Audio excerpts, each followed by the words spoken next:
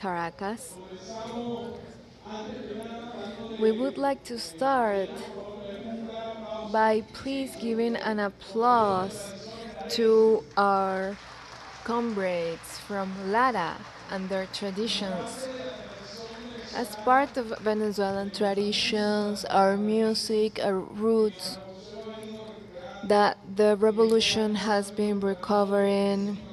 And this year we have specifically recovered with our mission Venezuela, my dearest homeland. We have been able to share with the different culture specialists of our people one of the expressions of joropo, a Venezuelan rhythm from the central western area of our country. We also heard other musical genres like tamunange, and we are submitting it so it is declared as World Heritage before UNESCO.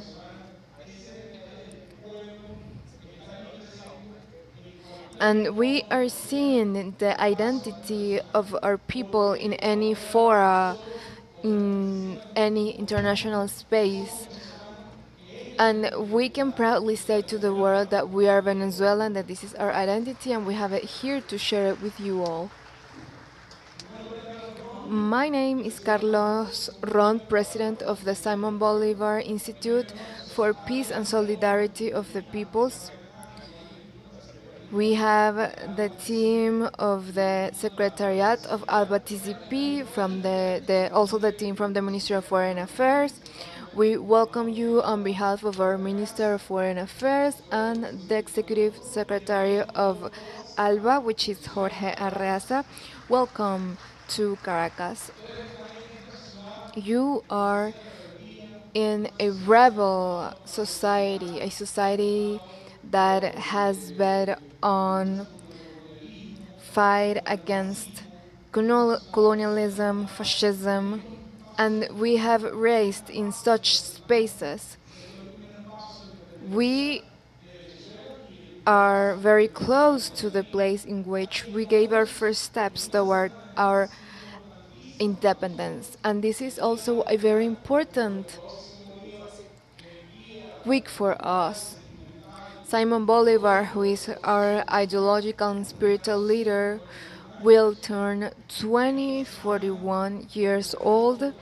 This week we will finish with the 70th anniversary of the birth of Commander Hugo Chavez. It is also a very important week because you will see how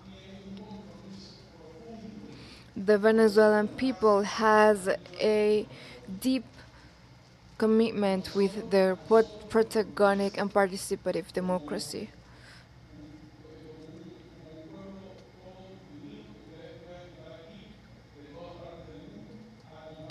And we're very proud to have you here and share with you the celebration of democracy.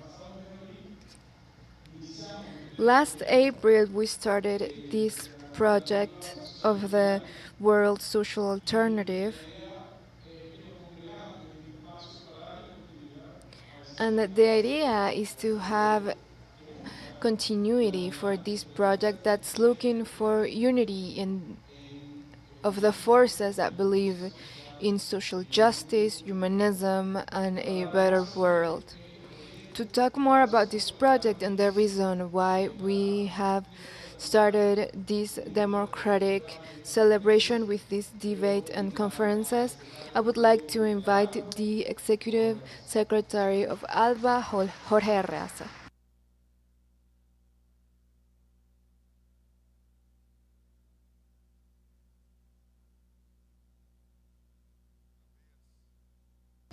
Good morning. Welcome you all to the homeland of Simon Bolivar. From the Bolivarian Alliance of the Peoples of Our America, ALBA-TCP, we would like to welcome you and to thank President Nicolas Maduro, because he was the one who created the need of having the agreement we are working on, which is the world social alternative, and that requires debate, reflection, and analysis before the contradictions we are living in our humanity. We are in a phase of an unstoppable fall of imperialism, as we have seen in the 21st century. We are also seeing the fall of what they try to impose as the only thinking, as the end of history, in order to exist in this planet and to generate a real, fair alternative that's justice oriented. And in order to do so, we must involve all of those who believe in humanity, in harmony with Mother Earth, and those who believe it is possible to be happy in our planet. This is the second edition of this initiative of the World Social Alternative. On April 19th of this year, we got together in a rainy Caracas. We were not in our rainy season back then, but now we are. And we drafted a document of the World Social Alternative, and we will discuss it afterward. But the intention is to take advantage of this fora to feed this proposal in order to go through the world requesting and building justice in economic, political, and social spaces so we can guarantee social rights.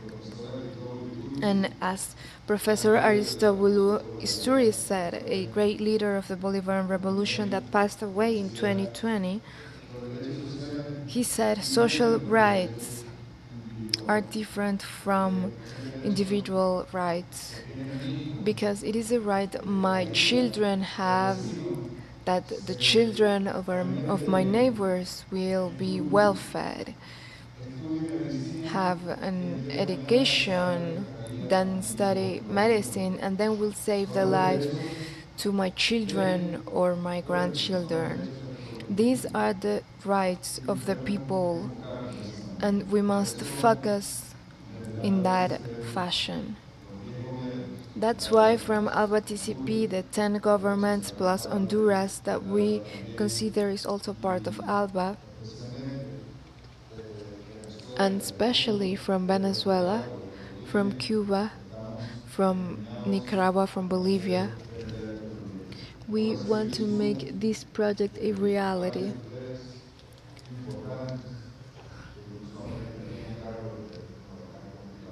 And Carlos, who is the great compiler, along with Simon Bolivar Institute, would require to open new chapters of, for example, the digital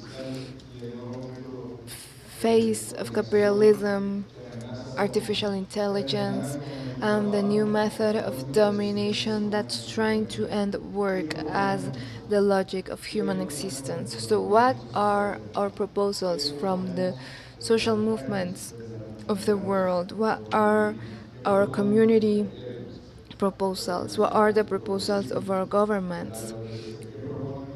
What are the proposals of our political parties, of our deputies and parliamentary representatives? Having a minimum agreement in the needed areas can generate to have great steps together.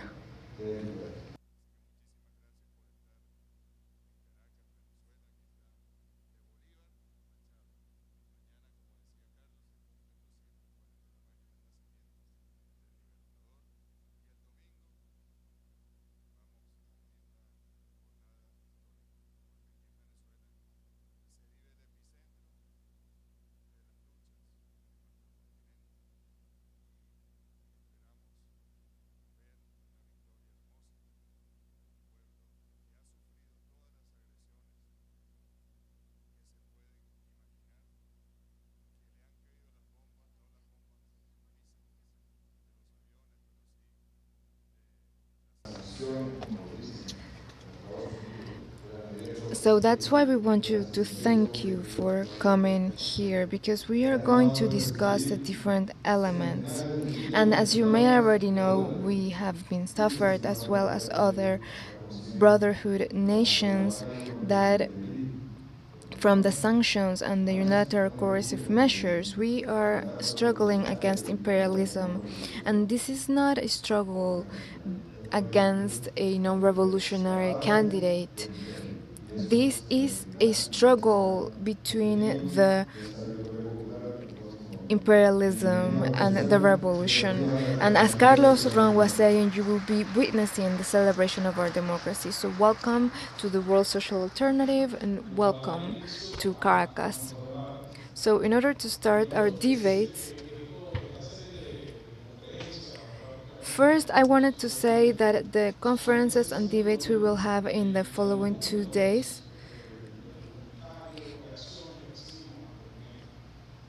are part of the reactions we have to the document. And these are frameworked in the different debates we will have. So we hope that in the following editions we can deepen the debate because these topics have come from the document we drafted. One of the main issues is communication and the importance of the role of communication in such a historical moment we are living. So please let's invite our national and international guests so they can come forward. We have William Castillo, Vice Minister for Anti-Blockade Affairs. He's also a member of the International Campaign Our Venezuela. We have Patricia Villegas, President of Telesur, Vivian Fernandez from Brasil de Fato, Diron Roquelazo from ALBA Movement, and Alan MacLeod from Mint Press. And now we will give the floor to Germania Fernandez from the ALBA-TCP Secretariat.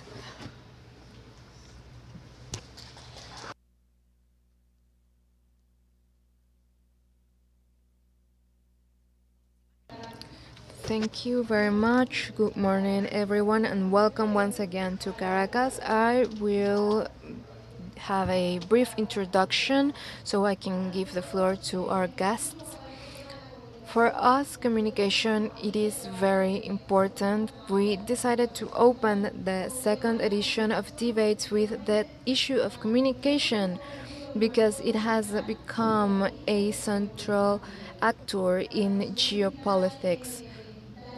For us, it is essential to have such a debate, and I believe everyone interested in communication have also witnessed this firsthand because we end up trapped in a bubble. We talk about the influence of communications, of social media, but we end up in a bubble because we have to compete with what has been already established by mass media outlets.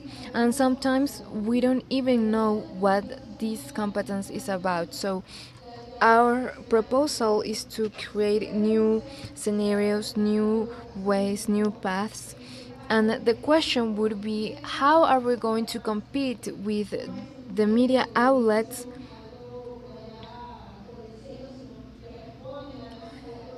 that respond to the ownership of means of communication? Who are the owners of those means of communications, and how we compete with social media that we use every day in our phones? We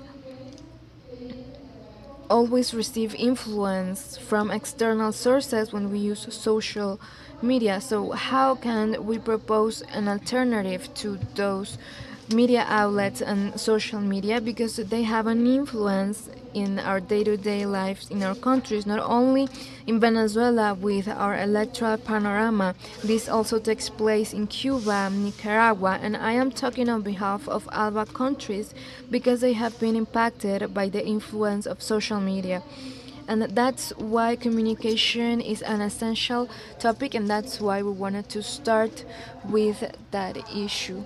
So I will now give the floor to a sister of our homeland, Patricia Villegas, founder and president of Telesur, and she has experienced the process of building Telesur, which is a disruptive tool in communication, in the communication area. So we give her the floor.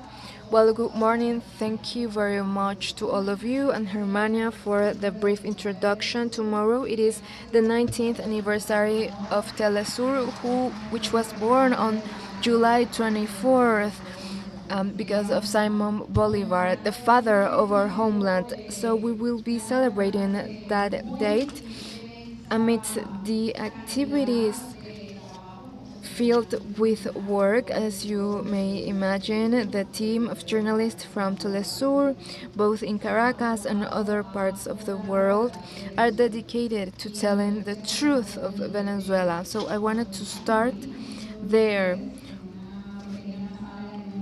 When we gathered in a small room of a hotel here in Caracas, we were discussing that one of the main issues of communication, not only for the alternative world and the hegemony, were going to be the elections in Venezuela. There's a plan that's already outgoing in order to hinder Venezuela's objectives, and that plan includes communication. So, first, I would like to share this plan that has been denounced by the Venezuelan government. And since we have already identified that plan, we can act in order to diffuse and disseminate the truth of Venezuela. That's why I think one of the fundamental strategies we can work on and would be the starting point to generate new proposals is that each of us must understand ourselves as an active member of communication, and digital militancy is as important as an in-person militancy. It is important to visit factories, homes, the streets, to share in person with our comrades of struggle, with common citizens, but we must also take on the commitment of digital militancy. We shouldn't only be users in the means of communication, we must also share the content of trustable sources and create our own content. The Venezuelan government, through the campaign chief Jorge Rodriguez, explained that on Sunday there will be an operation to claim and announce results that are not coming from the electoral branch. So you must remember that in Venezuela there are 5 public branches. One of them is the electoral branch that's responsible for counting and announcing the results of the elections. The campaign command are going to be disseminating exit polls that do not represent the people's will and are also fracturing the institutionality of the country. You that are journalists and are related to the world of communication, those exit polls are not allowed in Venezuela. We must wait for the official result of the CNE, which is done with a percentage that is big enough so results are irreversible. I know in some of your countries there are projections or quick results, but this does not take place in Venezuela. Any results announced before the official results regarding the will of the peoples of Venezuela is illegal, and this is the first warning that there's an outgoing plan.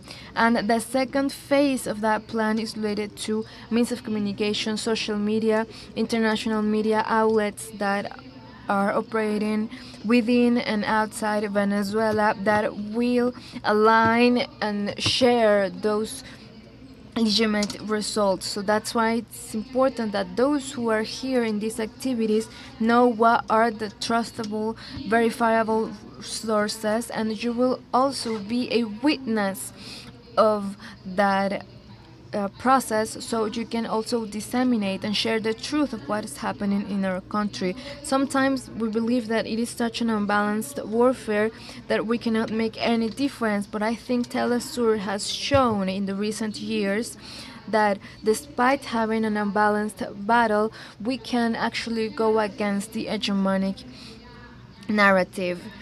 Tomorrow we will turn 19 years old in Telesur, and our journalists have been able to tell the truth of the facts with an aesthetic and technical capacity. So we are now facing a new challenge in which each of us must feel they are valuable enough as a producer of content of what's happening in Venezuela. And I am talking about Venezuela because that's what our context requires. But this must also happen with other important events, and we must all feel we are fundamental in this battle. And we must remember, although it is an unbalanced battle, and this will be the second criterion to develop, we can also fracture the hegemonic narrative.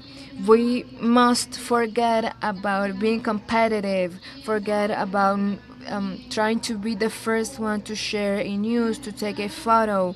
One of the keys of the media and communication, alternative media that must be promoted from this side of the world, is to replace competition with cooperation. This is easily said, but it is very hard to do so in practice because of how means of communication work traditionally. We are always trying to look for the latest news, but instead we should work in a coordinated manner and trust that we are the best sources of information. I was sharing with other journalists from other regions, and I was explaining what happened in the Venezuelan case in a region a few years ago in the newspapers group of Latin America, which are part of the written press, and now they decided to publish during weeks a piece of news about Venezuela. And this articulation has been activated once again, and it is currently outgoing in all the media of our region. We always have a piece of news about Venezuela. So we are questioning and asking, requesting from each other. We have it in our websites, in our radios, in our community newspapers, in our Facebook, Instagram accounts, our Telegram channels. We share news about the truth of Venezuela. We have identified what are the trustable sources that are discussing what's happening in that country, and that's why the media power articulated with the economic power will take us to advance, and that's why that's the second element of articulation. That's what we should dedicate our time, and we must recognize that there are trustable sources everywhere. We must work with those sources, and despite local issues, and although they don't take place in your territory, they have a direct impact on your country, as Jorge Arreaza was explaining previously. This election has a continental and regional impact, and has been understood by the global right. So your presence here should be an expression of that real expression and the means of communication and social media, and they should not, as I said, replace in-person militancy. The issue of communication, this would be my third idea. Please let me know if I am within my time limit. But this is not only an issue related to journalists or content creators. Communication requires that we have media literacy. We need a new literacy, not only for content creators, because the roles in news outlets have changed, we also must work along with our governments so we can create digital literacy plans as they were done in the past with the Cuban method, Yes I Can.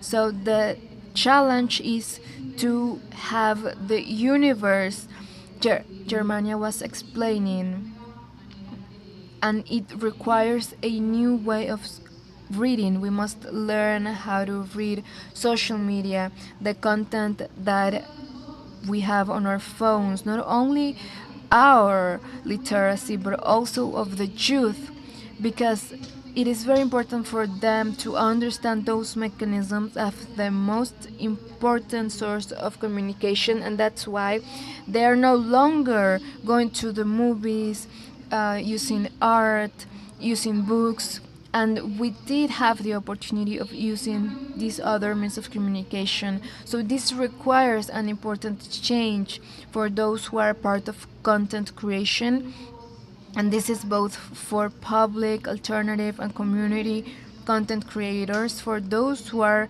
in charge of the decision making process. Means of communications not only belong to the journalists and technicians, we have new profiles and roles we must develop. A journalist today can sit next to a metric analyst that will guide where the digital conversation of each country is going towards. There are no global conversations because there's a high level of segmentation. Today, a journalist sits next to an engineer, a mathematician, and they are part of content creation. So it is literacy within our media and as a state policy. So we as a society, from the children, as we did with them in our societies, so they would learn to write and learn, as it has happened in Nicaragua and Cuba. We must also be part of this new battle, and it would be very useful for peoples of our America. And our fourth idea, which is structural, and it is very urgent, especially since the beginning of the warfare in Europe. We must create our own highways of information. Sovereignty is not only in the content and messages we create, but also the channels of distribution. Social media have their own codes and rules that do not belong to us, and no matter if we excel at using those tools, we will still, our transmission will still be broken. We will be invisible. The candidate Nicolas Maduro has denounced the banning, being silenced and invisible in their campaign because the highways through which their content is shared, they could have the aesthetics and the pattern to make it viral, are being shared in a space, and we are paying a rent although we're not receiving the services we're paying for. So those who are in charge of the decision-making process must promote a new system. We used to have the Simon Bolivar satellite that would allow us to share information in our Latin American region. The same happened with Bolivia, but we need our own apps, our own social media. People should have a place with digital sovereignty. And this does not mean we're going to abandon other spaces, but they cannot be our only channel. We are here, we are there because there's very little digital and technological sovereignty. We are struggling, but we still have the capability of fighting there. This is not a utopia. The Chinese have WeChat, which is their own universe because it has all tools they need. And if the Chinese have done so, we can also do it. The Russian have also done so, and it is a very popular app that does not belong to the state, which is Telegram. And that's why Latin American and the Caribbean is also being able to struggle and to build the census of our region, and that has been key for Latin American media outlets like Telesur. And this would allow us to advance in a decisive manner for building a new communication order that's fundamental not only for the defense of democracy as the people's forces understand it, but also for defending the our democracy from the bourgeoisie. So we must articulate, have literacy, and create our own highways, which would be the three keys in order to actually compete and dispute, to believe that at some time in history we will be able to win the communication struggle. And this is for building a new, possible, and needed world. Thank you very much. Thank you very much, Patricia. The articulation among us is essential. Sometimes we compete among us, and that is not good to achieve the final goal. Byron Roque is a Cuban communicator, member of the Secretariat of ALBA movement, of Latisa movement, and Martin Luther King Center. And he is also a worker in Telesur. So tomorrow I need to be part of the celebration in Telesur, right? Well, good morning, everyone.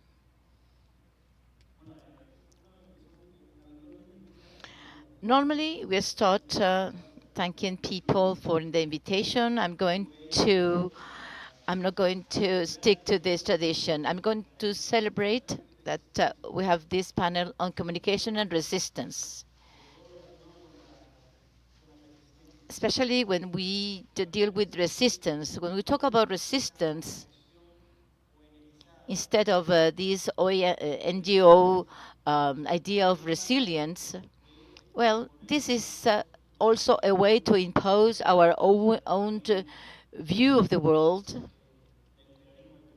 and vis-à-vis the imperial view, the World Bank and the organizations of NGOs, they rather use resilience. Us, we prefer the word resistance, because this is part of this vision that see the world as a conflict, relations in society which are also conflictive relations. So they refer to that type of conflict, class struggle. When we talk about resistance, um, then gives us the right path to go down. And so I talk about resistance. You heard that they come from Cuba, right? Well, and I've been asked to talk about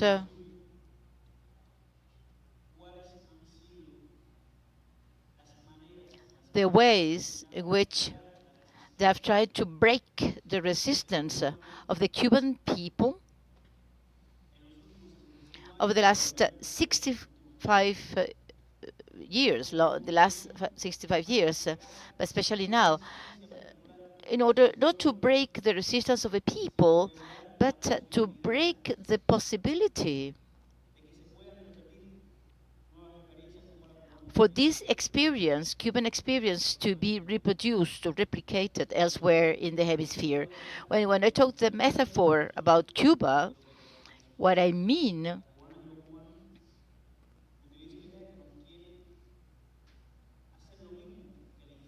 that are trying to do with Cubans what they're trying to do with Haiti. They do not pardon Haiti to be for being the first revolution in the Caribbean, for independence.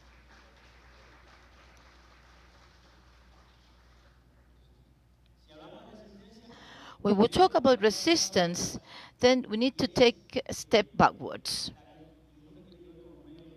And we need to mention the media outlets. Resistance is facing a type of hegemony. And the hegemony, as we have learned, has two components: the force, coercion element. So this we need to resist both force and consensus, which is the other element. This an example also faced with the Washington Consensus 1987. The peoples of Latin America and the Caribbean, they reacted in the 90s. In the 1999, it resulted in the fact that Hugo Chavez won the elections. So faced with the hegemony consensus, the people reacted in this fashion. The Cuban Revolution has also been an example of resistance. When they tried to break the imperialist order in the peculiar framework of Latin America and the Caribbean. So the resistance not only to break coercion, a liberation war of 2 years, then the civil war until 65, and living in tension, in armed tensions vis-à-vis a potential invasion, but also to raise against or to rise against the imperialist hegemony that then a revolution was impossible. A socialist revolution was impossible in a third world country like Cuba. So it meant not only to challenge the capitalism consensus, but also to challenge the left consensus. Today, July the 23rd, and the 26th of July is a major date in Cuba. The last 26th of July, when Che was alive in Bolivia, he wrote that the day was a rebellion against dogmas and oligarchies. So resistance means to challenge the consensus not only of our enemies, of our adversaries, but to challenge the hegemony of those who are in our own field of action. So this is the background. The resistance not only against coercion, but also consensus as forms of the capitalist hegemony, because in one of these dimensions, namely to challenge the consensus, there we find communication. It is true that never before in our history we have so much communication, but it is also true that never before we had this single thought to be imposed on people. In 59, with the triumph of the revolution, the first disinformation campaign was regarding the killing as a result of the revolutionary justice. At that moment, Fidel installed what is called the truth campaign that then resulted in Prensa Latina. And we debunked the disinformation campaign. Today, a truth campaign could have different results because the media outlet and disinformation outlet will continue convincing millions of people that those were the summary killings. So just for you to have an idea, because the falsification is no matter how gross it is still efficient. To convince people of some ideas, you don't need to tell lies. No matter how gross the lie is, it is still very efficacious. Same happened with understanding the Cuban, the Venezuelan reality, or we have a flat Earth, or if COVID was just an invention. And this has to do with the fact that people think within certain frameworks. If facts do not fit those frameworks, the framework remains and the fact just rebound. If the information we want to consume is what they give us, they say that there is, well, people say that there is no dictatorship in Cuba. In the framework of those who have been educated, saying that there is a dictatorship in Cuba, the fact, those ideas, contrary to that principle, they rebound. They do not have any effect. It is difficult, therefore, to convince people that reality is different what they have been fed by the media. In the Cuban case, this has to do not only with global dynamics. We live in a period of uncertainties where there's no certainties. The certainties we used to have in the past is uncertainty today. The certainty that was the family, the school, religion, political framework, and the media in the past, those certainties have broken, different from what we had for 20 to 40 years ago. This global uncertainty crisis, where those markers either are broken or weakened, well, they are also expressed in what is going on in Cuba. When I say that these markers have been broken, the certainty markers, I do not refer to this reactionary conservative nostalgia for the past, which is the meme of this dog of everything was good in the past but now is bad. No, I'm just mentioning a context where the elements that organize the world are different, have changed. And this has led to a crisis. In the case of Cuba, those elements of communication, or rather, these certainty markers, have been altered. And this has been used by how the hegemonic outlets and non-hegemonic outlets, they portrayed and falsify the Cuban reality. And this is related to a very crucial element. The outlets, the media outlets, have the capacity to invent names, and names can invent realities in turn. The media cannot invent reality as a whole, but they can invent enough to make people believe that they live in given conditions. It's the Thomas Mann theorem.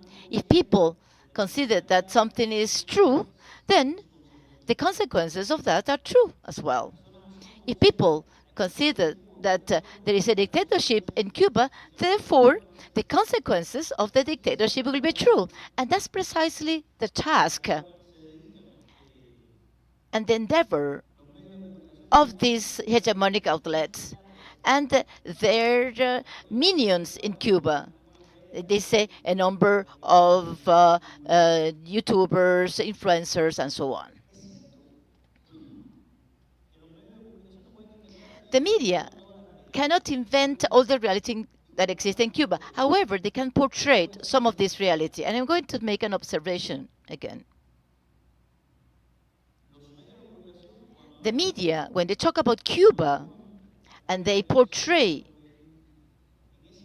in a perverted manner what is going on in Cuba, they invent a lot, they create words, but also they use the objective and material reality and tangible reality that we find in Cuba. A reality which is harsh and difficult, complex, which is the result of more than 60 years of systematic, sustained, aggravated aggression by the Americans and their hostility. Now, the thing is how they can transform that, and instead of finding the true responsible of this in the White House, they consider the culprit is Havana. So they don't mention the word blockade. They say embargo, or they use this fig leaf of saying sanctions or unilateral coercive measures, leaving behind, and they ignore the economic war that has lasted for more than 60 years. So the function of the hegemonic media against the Cuban people, against the resistance of the Cuban Revolution, and not only hegemonic outlets, but also the minor minions in Cuba, they target to break symbolically at least four pillars of stability in Cuba. One, symbolically speaking, to break and make believe that the economy that should be the pillar of the reproduction of life doesn't work anymore. So install the narrative that an economy like the Cuban economy, where public ownership is essential, well, is a failed experiment. And this is a core narrative against Cuba. And behind this, they want to say a failed economy that has produced a failed state. And therefore, is a rogue state that should be excluded from the international community. This is the first pillar. Second, to demonize the political structure of the Cuban state.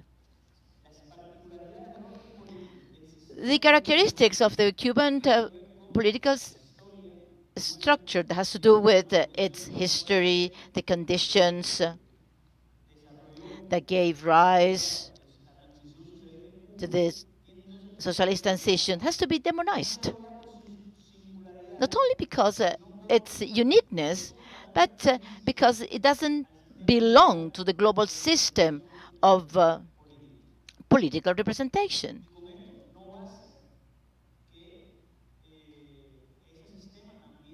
So it doesn't matter if that system have updated.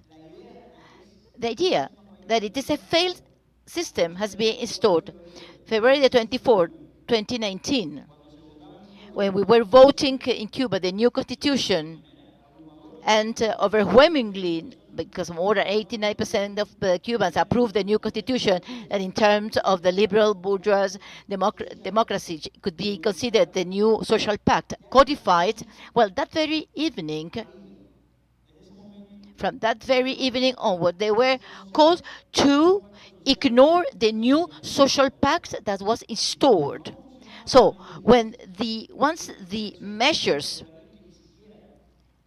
that should have led to the non-recognition of that pact, well, they then went to destroy that pact that was created. The third element, to ignore the normative system that emerged from the political system. Therefore, every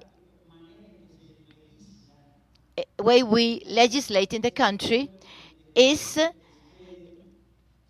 ignored, attacked. If the assembly worked during a week and everything was adopted by unanimity, well, they criticize that and they despise that.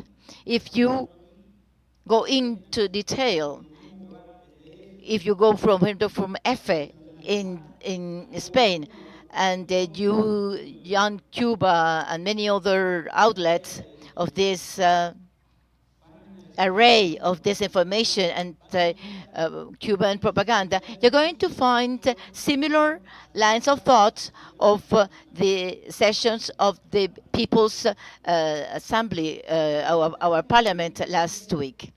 And also,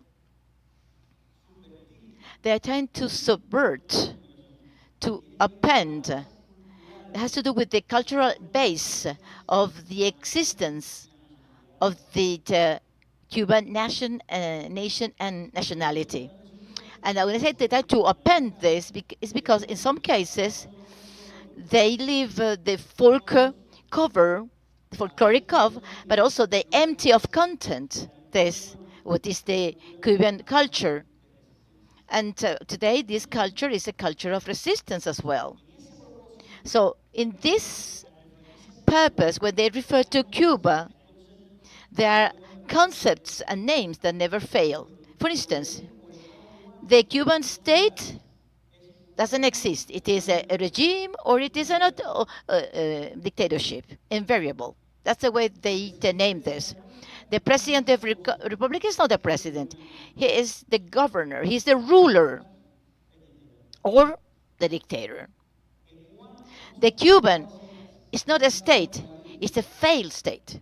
It's not a Cuban state. It's a failed state. The Cuban crisis has some name. It is a permanent, a structural, the result of failed political or economic decisions. The embargo is not an embargo. Oh, sorry, it's not a blockade. It is an embargo. It's unilateral coercive measures. In EFE, you will never find the word blockade in relation to Cuba. Never.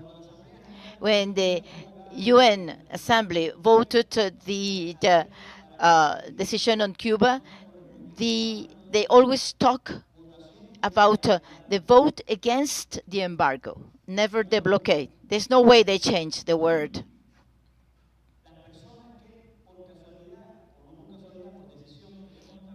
People who are close to Cuba somehow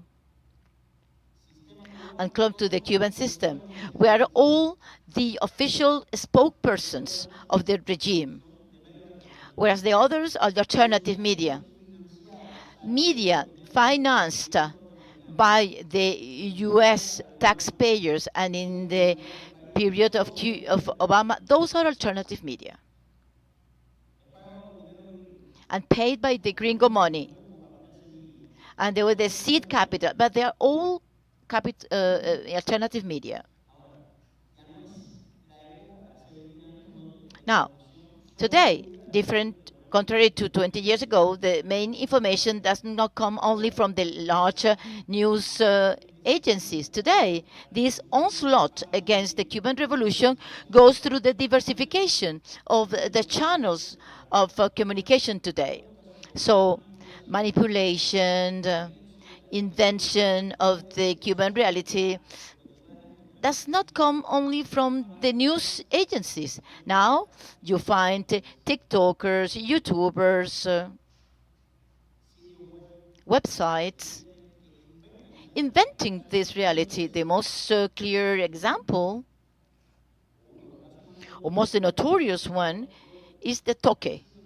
Was born with German money, financed by the doubtful awards, and the main product is a fake rate of the Cuban dollar. And Venezuelans, they understand what I'm saying, is the equivalent to dollar today in Venezuela. So those people who never use the word blockade, they never refer to the hostility, they create a fake dollar rate, manipulating the exchange rate, the informal exchange rate in Cuba. Therefore, it is today the referent. So you go to your foreign news agency, they transform the salary of people to that fake dollar rate. That's the reference. And this is a warning because you find all the networks you have Youth Cuba, Cuba Net on Cuba, and so many other, Dime Cuba, Cubans in the World, Cuban Journal, etc. Some of the names, and this is a played of names that are manipulating, distorting the Cuban reality. And this happened with something very punctual, the visit last month of the Russian fleet. This enters the global manipulation and lies regarding the Russian situation, talking about the expansion and a threat to the United States, and also it enters in the internal dynamics on how, since because it is a new munition against the Cuban authorities, and there they have an advantage that we don't have. Why? Because they diversify their audiences. They establish what are the messages that reach each one of the peoples. People like myself, of my generation, 40 years old, with some studies, we get some message that don't get to my neighbors. So this is the ecosystem Cuban reality is facing in order to explain what is going on in Cuba through these various media. So, in a nutshell, when you analyze the current situation that you need to face, that the Cuban has to face, the Cuban revolution has to face regarding the construction of a new hegemony, then you realize that it's not only the material problems to face this hegemony, but also we need to face this global media, this universe of media, of content creators or smoke sellers that see the reality from this perspective, trying to give a name to this reality. And these are the ones, regrettably, who truly reach many places around the world, and they are finally the only ones who are portraying the reality of the Cuban society in the world. Therefore, since we are discussing the alternatives, we still have a long way to go in order to attain those alternatives.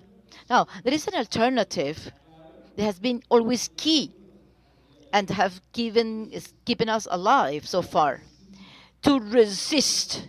As long as this resistance implies that we cannot be going backwards and to think that we might be defeated. In our case, this resistance has a motto, and the only way to be understood is homeland or death, we will prevail. Thank you very much.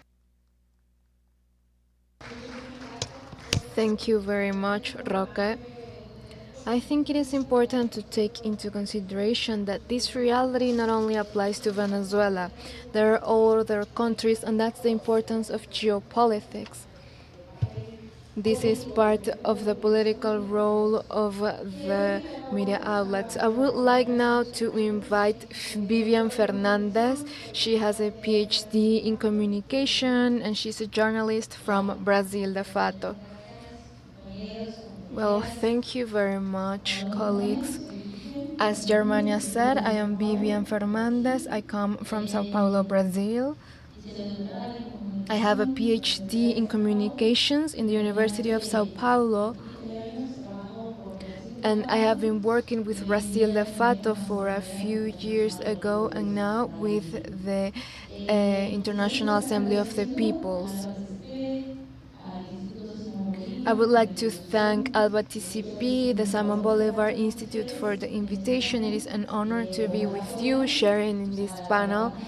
I hope we can now discuss some of these issues that are part of resistance and communication, and of course analyze the enemy and think what are the alternatives in the communication struggle in That's why I would like to develop three issues. First, connection between communication and power when we talk about maintaining the dominating order.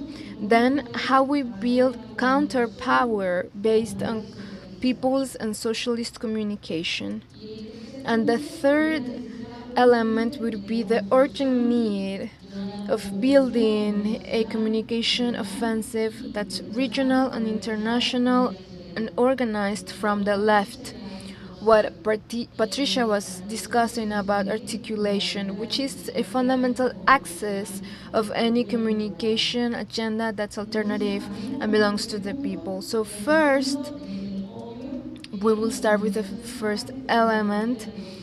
Communication is a fundamental element of building power and also of counter power. So, the ideological hegemony of the narrative, emotions, of values, that's a fundamental access that puts domination and liberation in opposite poles.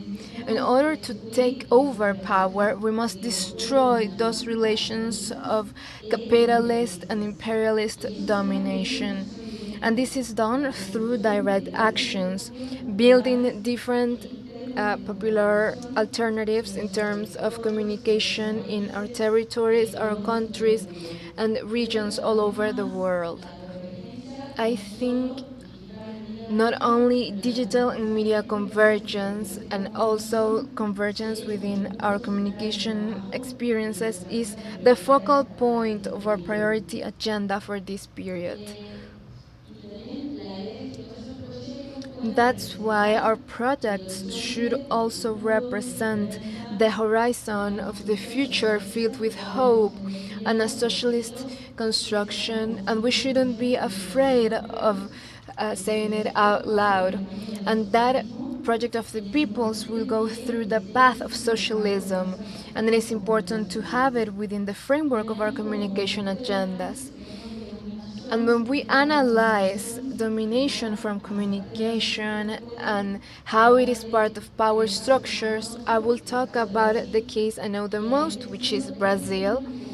I think I and here I think about the end of the 19th century and the beginning of 20th century when the republic period started in my country.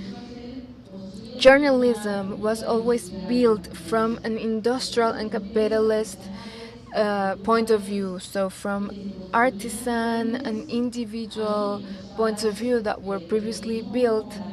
There we had journalism as another tool, and I think this happened in other countries of our region. In Portuguese, we call it the great press, which always had the objective of generating revenue, of using information as a merchandise, and there we had the domination of the oligarchic power that was still being the basis and sustaining power in my country. Then a few years later, we had a military dictatorship in our country between the 60s and the 80s. And this is when communication as a branch of the dominating power had a leap because the military started to create networks of communication along with the dominating power. And I think some of you have already heard about the network, the global network that was built with the military support, with the support of Brazilian elites, and build the dissemination in a TV, radio, and newspaper system that I believe it is one of the dominating powers of the media outlets in Brazil today, and that also influenced other countries. I don't know if you have heard about the soap operas in Brazil, and there's a conduct and action code of values and emotions that were built from soap operas, not only from the news, but from another axis of entertainment that generates new emotions and new points of view and ways to understand reality. Even soccer, football is a very powerful tool in Brazil. There's, of course, space for liberation, but now many Brazilians support a team called Flamingo because the broadcasting of Globo was national and reached all of the homes. And I am saying this because I support another team, so that's why I criticize that system. But the ideological production machine from the global network still works as one of the main elements of the relation between power and communication. But in the recent years, we went through a period of nightmares with the government of Bolsonaro, and there we saw how the mobilization of the extreme and far right also went against the global network, and many TV channels did support Bolsonaro and his government, but the main tool of the far right to go against what they call lies, that according to them it is told by the global network, and it is counterattacked with fake news, with more lies, with a parallel network of dissemination in social media. And that's where they started to put into risk the domination of the global network. We wished we had the forces in order to make people realize that the global network told lies, but that was done by the far right. And they also have audiovisual producers, which is called Parallel Brazil. So they are living in a parallel reality, and they have an impressive force in terms of politics and the social way of thinking. We will have municipality elections in Brazil in October, in which we will have political battles, but also communication struggle, in which we must ask ourselves what's the project we can propose as the left, but they also do it from the far right. So please follow Telesur and other media outlets like Brazil de Fato, because we will be covering the elections in October. This is now, let's talk about the second element, the left. There we must think from counterpower and what we have been working in, which is the People's Socialist Communication. According to the right narrative, and although it is updated, it still has the same stock of images and words that appeals to the common sense, and it's part of all elements of society, so they can convince people for them easily because they use images, and words are familiar for those people, not only in Brazil but also other parts of the world. So when Roca talks about Cuba and the way of thinking in Cuba, we here are discussing decades of work so people can be familiar with this way of thinking. However, we must also do a great job in order to destroy that way of thinking, that common sense, and then build our own way of thinking. And I believe there are three phases that take place simultaneously and in a coordinated manner. First, it is to dismantle that common sense and power structures. So, first, we must identify how the imperialist power is built in our countries, and we must dismantle this appearance of reality and the so-called truth that's disseminated by the imperialist and capitalist systems.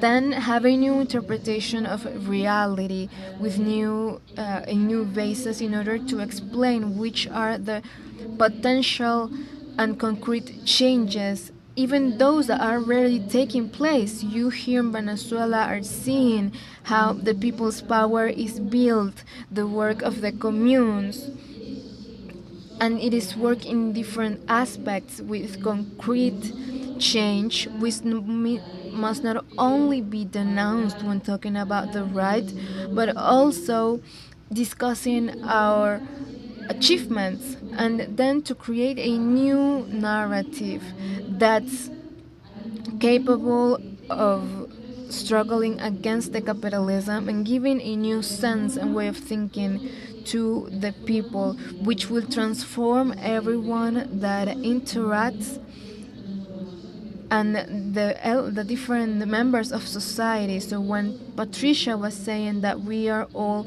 journalists, militants of communication, that's the reality. We cannot build changed without the people. So that's why we must build our new communication hand in hand, having organized narratives within a project, a common project. And we should also organize 5 dimensions of communicational work. You already know them, but I would just like to summarize them. The first one is to inform and raise awareness within the masses. And this is something we usually do from journalism. So we must present concrete elements of reality, listen to the people, interview them. At the same time, we build this communicational project and to produce news that are trustable, and they become the engine of truth. So we must trust our journalists and our media outlets, because we are actually talking about reality with first-hand sources about what's happening in our countries. Secondly, would be to educate the people. Use communication, as Paulo Freire said, because communication and education go hand in hand in the building of this new world. So people's communication must also incorporate the dimension of dialogue, so it uses accessible language so it can communicate and train and educate people. VJ, the director of the Transcontinental Institute, has very important courses regarding socialist writing. How can we communicate in order to share the same meanings with the people?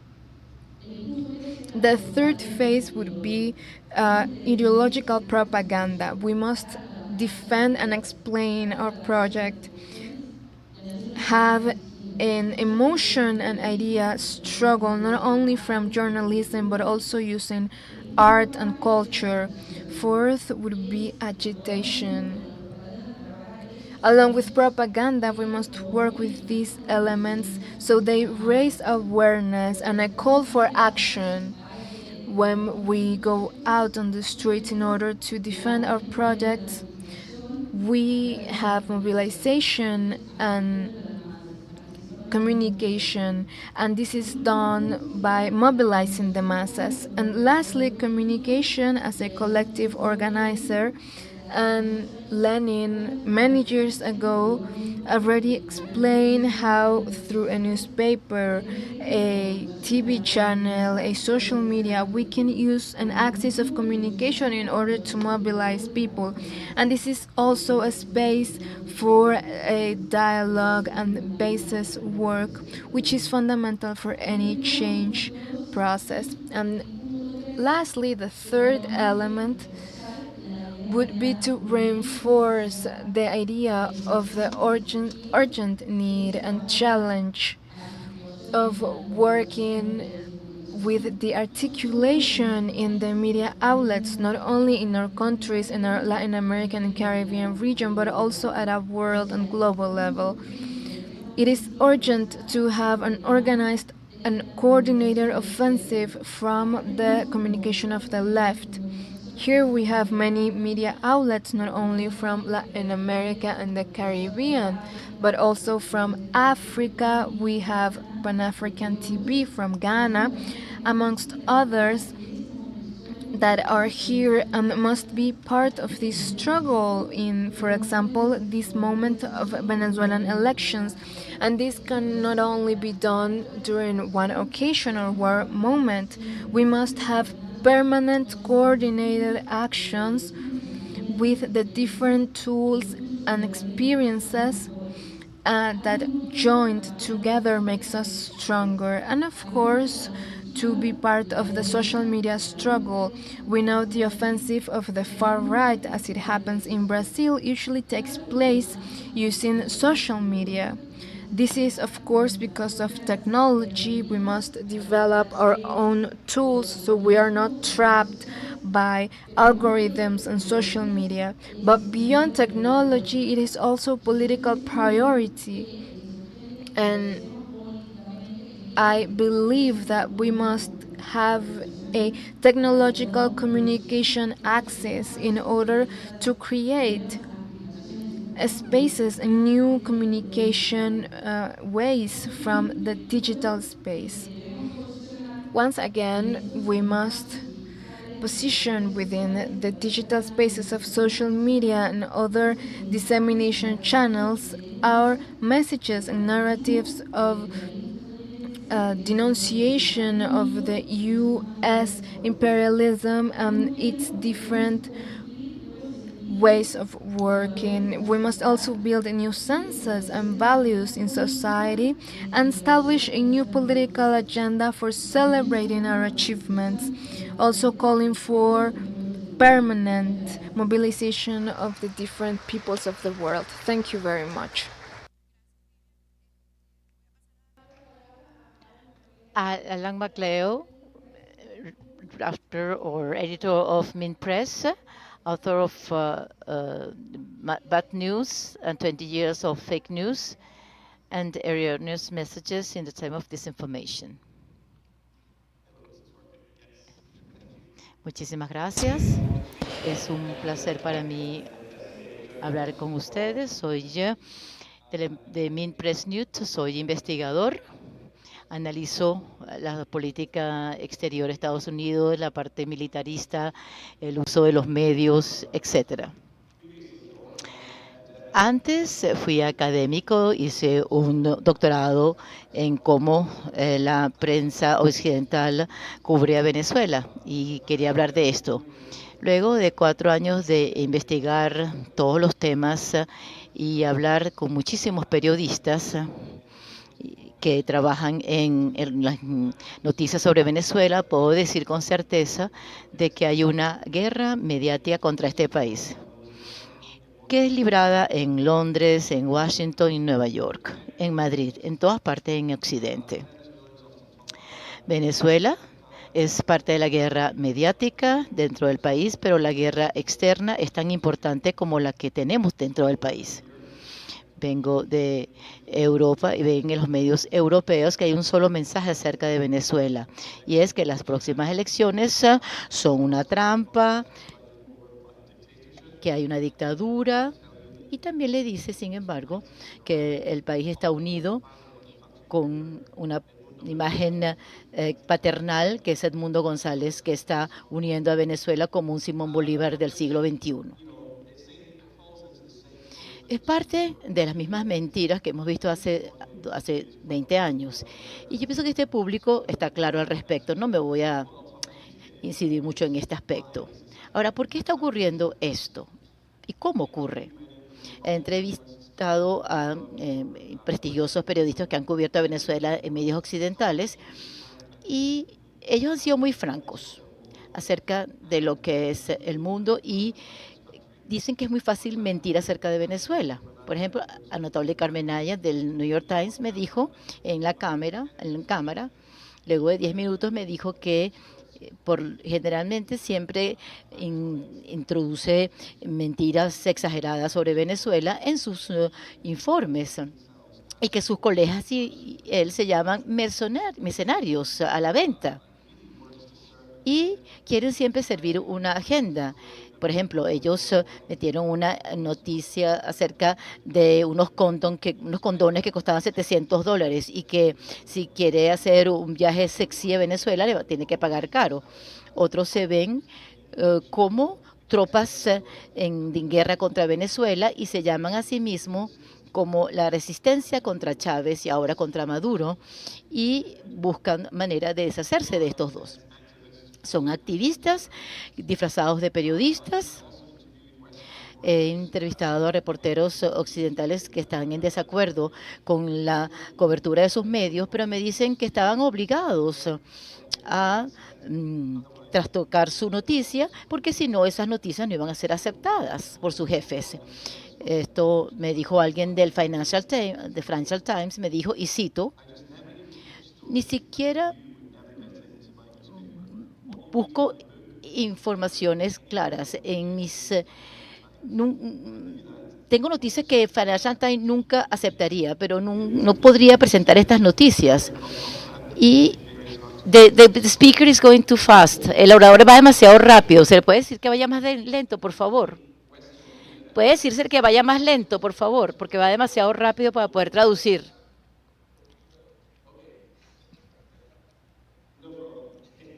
Gracias. Los medios occidentales simplemente subcontratan su información de los medios locales y aquellos que están con los medios oficiales o de la oposición buscan datos de los think tanks de la oposición. Algunos reciben dinero del gobierno estadounidense. Este es un círculo perfecto. Estados Unidos paga por información, información que quiere que ciudadanos puedan ver. Cuando ellos hablan de la promoción de la democracia, sabemos de qué se trata. En Afganistán, en Libia, en Irak y en Ucrania y más allá.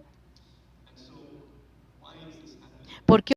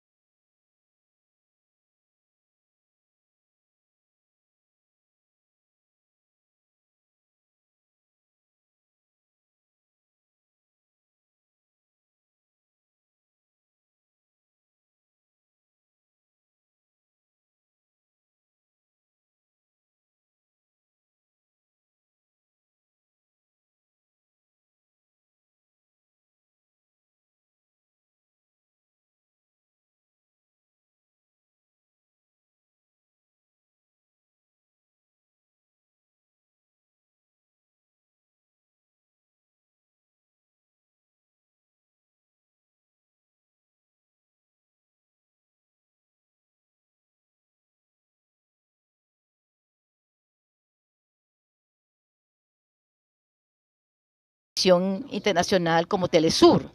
Incluso a nivel micro alentaron los medios comunitarios. Fueron buenos intentos, pero se requiere más. Se requieren muchos más intentos.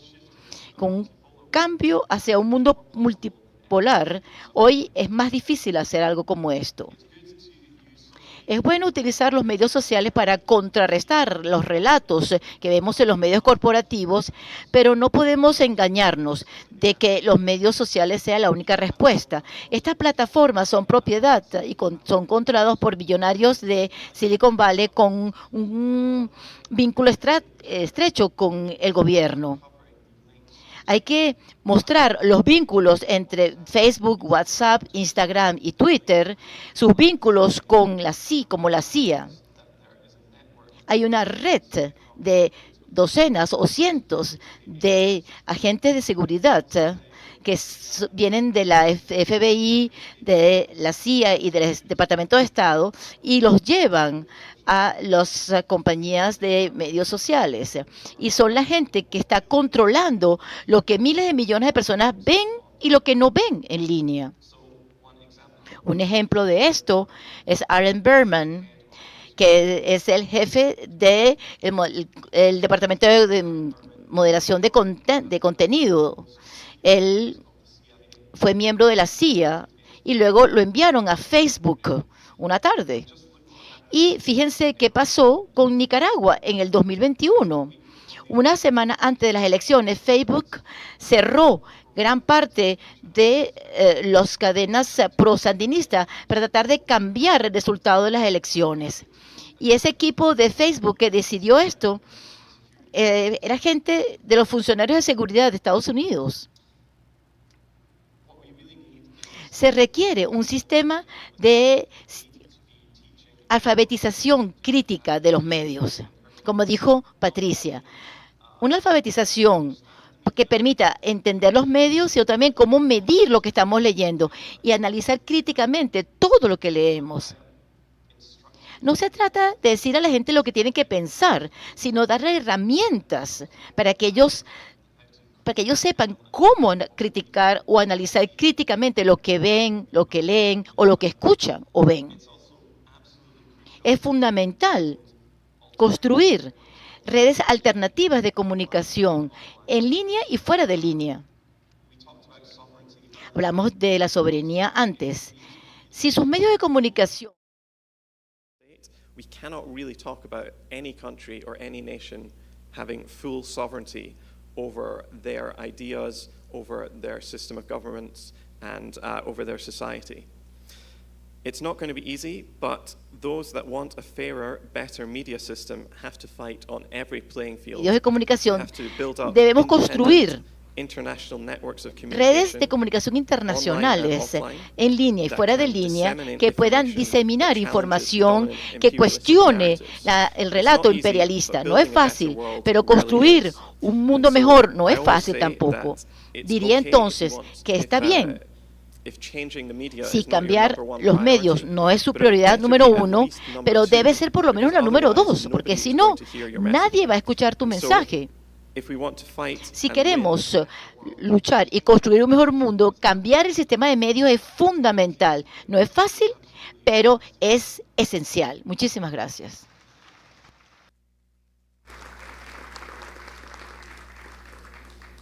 Muchas gracias.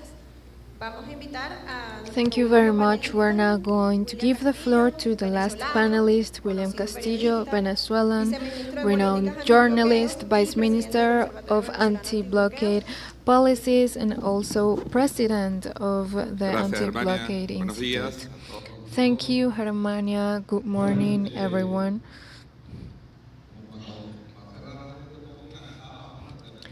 Since we're usually tired when closing, we should give some energy to this panel because I believe you are all interested of analyzing today's juncture in Venezuela, especially during this week.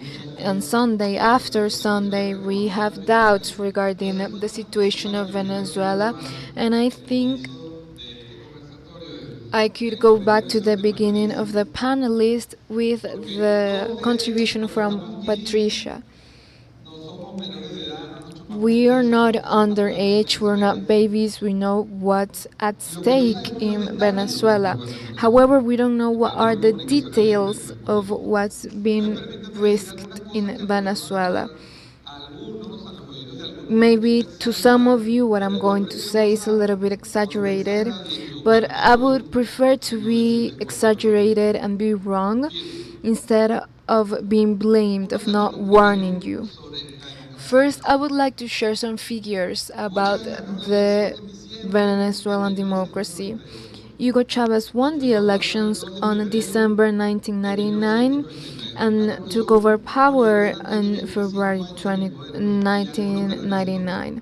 So we've been in power for decades. So some of you would say, well, it's time for you to show some results, or will be expecting to know what has been achieved in the last 25 years. Chavez was president between 1999 and March 2013 when he passed away.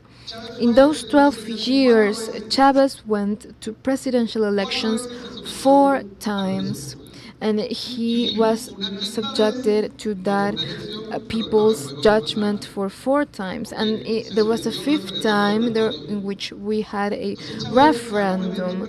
So Chavez won presidential elections in 1998. In the year 2000, because of the new constitution, we had to renew our branches. He won the 2004 referendum and the elections of 2006 and 2012. So he ran for elections during 5 times, and then Nicolas Maduro was elected in 2013, re-elected in 2018, and then he will run for elections for a third time in 10 years. So our Venezuelan democracy is not afraid of elections. We actually love elections. Depending on who and how the story is told, because some people even count the mayor referendums, and we have been victorious in such cases, and we had those referendums because of what the constitution states. If we count those referendums, presidential elections, the amendment constitution and consultative referendum that took place last year, and if we added governor, mayor, and deputy elections, Venezuela has undergone 33 electoral events in the last 25 years. So it is a democracy that's constantly being questioned by the people's judgment. The idea that in this occasion we are concerned and there could be a fraud because we are concerned, that is not part of our worries. But I must say we're a democracy that has chosen the path of elections, the constitutional path, and we have respected it. We have respected that when we win and when we lose.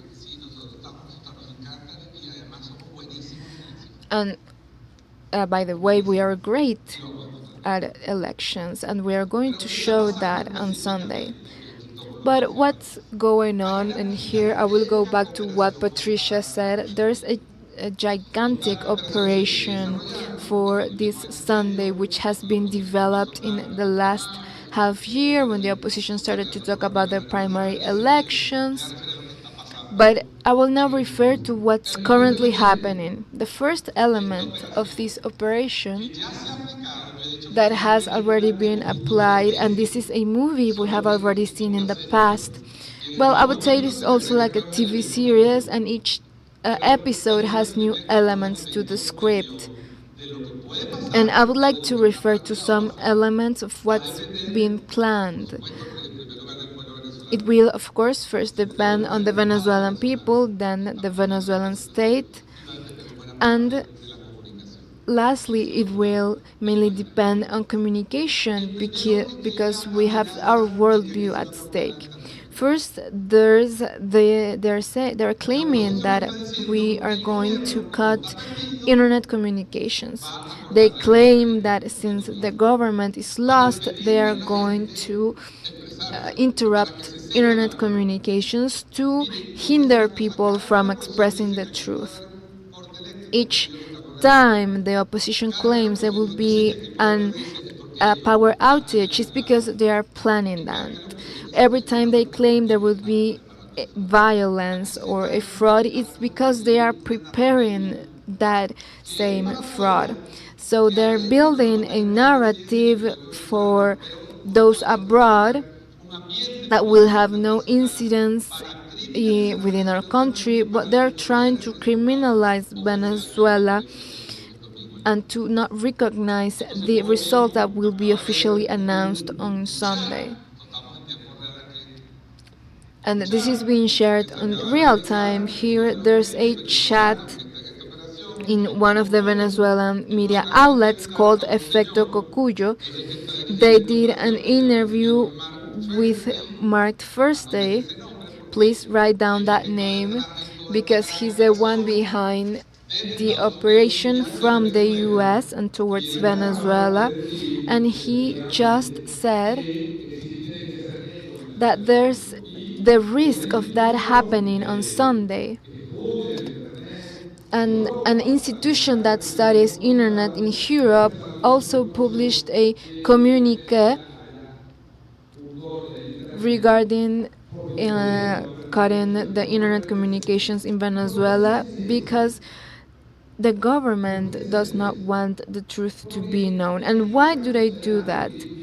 Because if something happened here that would hinder communicating with other parts of the world, would be the perfect moment for them to claim they have the real results that the government is going to change while there's an information blackout in Venezuela. And I create the conditions for a chaos, and then I say that the chaos were created in order to change the results. The command from Edmundo Machado or Edmundo González or Maria Corina Machado say they have their own minutes and that they're only going to recognize what they claim their tallies. And the chief Jorge Rodriguez of our command, they say they have a compute center in which they're going to launch the figures and have their own international operation. They have reached to Elon Musk. In the last weeks, they have made public calls to Elon Musk so they would provide free internet with a Starlink to Venezuela because we are going to have an internet outage. And many satellites from Starlink and Starlink devices have arrived here in Venezuela and they're operating without any permissions or authorization.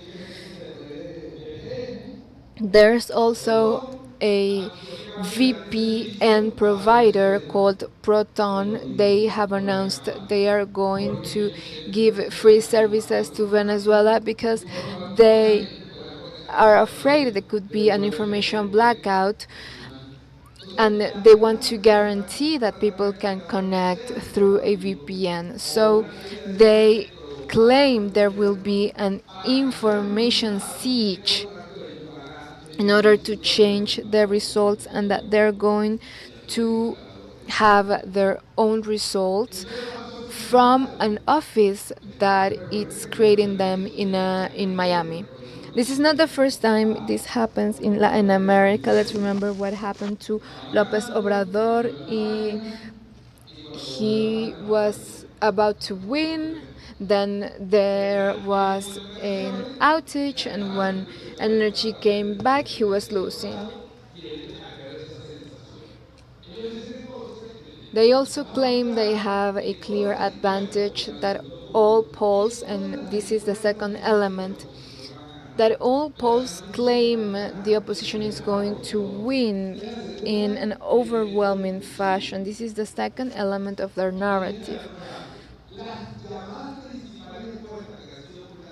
The main polls published in Venezuela are the ones, and then the pollsters that have published them have been wrong in many times. For example, the pollster Consultores 21 predicted that Chavez was going to lose the referendum in 2004. But Chavez had 18 points of advantage in 2008. And it was a failure, a mistake on their side by 18 points. There's another pollster called Mega Analysis that in 2012, the last election of Hugo Chavez, they predicted that Capriles was going to win over Chavez. These are the same pollsters that claim there will be 30, 50 points of advantage. And this is diffused on social media, international media outlets, and they also predicted that Capriles was going to win, but Chavez had a 12-point advantage. And the greatest failure is that a pollster called Delfos, that has also claimed Edmundo Gonzalez will win by 30 or 40 points. In 2018, when Nicolas Maduro defeated Henry Falcón, Javier Bertucci, they claimed that Henry Falcón, which was the main opposition candidate, was going to defeat Nicolas Maduro. And Nicolas Maduro won the 2018 election with a 67%, almost 2 times what Henry Falcón got in that election. So these are failed propaganda machines, and now they want to sell to the world that we have a fraud ready. It is not my role to discuss the polls made by Chavismo, but of course results are very different. However, the important thing is to know they're building a narrative, first to say that there's an overwhelming result that has been already announced,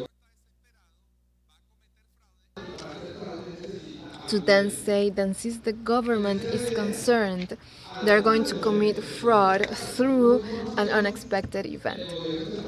Third, they also claim the government is preparing to promote violence, that we are going to provoke violence during the elections because we don't have the votes. That's what they claim.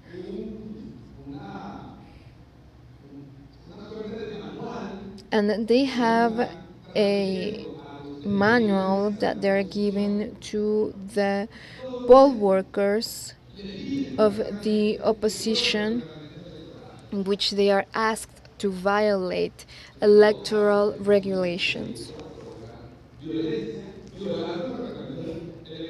And in such a case, they would be the ones in charge of creating violence. For example, opening more boxes than the ones that are authorized by law. Here, according to the law, we open only 50% of the ballot boxes. We have digital voting here with voting machines, but each vote has a physical backup. After the person votes, they print a receipt. Each elector does the most important audit because they have a paper with the name of the person of the vote they casted, and they will then put the receipt on the box. In other parts of the world, they only audit 3% of the ballot boxes, but here we audit 50%. But now they are giving orders to these party poll watchers to open more than 50% of the ballot boxes. We have denounced this from the campaign command. As Patricia said, this is not only about making Chavismo invisible, but also fully banning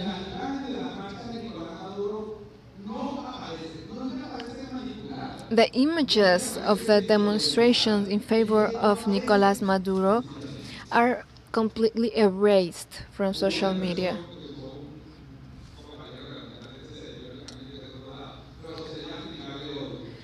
There's a saying that goes zero Maduro on the screens, fully banning their accounts.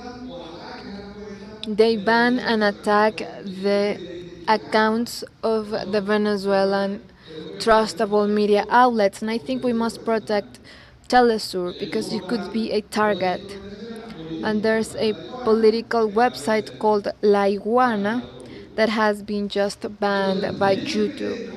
So the media outlets that can give us an alternative vision are being threatened in this context of information blackout. They intend to build what structuralists called an invented reality. So it is a reality that has been invented no matter what happens in the voting centers, and that's a real threat. And that's why you have such an important role. I have many friends here, Beto, Paula, but let's remember we're here to work. Do not forget that you are our voices.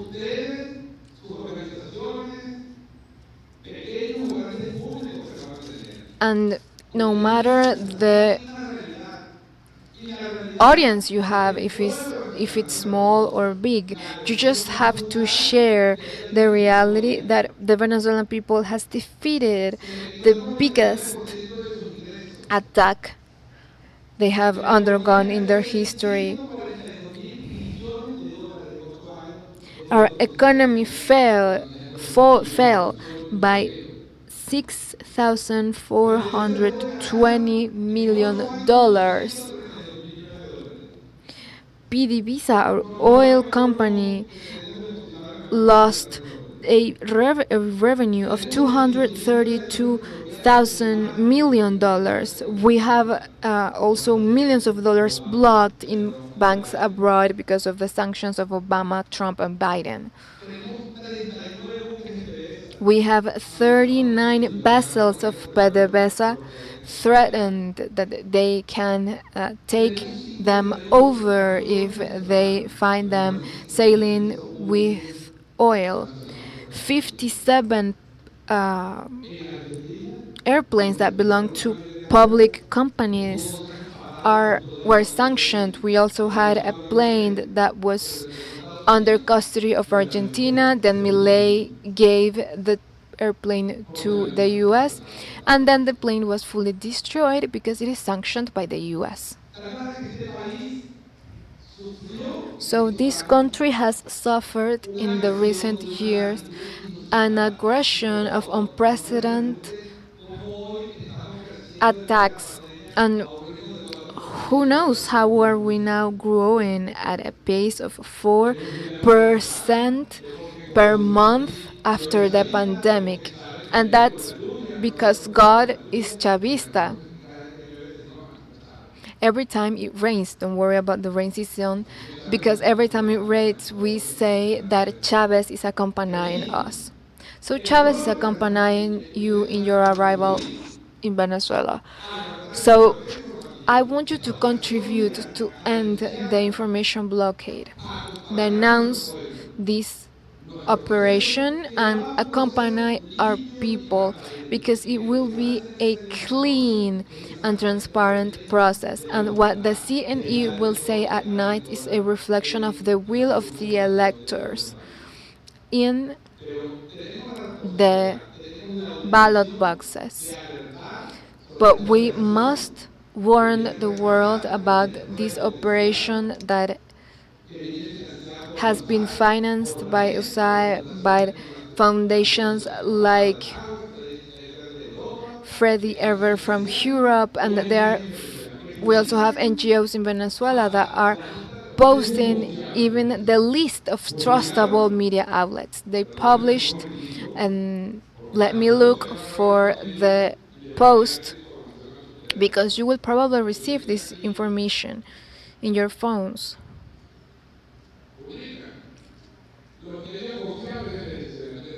Here they claim which are the trustable media outlets. We have Efecto Cotuyo, Armando Info, Tal Cual, El Pitazo, Runrunes, Arepita Analítica, Media Análisis, Society and Press Institute, Venezuela Sin Filtro. This is a network of NGOs financed by the US and European institutions, and they are promoting this in the world as the only media outlets that are going to say the truth. So we have a task, a responsibility, and I know this could be a tense moment for you because elections are always elections and they require our effort and being aware of the actors that want to alter the Venezuelan democracy. So I would like to end by saying that we're not afraid of the elections. We have accepted our defeat, but we are going to defend every victory because that's the law of democracy. We are not just there standing in a wall. We have a leadership of a president that's directing a policy to face blockade. And the joy and peace that's enjoyed in Venezuela is the result of a political leadership and a project that has been threatened, and we have had the ability of go against that aggression and recover our country. There's a poem by Alberto Arbelo Torrealba, who is a poet from the plains, and he wrote a poem that Chavez loved, the poem called Florentino and the Devil. Florentino was a singer from the plains, an improviser, and he has an improvisation duel with the devil. And that duel longs for the whole night because they are in the darkness of the plains. They arrive to a party, and there's the devil and Florentino. And Florentino says, in order to save myself from this duel, I must wait until the morning comes because the devil lives in the morning. And Florentino stands up until the morning improvising, and he finally defeats the devil because he has to leave in the morning. And in the final phase of that duel, the devil says, trying to invoke the birds, he says,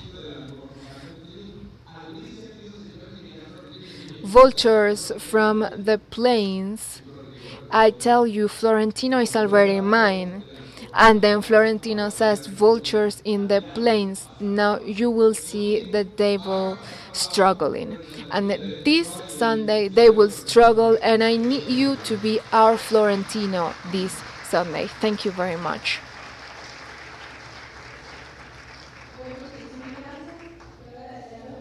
Thank you very much. I would like to thank panelists because of the dissertations that contribute to what we're going to do before this panel. And although we talked about theories, you will see the practice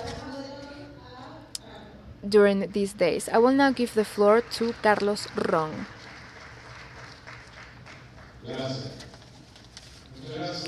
Thank you very much to our panel of communication. Please let's give a round of applause. We will now continue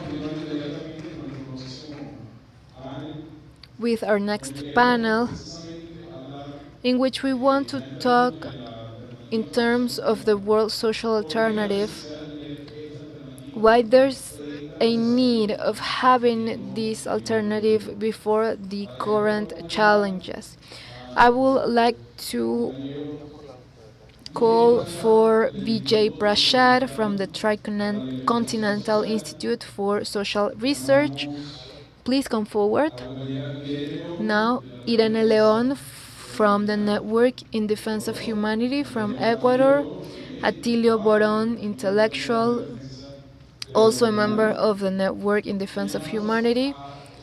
And lastly, the Executive Secretary of ALBA-TCP, Jorge Arreaza. And our our Minister of Foreign Affairs, Ivan Gil.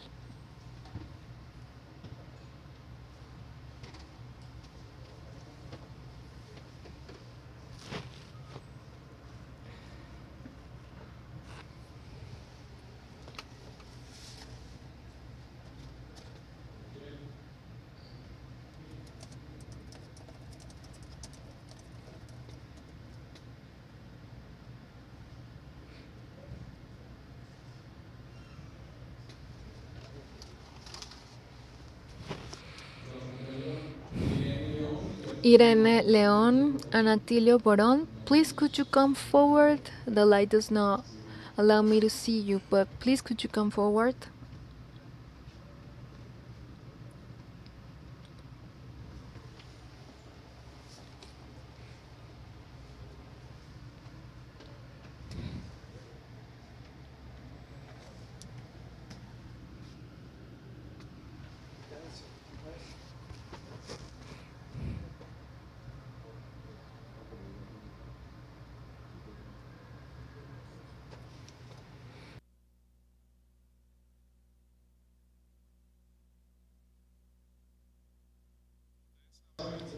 As you may already know, this project of the World Social Alternative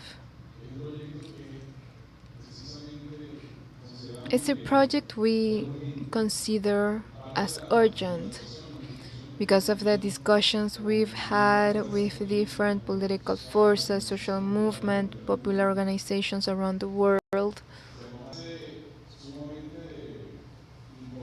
We believe it is deeply important to have a collective building. We know that the right has a project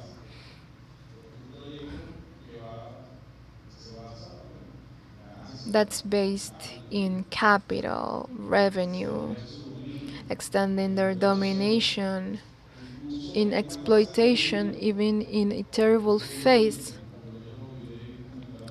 And I know BJ will talk about this, but we are living a hyper imperialism. Atilio, please come forward. And here we're seeing the level of crisis this system is undergoing. But they have their model and practice, and fascism is emerging around the world. An expression of capitalism in its most savage modality. So it is important that from the left and in the revolutionary sector, we must have our own proposal that must be built in a common fashion.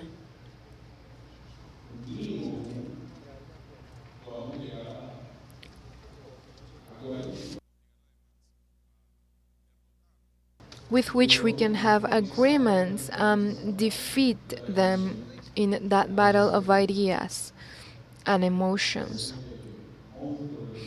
to defeat the monster of hyperimperialism.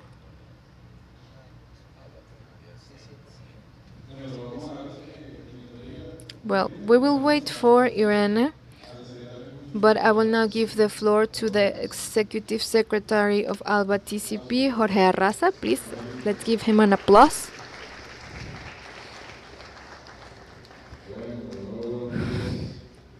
Well, good morning once again. The truth is that, as I said at the beginning, this convening is important to determine what we are going to do in a concrete manner. I think the social and revolutionary movements of the world have done a clear diagnosis, and it is necessary to update it in such a changing dynamic. We must identify how serious is the fall of imperialism, the attacks directed towards any option that emerges. But I think there's a consensus regarding who the enemy is, what are their characteristics, which phase they are in, and I think the greatest challenge is to determine what we're going to do together in order to defeat imperialism. Our comrade from Cuba said that resistance is the essence of our process. And I agree, resilience it has been recently coined by UN, and it sometimes justifies those attacks, given the people's the responsibility to adapt to a situation created by those dominating powers. But the question is how we go from resistance to offensive. How we create what Commander Chavez, dear Minister of Foreign Affairs, BJ is there far from us, but Commander Chavez redeemed its Matmatsarus what they called the socialist bones, the socialist grafts. How these grafts create effective networks with fluid communications in order to grow until you revert the hegemony of capital.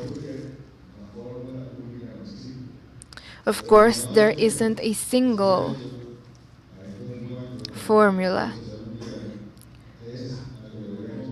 but I invite you to have minimum agreements, common minimum consensus.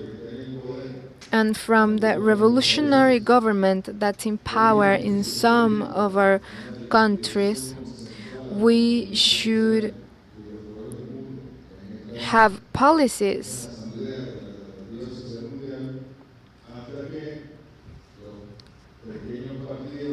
until the small parties in resistance in countries that are dominated by the hegemony, and that they can propose as a government plan, or if they are in power, they know who are their allies. We have, for example, social rights. I think there's an agreement to guarantee education, health, housing, food, but how are we going to do that? We cannot copy models, but we could exchange ideas, experiences, and reflections, and common minimum to have the financial control, for instance, or rather, for international financial capital does not govern governments where peoples are governing. There is a possibility of nationalizing the banking sector. But in other countries, they could have legislation to restrict the role of the bank, but the governments are not interfered by the banking sector. How to um, deal with the media outlet and the social media? How can we present constraints, for instance, how to constrain artificial intelligence? How can we establish those limits and how to remove hurdles so people have access to life, to food, to education? How to change the matrix of the world so they guarantee life and not wealth for the few? So I think there it is there that we need to debate, but this debate cannot take forever. At least to draft a minimum document that makes consensus, even though we could continue enriching that document. But we could perhaps go to CELAC, to the UN, and then go to a head summit discussing the environment, and then present a document, a tool to struggle for these ideas. In Venezuela, Hugo Chavez, the first thing he did was to try to create consensus through a constituent assembly and the constitution. The constitution resulting from the debate has kept us united so far and will keep us united in the near future. In the coup attempt against Chavez in 2002, people took to the streets and without weapons. They used the constitution. They raised the constitution as their sole weapon.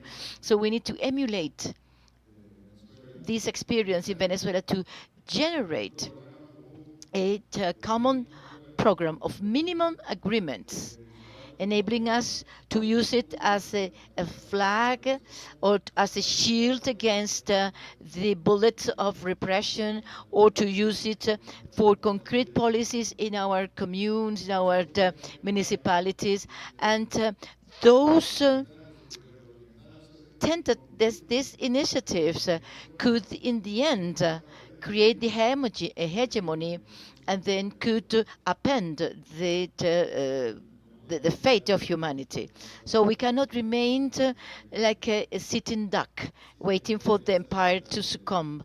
No, if the empire is close to the cliff, well, let's push it so it goes over the cliff. And I hope there will be nothing at the bottom of the cliff that could protect the empire from destruction. We need to push the empire over the cliff.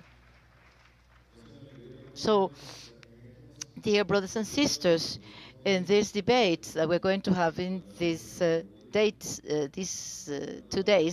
we're going to discuss geopolitics, and at the heart of it, the self-determination of the peoples. Well, we're going to address the situation of our original populations, the Afro-descendant Afro-Americans, in most of the cases of our America, but around the world, how how to ensure the respect of the contribution of these original peoples to these alternatives, and how this alternative could ensure reparations from the empire before it falls over the cliff, so we can give some sort of historical compensation to these people who have suffered so much.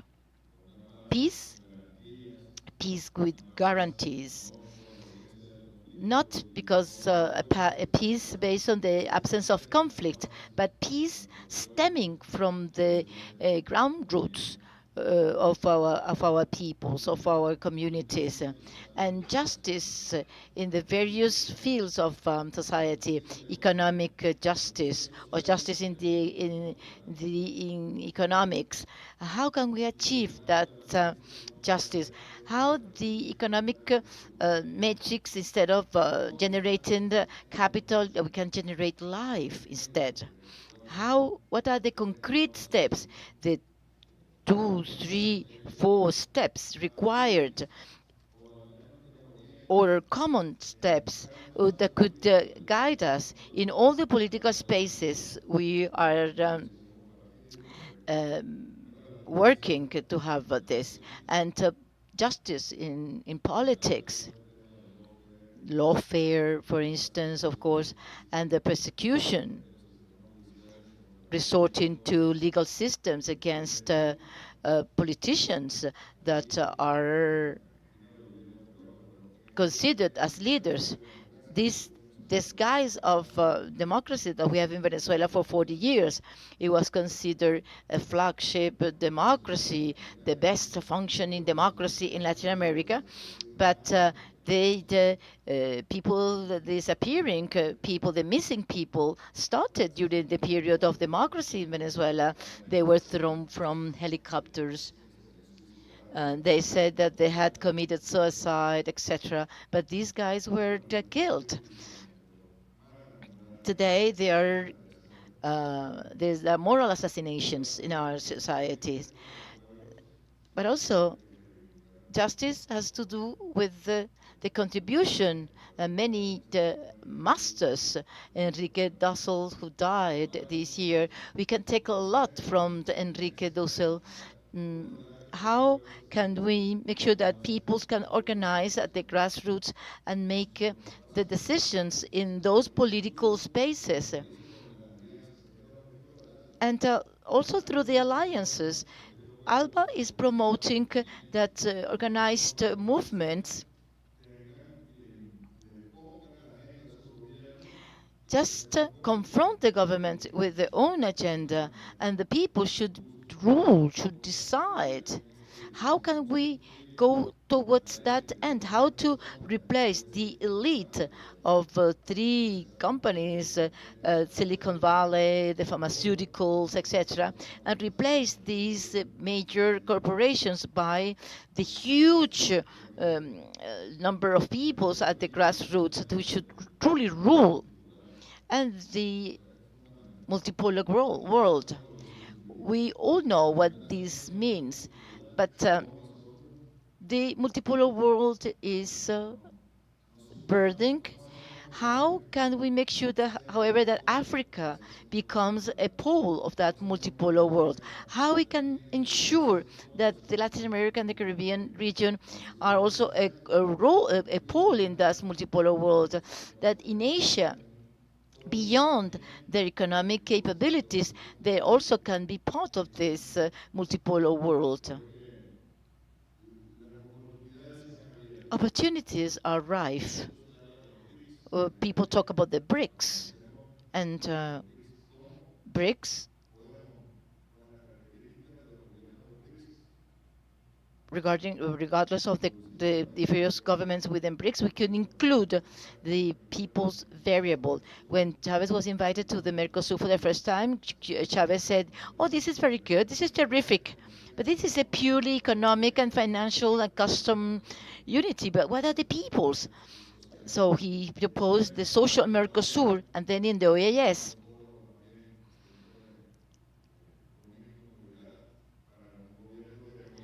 which was a stone in our shoes, because we didn't believe in this Monroe and Fictiony.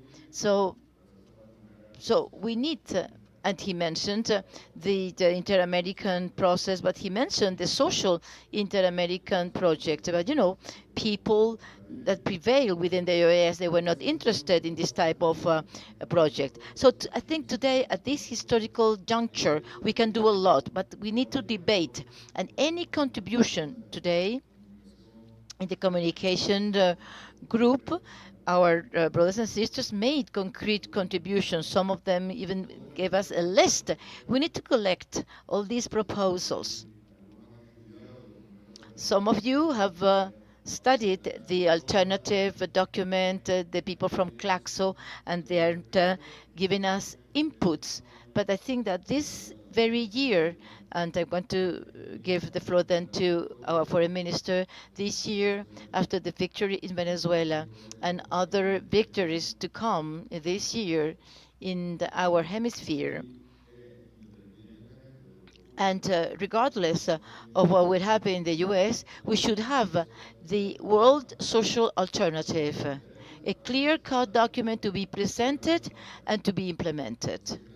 So again, thank you very much for accepting this invitation to come to Venice, not only to witness the electoral process and the popular victory on Sunday, but also to make contribution with your input and your knowledge to this proposal of this social world alternative. Thank you very much.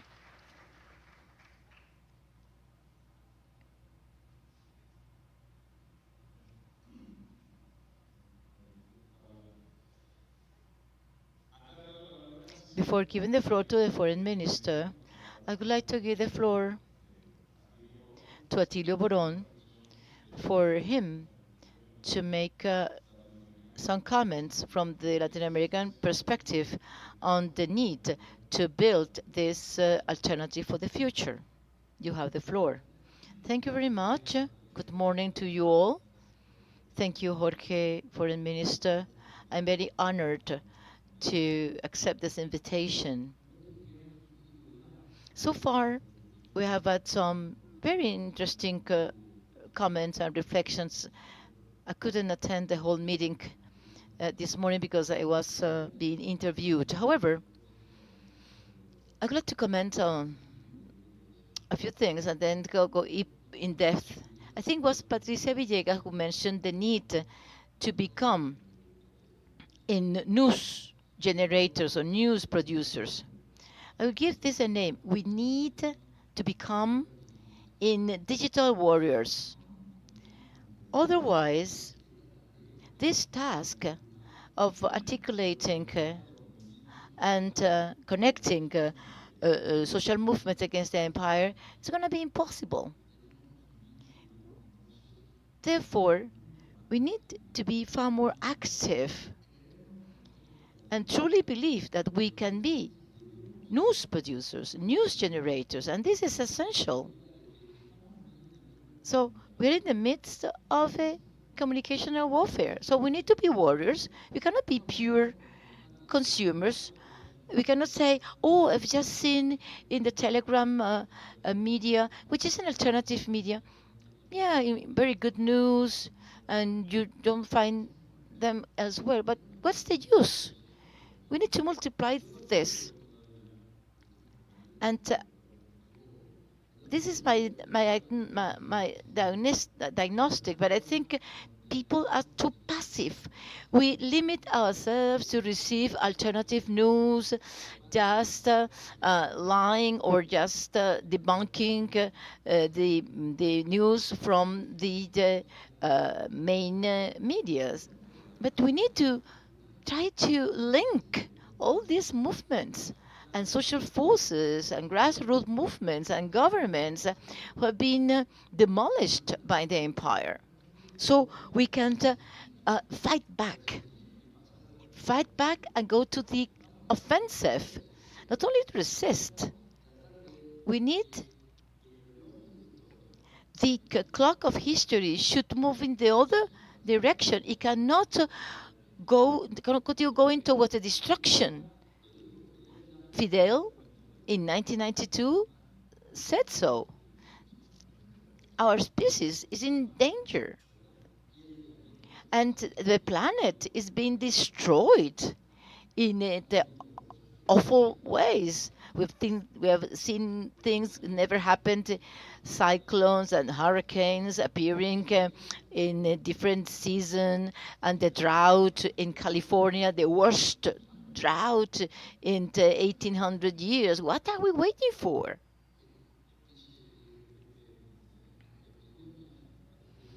Epidemics, very heavy heat of 50 degrees. So this means that we need to fight and organize against foe and oppressors which are highly organized, very well organized. It's like when you a chess player and they play on the global chess with a single strategy, whilst us This is my diagnostic, of course. Perhaps you disagree with me, no problem. We are waging partial battles against a global chess player. When we have a global chess player with a unified strategy, it is clear that in order to resist and to push back, we need to have a common strategy. And we lack that one. We need to build this common strategy. And this forum could be a good occasion to build this common strategy. For instance, it's incredible that some movements are against the transgenic seed. However, those struggles are isolated. There is not a single coordination, not even in Latin America and the Caribbean, there is a coordination. For instance, there are peasants' unions with millions of members in India fighting against this. However, we are not in contact with those peasants. So it is clear that we can wage a struggle. Peasants, the landless people in Brazil, in Paraguay, in Colombia, in Peru.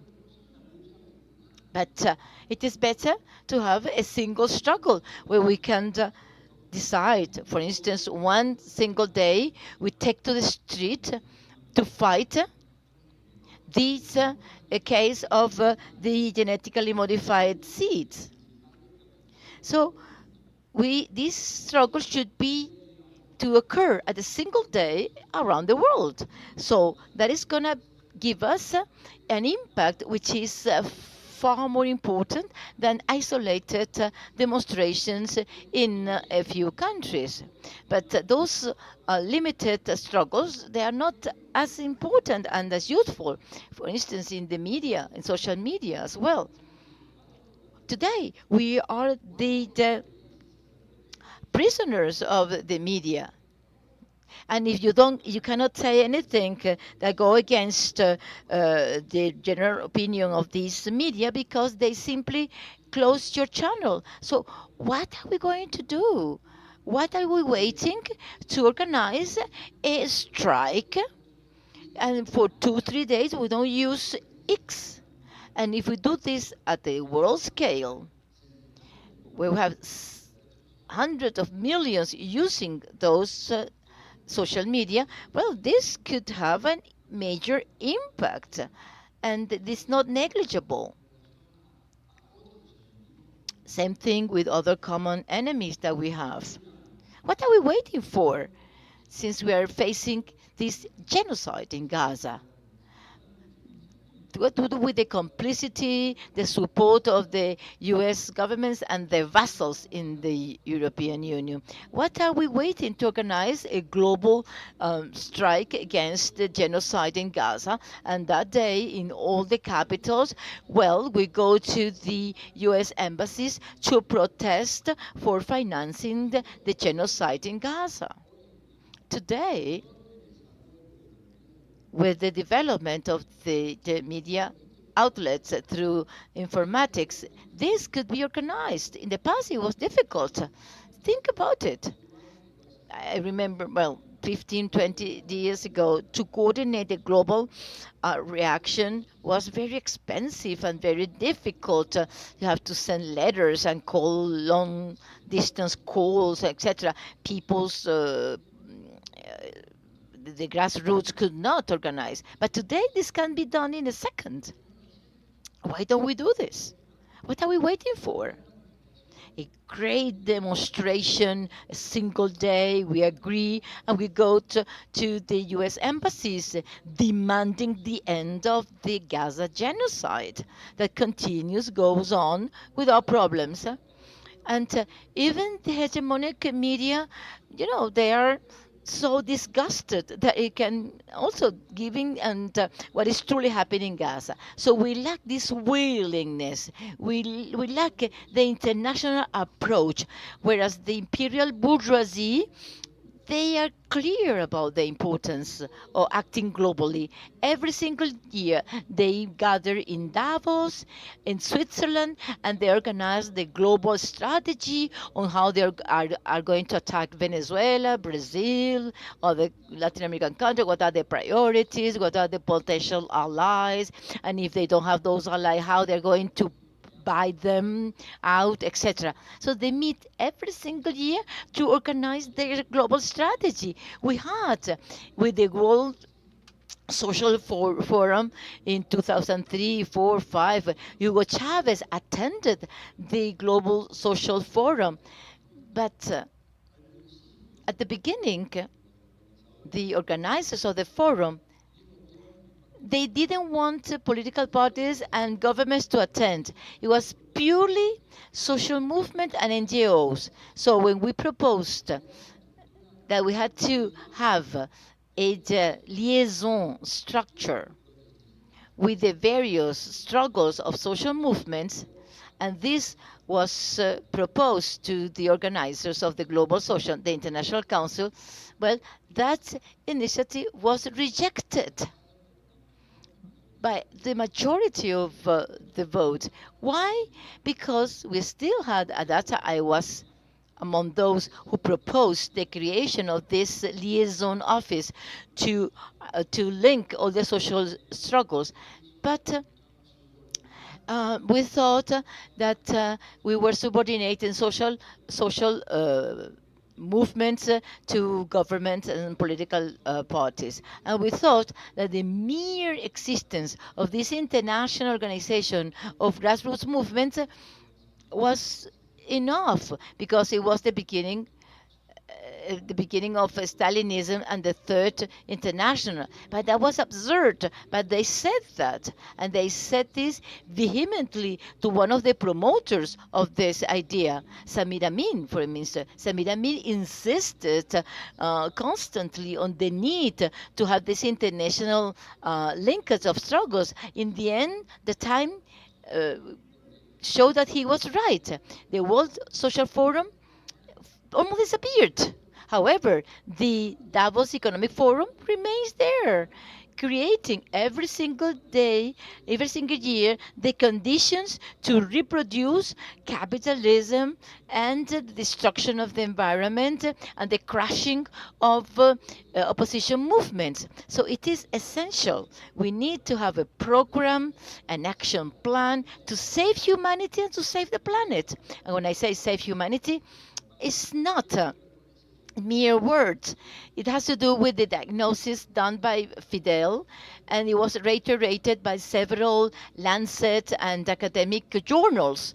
They talked about the risks that the human species could disappear as other species have disappeared, especially at this moment when we talk in Europe of about the possibility of the Third World War, where those vassal governments of the U.S., fostered by the U.S., they say they have to escalate the war against Russia with nuclear arms.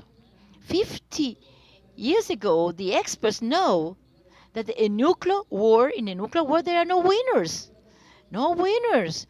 A nuclear war is the end. It's not that you are going to throw a bomb in Nagasaki or Hiroshima. There will be hundreds of bombs. And the nuclear period, winter, will be disastrous and will destroy human life and nature. And we hear people in the U.S., the French government, the French president Macron is talking about this, and Mrs. von Leyen has just been re-elected head of the European Union. So we need to stop this militaristic approach on only benefiting the producers of arms. So we need to have a joint strategy, protest, to raise awareness, to produce news, and to raise the alarm. So this is a fundamental mission. But for that, we need to have a program to save humanity and to save the planet, because the planet has been brutally aggressed. But we need a strategy of struggle, because without that, we're going to be demolished by the forces of the imperialism, and they are ready to go to limits we have never gone before. To talk about a third world war, to talk about a nuclear attack against Russia is totally senseless. Is part of the desperation of these guys, because the decline of the empire, the decadence of the empire is irreversible. And when empires enters in the period of decay, the aggression, the aggressivity is stronger. So we need to react, and we need to organize this resistance as a condition to a counterattack. Thank you very much. Thank you very much, Atilio. We will now give the floor to Vijay Prashad from the Transcontinental Institute. No hablo español, disculpen, al menos no.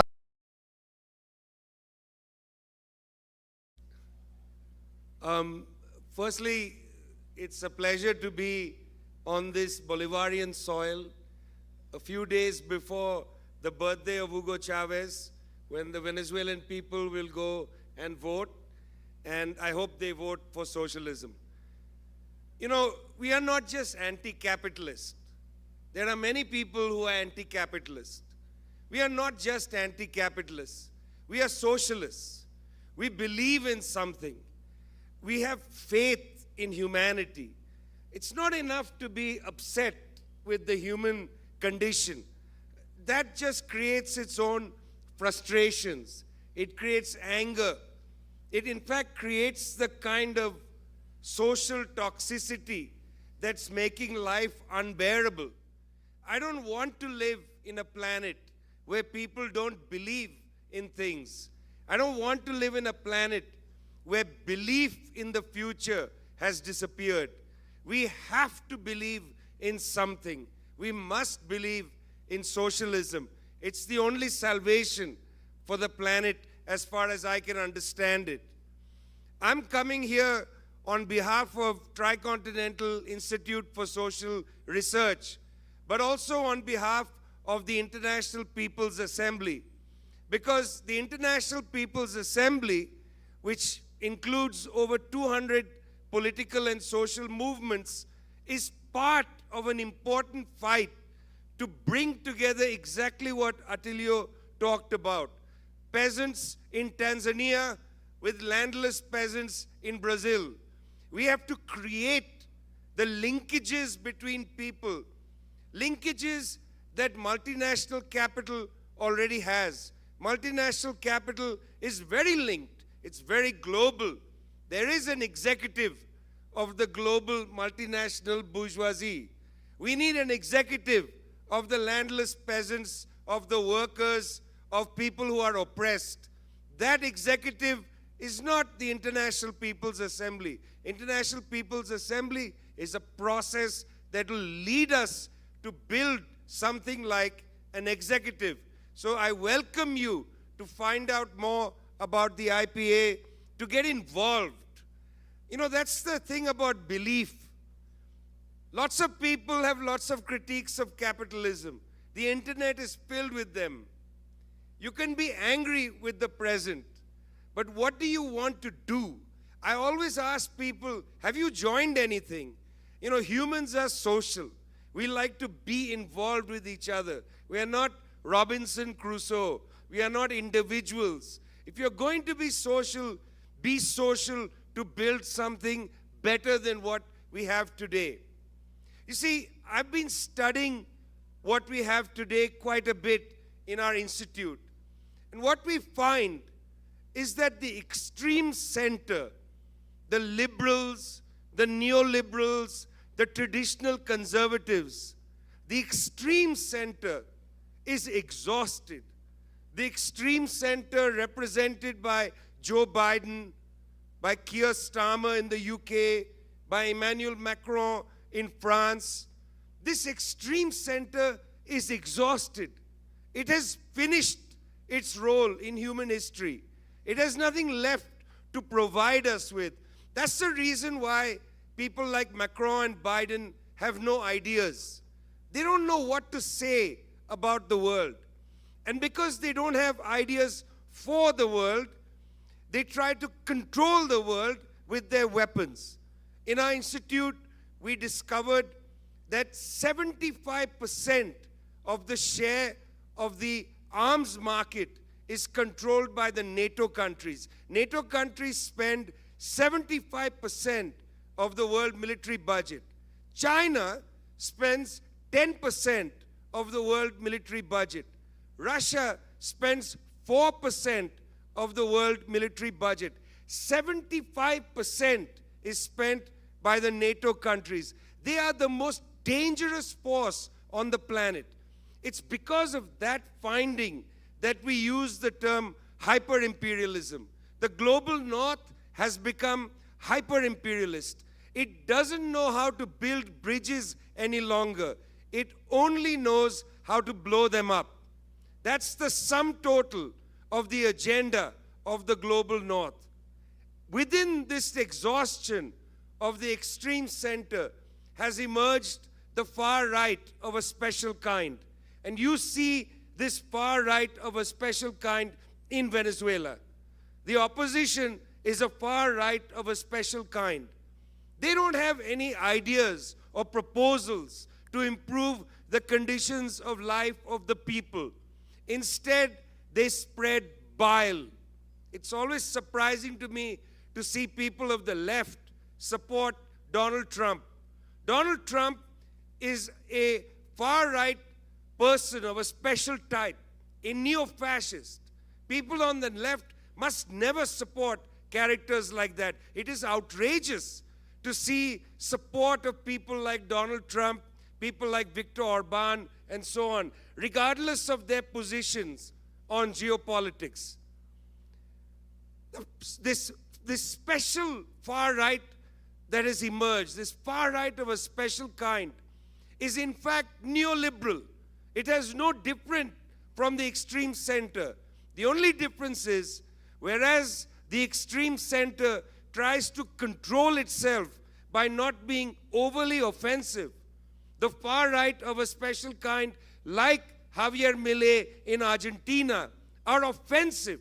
These are people who are against immigration, against basic human freedoms. This is all, for me, exhausting. Whether it's the extreme center or the far right of a special kind. Because the extreme center has moved so far to the right, it has left us on the left in a very difficult position. Those of us on the left have been struggling to articulate an anti-capitalist agenda. Most of the time, we end up being Keynesians. We end up trying to save capitalism. Because the liberals, who should have been fighting for welfare, who should have been fighting for housing for poor people, because the liberals have abandoned all this for austerity, we on the left have been pulled into a politics of redistribution. And this politics of redistribution has gripped us. It holds us. It is now time to break away from this, to articulate a politics of transformation. We have been studying alongside Global South Insights, which is a project that looks at big data. We have been studying why certain countries have been able to develop and why others have not been able to develop. We look closely at what happened in China. How did China, a poor country, a developing country, how did China break the shackles of dependency, the dependency theory of Samir Amin? How did China break this theory? How did it do it? China was able to do it because it increased its net fixed capital, and by increasing its net fixed capital, it was able to invest in infrastructure and invest in industry. I would say to the global left, it's time for us to stop being romantic about our politics. Don't look back at the past Don't be romantic about how we must move forward. We have to build infrastructure. We have to find a way to secure investment to build factories. Industrialization is not necessarily the industrialization of 19th century Britain. We can build clean factories, better factories. We need to build our own nanochips. Latin America should not be importing digital technology from other parts of the world. Why isn't Latin America building its own digital equipment, its own computers, its own electric arrays and so on? Net fixed capital is a very important indicator of development. Redistribution is fine, but if we're not building a modern society, we won't, as socialists, look like people who can answer the problems that people face today. It is inexcusable that people still live in hunger. You can't transcend hunger unless you increase your growth rates. You can't transcend hunger merely by redistributing the pie. You have to grow the pie. Our left has become scared of talking about growth. Our left doesn't talk about building bridges, building high-speed rail, building infrastructure that improves the conditions of life in the world. We have to look at the few projects in the world that have broken through. We have to learn from them. We have to understand what they have done, and we need to build our own left project on that. Socialism isn't romance. Jose Carlos Mariátegui made a very important point about the past. The past, he wrote, is not a destination. It's not a destination. We don't want to go back to the past. The past is a resource. Simon Bolivar is a resource. Miranda provides a resource. They are a resource to propel us into the future. I don't want to go back to the 18th century. I want to live in the 21st century. Socialism isn't about going backwards. It's about driving the train forward and transcending the problems faced by the billions of people on the planet. That is exactly what the world social alternative is. The world social alternative is a plan to transcend the problems of the people. It's not a romantic plan. It is a realistic plan. It is the capitalists who live in the world of fantasy. We live in the world of reality. Thanks very much.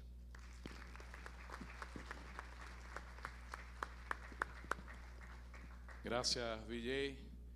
Y bueno, para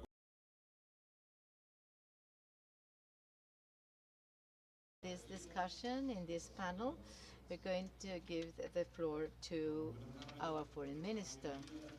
Thank you very much. Welcome to the Bolivarian Republic of Venezuela. This is your homeland. This is your nation, your homeland, and we are so proud to have you with us today. Accompanying us at the stellar moment of our history, this week, this electoral week, at the end of which you are going to renew the leadership of Nicolas Maduro at the head of this revolution, a continental revolution that is precisely contributing to all these challenges that we are discussing within the framework of the world alternative. It is clear that when you are the last to speak has some advantages, because those who have preceded me in the use of floor have already widely described those challenges. So my role will be like sum up and land these ideas on what we're trying to do in Venezuela for 25 years, since the arrival of Commander Chavez. He read about these ideas developed for a long time by the world left.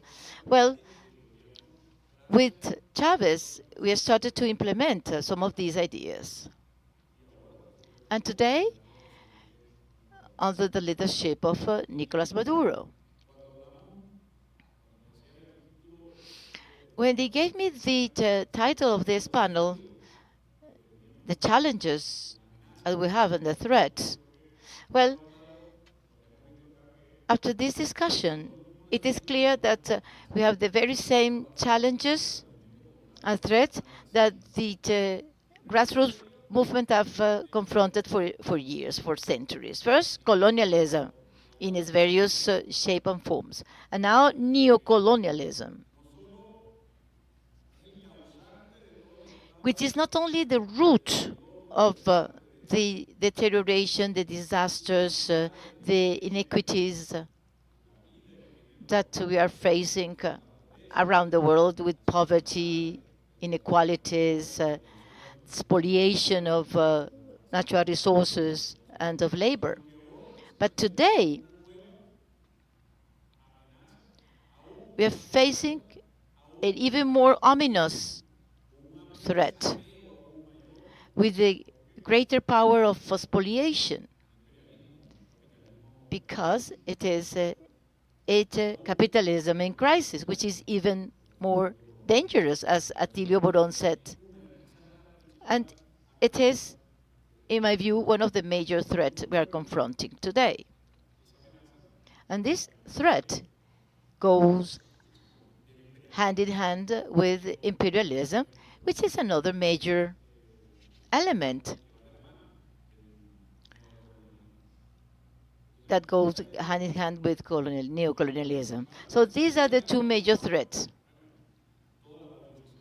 And these two threats have generated the various mobilizations that we had. This was the motivation of our revolution, Bolívar revolution, our fight against imperialism and neocolonialism. So I think are the united elements worldwide. When we create a mobilization of all political forces in the world, well, I think those two elements are uniting us and give meaning to the struggle of workers, peasants, students, workers. We have a single objective: to defeat imperialism and to defeat neocolonialism. And that's no doubt our goal. And we need to direct this movement towards this goal, of course. Now, Commander Chavez from Venezuela made a proposal, namely the construction of the 21st socialism of the 21st century, in order to confront these two threats that we have in the horizon. The root cause of all the evils that we are confronting in the various societies, including the industrialized societies. Imperialism and neocolonialism, at this critical juncture and in the midst of these contradictions, they are resorting to tools they already used in the past and which are very dangerous. And this is pushing us over a very challenging situation, namely fascism and the violence against popular classes. Among these threats, and we've been going through this since 2014, this methodology was applied. The very same model used in Ukraine was used in Venezuela. The very same pattern. Historians have been discussing this situation. Some of these people were trained in these fascist techniques, and this training occurred at the same time in Europe, in North America, and South America. There were training courses for these people, Leopoldo Lopez, Juan Guaido, and they coincided with some people from Ukraine. And we saw this clearly in 2014 in Venezuela and in Ukraine. We saw the unleashed, how the fascist movement were unleashed, trying to revert any type of transformation process or timid initiative to exercise sovereignty in countries with important geostrategic importance. So they succeeded in Ukraine. They installed their fascist government, and today we see the consequences of that experiment of inoculating fascism in Europe. And this has led us to this war and the number of death and destruction and the effect on the world economy, how it is threatening the peace in the world and even pushing us towards a atomic a nuclear warfare. So this is the size of the importance of this movement.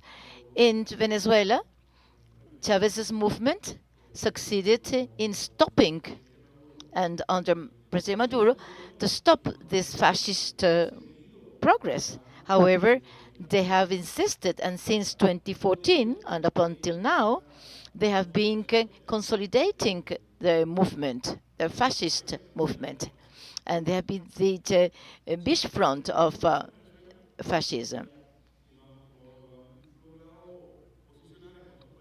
And they have also been positioned in Ecuador, a very dangerous fascist movement in Ecuador. And now the same thing is happening with Argentina, with the nefarious character, Mr. Milei, who is part of this current of consolidating fascism as a way of government, as fascism as a dominant force to crush the social movements. And I think this is the most immediate challenge and threat that we have. And this is what we are confronting on Sunday.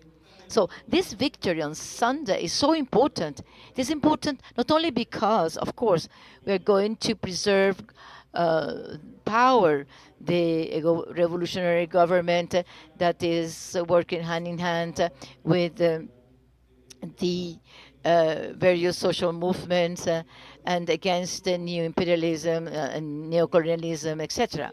But also, what is at stake is to remove the possibility of fascism to have access through electoral means, through manipulation of social media, threats, blackmail, etc., could have access to power in the country. Therefore, it is crucial to be able to contain, but even to eliminate, to eradicate this new attempt by fascism that is regrouping around one of the candidates of the opposition. So, if we are clear about the threat, and as we have described our tasks, what are our tasks? And Jorge already mentioned this. Jorge Riaza, sorry.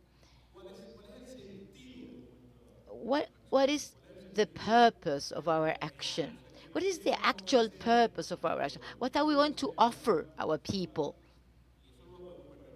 And we cannot lose sight of this. Well, They have to meet the basic needs of human beings: housing, education, health, live well, etc. The material well-being, the right of workers, of women, of all the collectives. And the left has the responsibility to be able to build a model, a real offer that could enable people to meet these basic needs. And we have to propose a political force able to meet these needs. So I think in Venezuela, after 25 years in power, we've been trying to build the objective of our movement to precisely to meet the needs of the population. And I think globally the left has a lot of things to debate. Today we have see a lot of dispersion. We have been dispersed. The world, well, the European left is fighting for some objectives, ethereal and incomprehensible to us in Latin America and Africa. Perhaps they have other objectives in the Middle East, in the Far East, in the US. So what is the minimum common program that unites us as a class, as a movement to be built? And this was very well described by Arreaza. So it's in this construction that we need to reach concrete actions to go down this path.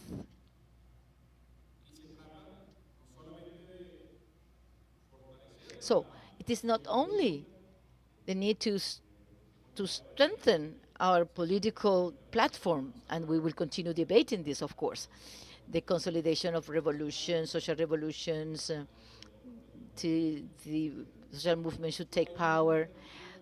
But what is the economic program for growth? What is the model of development that we required to be able to allow our alternative to last and to prevail? For instance, the agricultural sector, we need to produce food. We need to debate this. How are we going to produce food? Is this with this transgenic food, or are we going to debate how are we going to move forward? We need to have pharmaceuticals, and we suffered this during the pandemic. We need to build our health sovereignty in defense, military defense. What is the proposal in those fields? Because we need to build our defense alternative.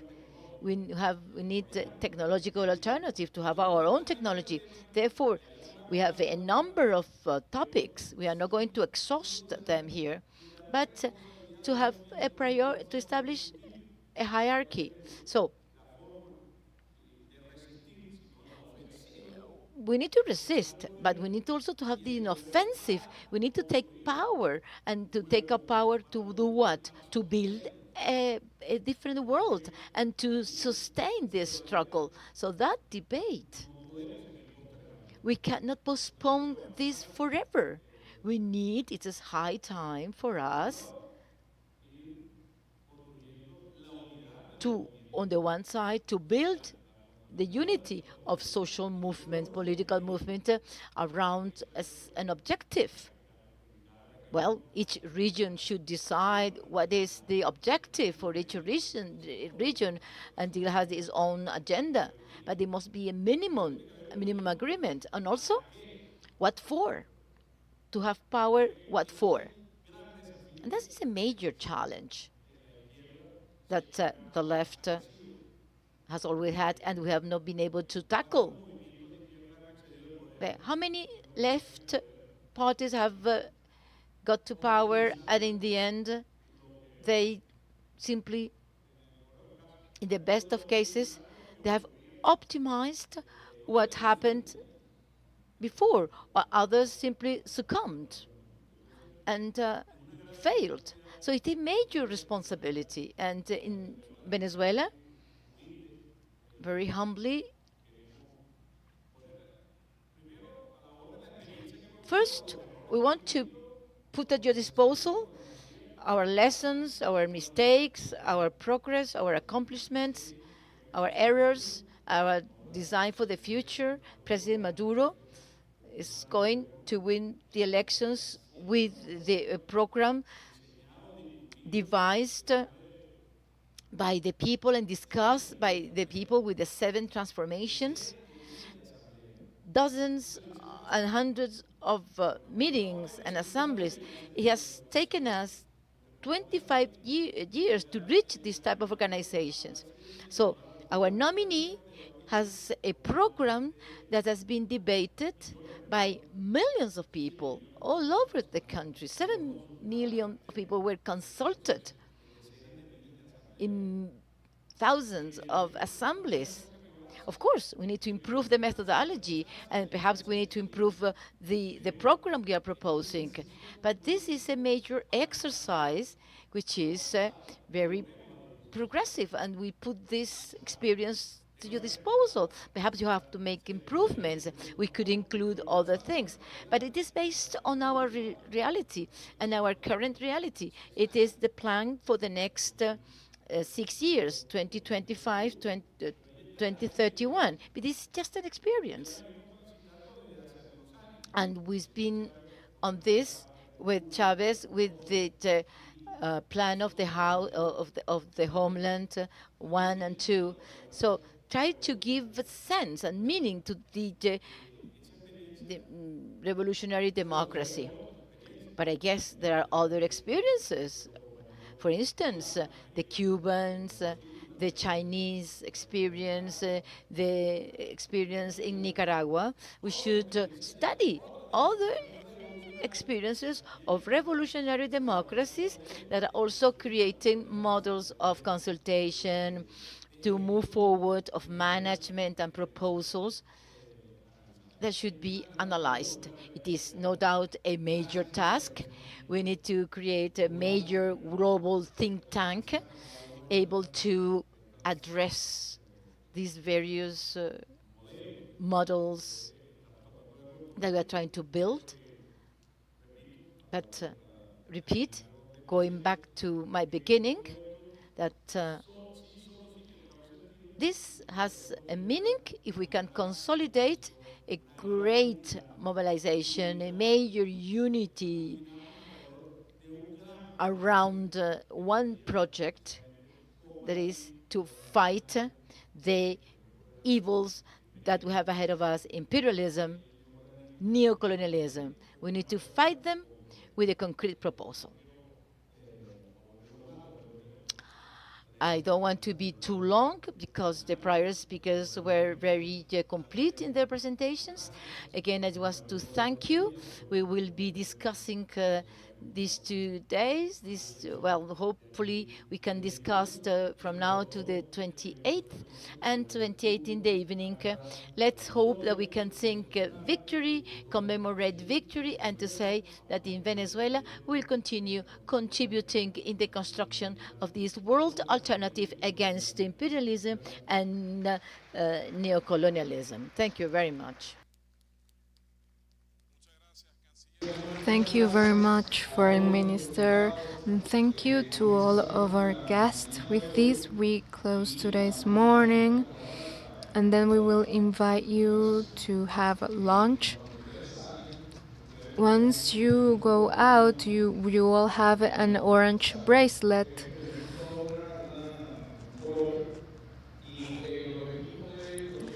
And the protocol staff and the attaches will take you to the different places where we will be having lunch. The idea is that you can also walk through the historical center of Caracas, which is the foundational area of our city, not only of the city's history but also its revolutionary character. So please, let's meet outside according to the color of your bracelet. We see you in the afternoon. Thank you.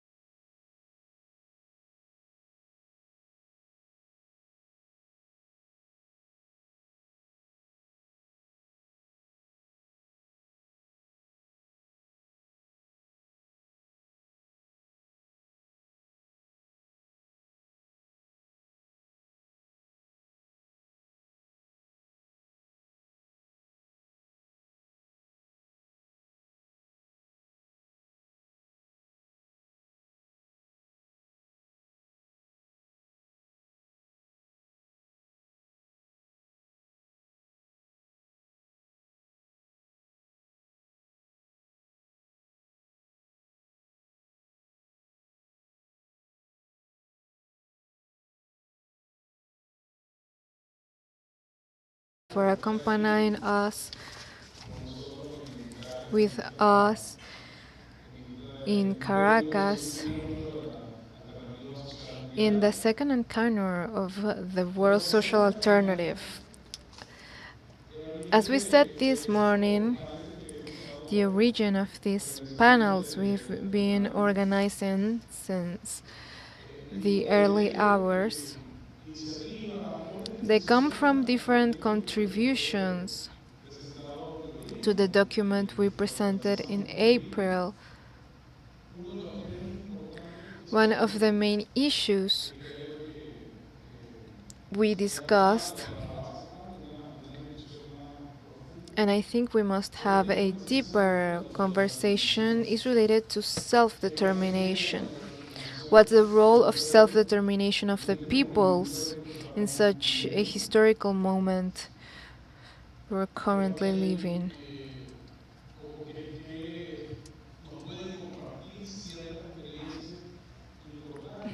Which important experiences we can learn from in that important struggle for self-determination,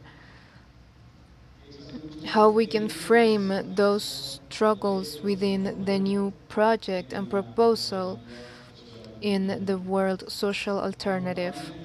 Today with us we have Rodolfo Carrizo, president of the ex-combatant center from the Malvinas Islands in Argentina.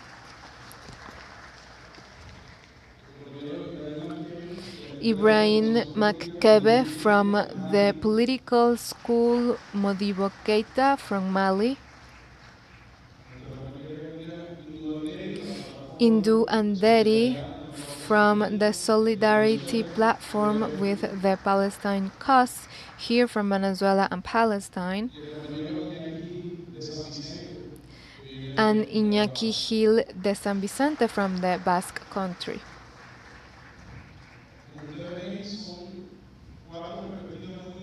These are four important and current perspectives. We would like to deepen this discussion regarding the self-determination. So we will now give the floor to Iñaki Gil de San Vicente. Well, first of all, thank you very much for coming, for allowing me to discuss such a central element, the present and future, of course, which is understood with the revolting of many peoples against imperialism, and with the opening of our practices and reflections that are creating or generating expectations of development that are promising and filled with tension and danger. When we talk about self-determination, first, I am Basque. It is divided into two decisive states for the history of Europe, but especially the history of Latin America. We have the French imperialist colonialism, which has given way to a part of the US, of Canada, with white domination, and of course our America, where many members of the Basque society were central or focal points of that colonization. And we are under the domination of two states that are essential of Spanish imperialism. So I will share my own experience and the experience of many generations of my people. When we discuss self-determination, it seems like it's a simple discussion, but it is actually complex. What's the meaning of right? Are we talking about an abstract right that has been conquered to what we call a generic human species that would apply to everyone, for Biden and Trump on one side, and on the other side, a girl from Palestine bombed along with her family, or are we talking about leftist or socialist rights? But I always like to put everything on the table and explain that abstract rights only apply when we talk from the perspective of the bourgeoisie or socialism. A Nobel Prize winner wrote something about a very brief about complexity, and here is where we have to talk about self-determination, the sense of identity and nationality, and how do we understand this. This is only seen from a theoretical perspective that will summarize the complexity and the multiple shapes in which this complexity can be presented in, and goes back to the essential elements. Theories and logic are the simple manner in which we present complex elements. Regarding self-determination rights, there are two conceptions. Here we have the 1917 Bolshevik conception that started to emerge since 1913, and then the rights conception that was drafted by the US.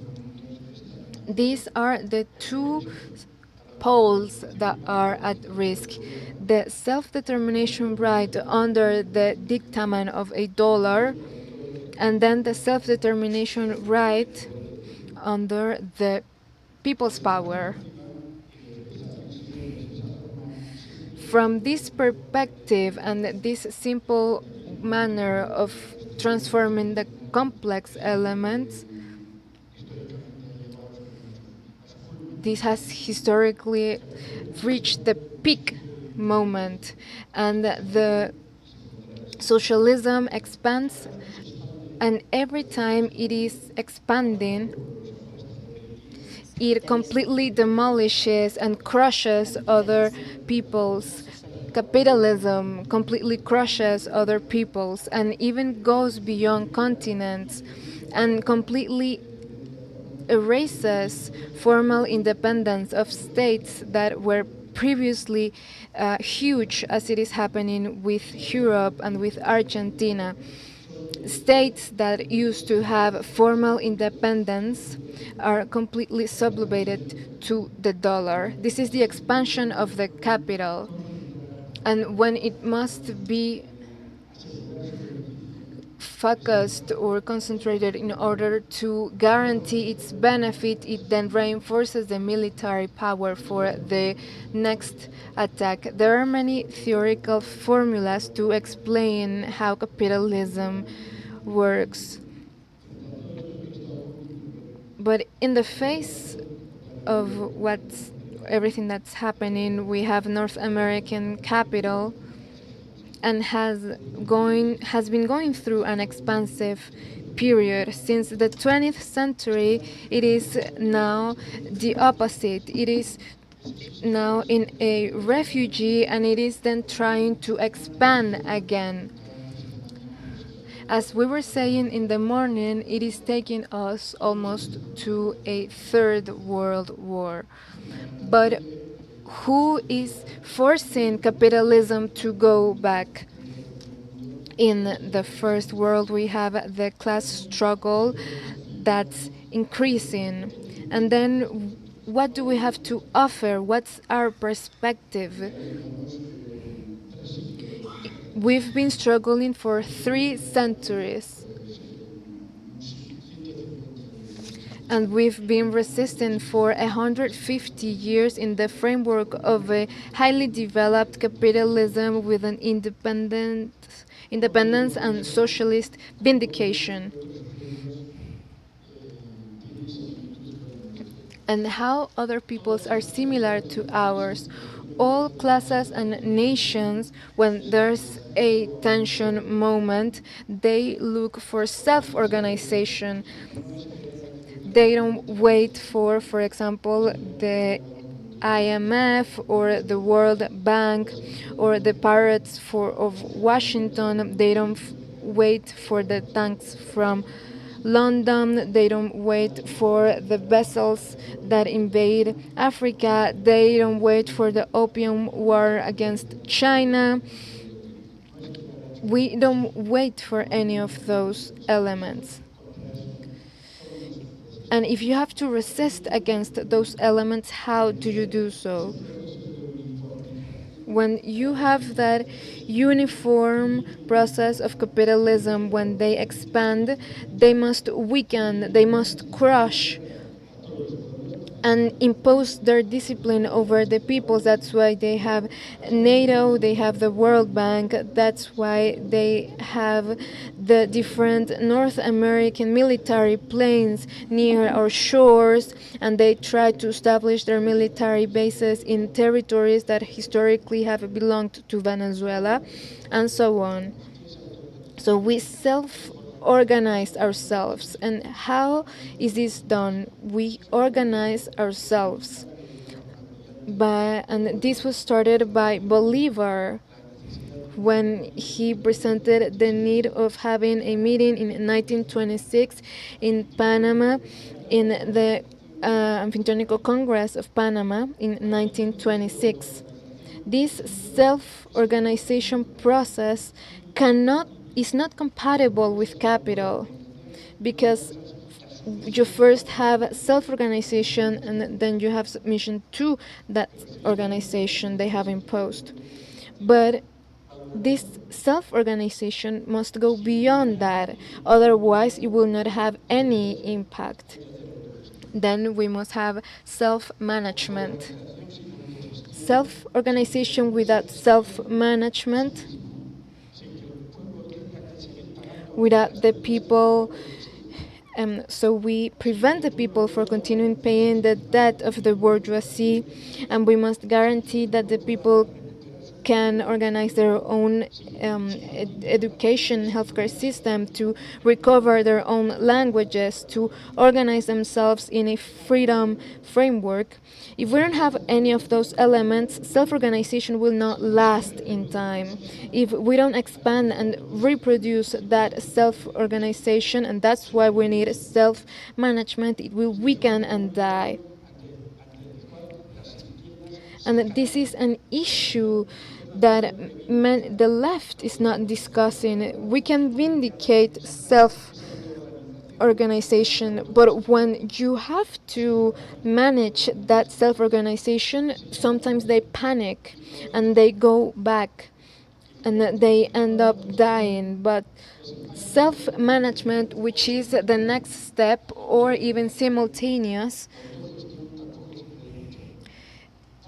it will not be as useful, because self-management processes, as in economic politics or with defensive politics, or when we organize elections in which polls and analysis of the results are done, over 50% of the issued voting, as they explained this morning, and it is not done by imperialist multinational. That's self-management, but it involves self-determination.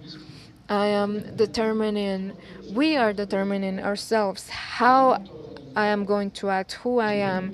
I have self-organized, I have self-managed, and I am self-determining myself, having the best elections in the world when compared with other schemes. And we have the scheme in Cuba, in China, in Nicaragua. So they are compared at that level with the schemes of those countries, but not the scheme in the US, which is made up of lies. But self-determination is taking that process the moment the people does in one day what others do in a year, in 2 years, in 5 years.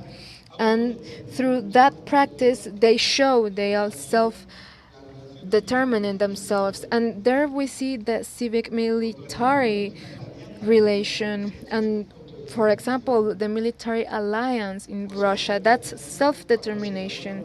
Or when we have a proposal of advancing in an intercontinental policy. That's self-determination. Or allowing that vessels from Russia, China, or Iran arrive in our shores. That's self-determinations. However, self-organization, self-management, and self-determination are not useful if they're not internally structured in a network through another element, which is self-defense. If there's no people's self-defense, the other ones are going to sink because of manipulation, because of blackmail, because of corruption, because of the weakening of the awareness. Because self-defense is not only the civic military union, but also the awareness of the people to continue resisting until the end. This is what was done when hundreds of people went out to the streets to vindicate and request the immediate freedom of Chavez. That's self-defense. Therefore, there's a dialectic union amongst these four elements: self-organization, self-management, self-determination, and self-defense.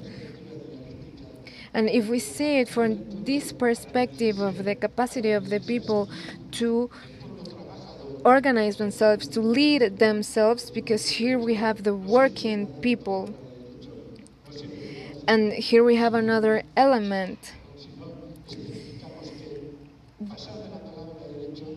The word right is not useful if we don't talk about socialist rights. If we talk about the people, we must specify that it is the working people that is comprised of a diversity of originary populations, of peasants, of working men and women, senior workers. And talking only about the people without talking about the working people is not useful. And here we are completely breaking the way in which the capital interprets reality. Those who self-organize, those who exercise the self-defense is the working people. So that's why we here are not talking about an abstract element. When a people from Yemen, for example, the Yemeni people are able to resist and they're able to take logistics, this is not being done by an abstract people, it is being done by the Yemeni working people in solidarity.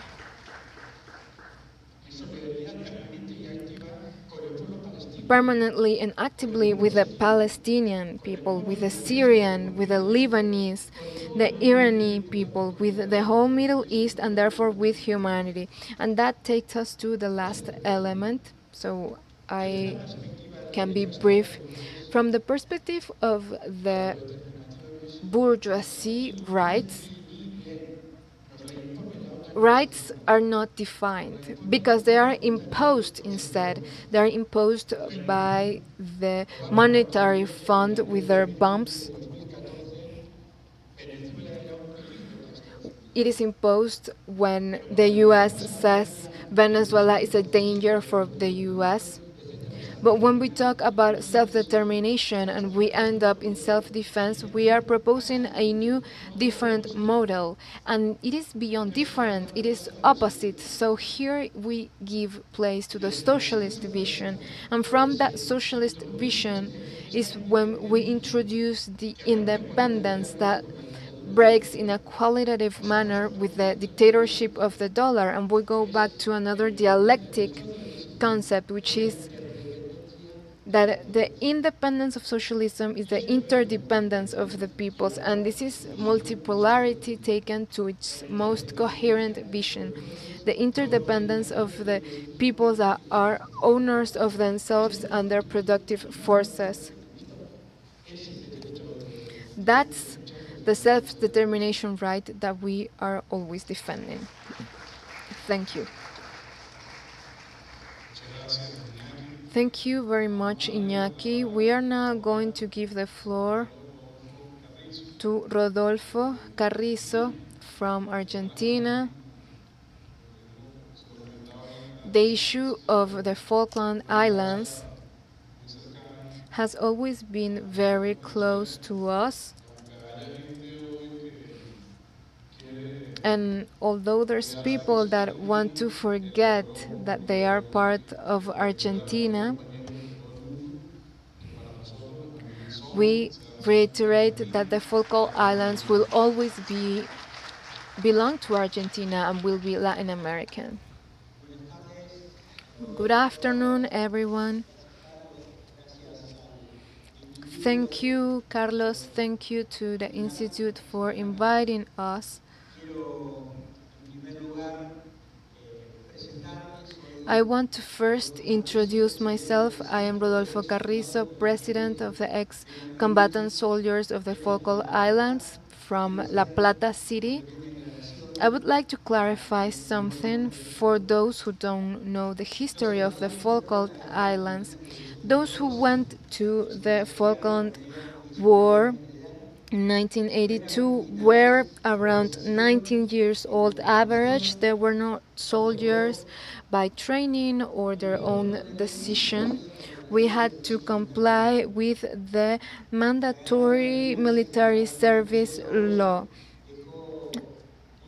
The war marked our hearts with anguish, pain, loss of colleagues.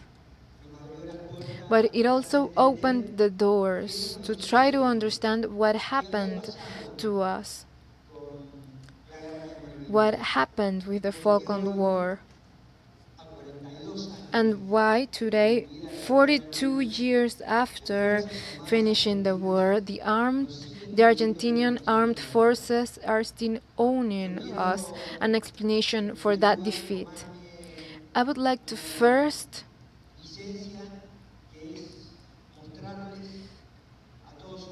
show you all what Argentina is today, at least from a geographical point of view of its dimensions. I brought a map with me. It is a bicontinental Argentinian map. I don't know if you all can see it, but maybe we can put it on screen. Argentina is an island and maritime continental country. It has around 10 million square kilometers, and the Falkland Islands are positioned in the middle of this huge map. That's why its geographical position has an importance that is related to a lot of what's happening today with world geopolitics, the ambitions of the hegemonic superpowers and imperialism, along with the need of organizing ourselves and building the necessary resistance of all the peoples of Latin America and the Caribbean. With this map, we have tried to show how immense our sea is.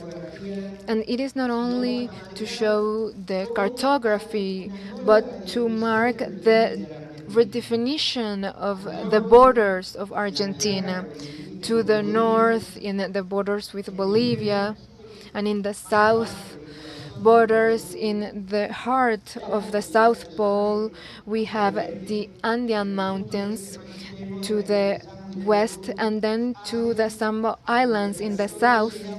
We have the territory of between sixth and or seventh biggest territory in the planet.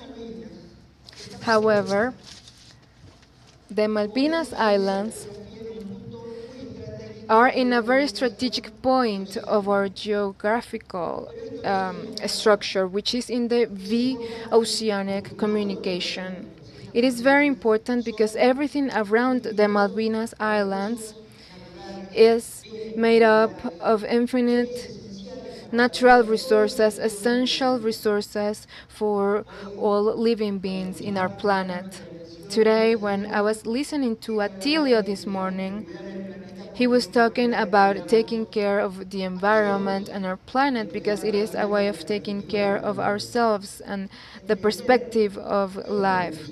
Understanding this political discussion and the role the empire exercises not only to dominate the seas, it is also done with a specific purpose, which is building a power that has a sense of usurpation. The Malvinas have been usurpated for 190 years. They took over the islands, and the British Empire has had different strategies within a specific sense, which is taking over all the natural resources in a world that has a trend towards scarcity, lack of resources, food resources, drinking water, and of course, energy. This region is filled with all of these resources. Some old statesmen, as it was done by General Mercado Jarrín, who explained that around the Malvinas there was more oil than in the Northern Sea. And this is one of the explanations of why the empire has built different strategies. And these tragedies today are related to something that was mentioned by my colleague, which is self-determination.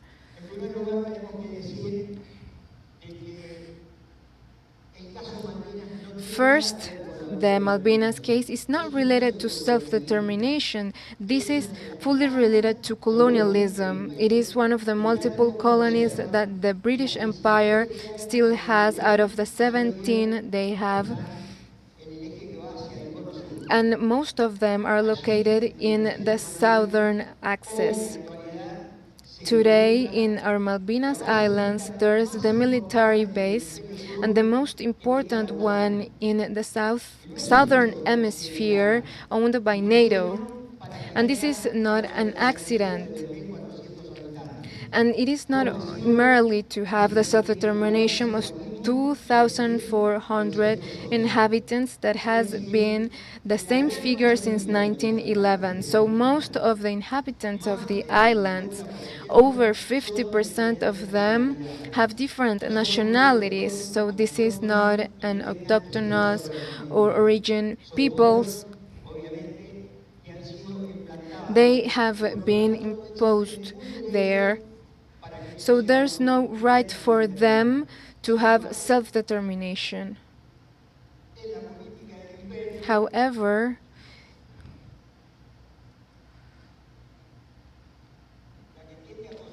within the policies of the empire, they try to build this idea as a new manner of domination. We believe that the issue of Malvinas is one of the focal points for this bi-oceanic linking, but also with an Antarctica perspective. This is one of the most attractive territories for the superpowers, and although this is a territory that cannot have military presence, it is not exempt from research, and those who have greater financial resources and invest more in research can take different ways of recovering resources that for our peoples, the actual owners of these territories cannot actually enjoy them. I believe the Malvinas discussion must be discussed. We must work on it, and we must understand the opportunities given from the southern Atlantic. Understand that by bioceanic communication will have more importance in the future and will be even more intense. In April 2024, we had the chief of the Southern Command, Laura Richardson, and she had a meeting with the president of Argentina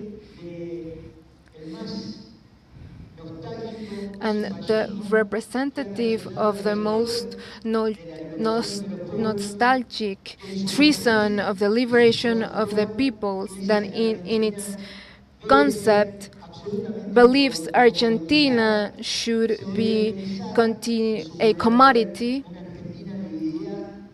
and it should see Argentina divided into business spaces. And in this sense, this president created an urgent and need decree known as 7023, in which he was abolishing around 600 laws. One of them was Article 154, which was the land law. And what's the meaning of this? Opening the doors to foreign forces, those groups that are completely focused in financial capitalism and other forms of capitalism, can own the best resources of our territory. They can own the different border areas and the resources that's a resource that's so demanded as lithium and also fish resources. So that's why it was so necessary for us, those who defended our homeland in 1982. We also saw this in the legal area. We were able to achieve that the Federal Chamber of La Plata City gave us the reason to us, and they denied the federal government, so it made that in Argentina we continue having a land law, so foreign forces do not own our territory and we don't end the integrity principle that's enshrined in the Constitution.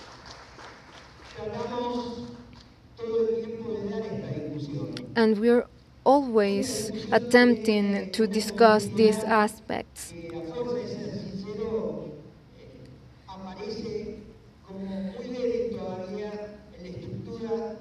which are still very weak within the political discussion in Argentina.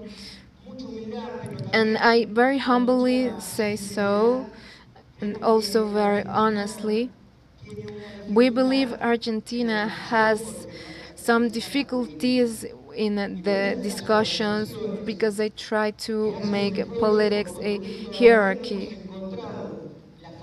We still haven't found a way to build the solidarity change, to have self-defense, protect our rights, our territory, and of course collective rights.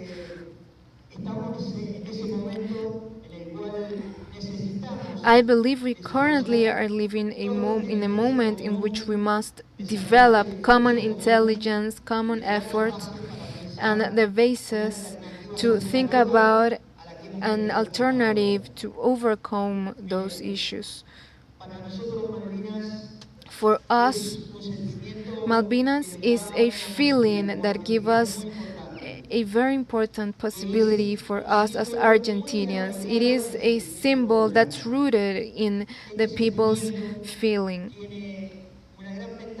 And it has one important advantage, which allows us to address discussions that used to be very hard to explain and seem to be like propaganda.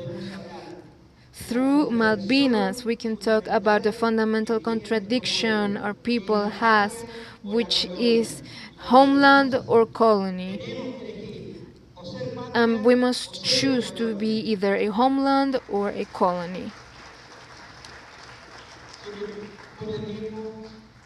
And now I don't have much time left. And I wouldn't like to bore you with this topic. I think all presentations have been brilliant. I would like to finish by showing you something that's very important for us. We would like to give it as a gift to the Institute. These are three books, which are a work that for many years we've been developing in our organization and that are related to the torture of the soldiers in the Malvinas in the hands of the armed forces. First, we have Technologies of Impunity. It is a work done by our colleagues from our legal team of SACIM, and that uses the stories and the conduct that were used by the armed forces. And today I was talking with Carlos in front of the statue of Liberator Bolívar, and we talked about the differences between the Venezuelan armed forces and the Argentinian armed forces. That on July 9 they were going in front of the president of the nation, and Margaret Thatcher is their main icon of reference, the assassin of the 323 comrades. This first book, Carlos, I am giving to you as a gift. The second book is about the different stories of the 1777 in the Rio Grande Tribunal, in which we have the stories of different soldiers, the way in which they were tortured in Malvinas. And they used the same methods of the military dictatorship, the ones they used in the whole continent, which were the ones that took 30,000 missing people in Argentina. And this was done by a former Secretary of Human Rights, Pablo Basel. So I am also giving it to you as a gift. And lastly, the third book also has a war. It is about a war story. For over 30 years, there were 123 soldiers that on their tombs not only said, "Soldier known by God." So our organization did a very intense work with the Inter-American Commission of Human Rights and with the forensic anthropologic team, and we were able to recover 123 bodies with their names and their dreams. We put their names in their tombs and in their graves, and now we are giving this book to the Institute.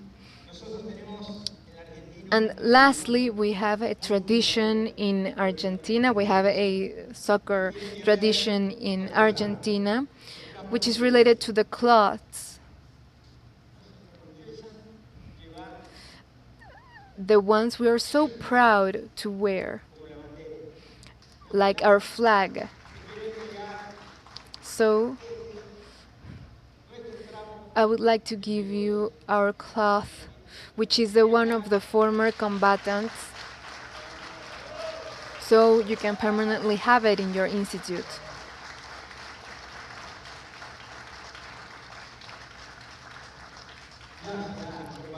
Thank you very much, colleagues. Thank you very much.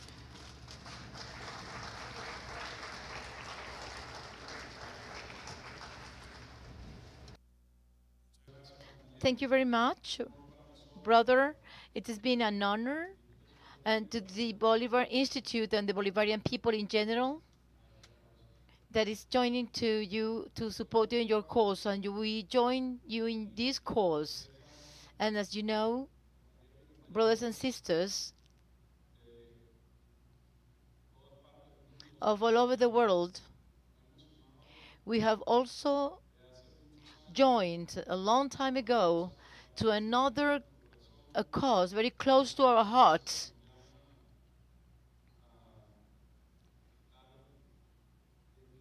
It is a cause that call us to stand up, the cause of the Palestinian people. This is a Bolivarian cause. This is a cause for humanity as a whole.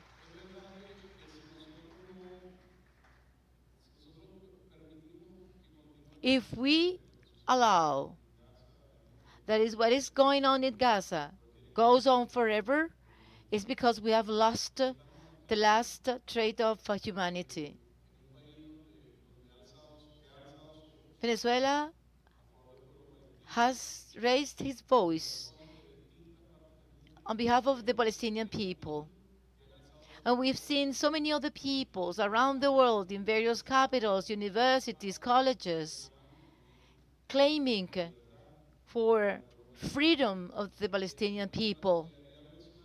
From our Venezuelan solidarity, we'd like to give the floor to Indo Anderi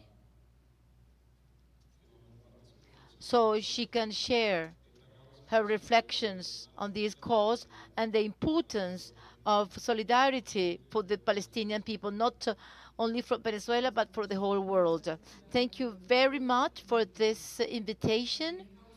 And the Basque cause is also our cause, and in our hearts, very deeply, the Malvinas are always present as other causes in the rest of the world.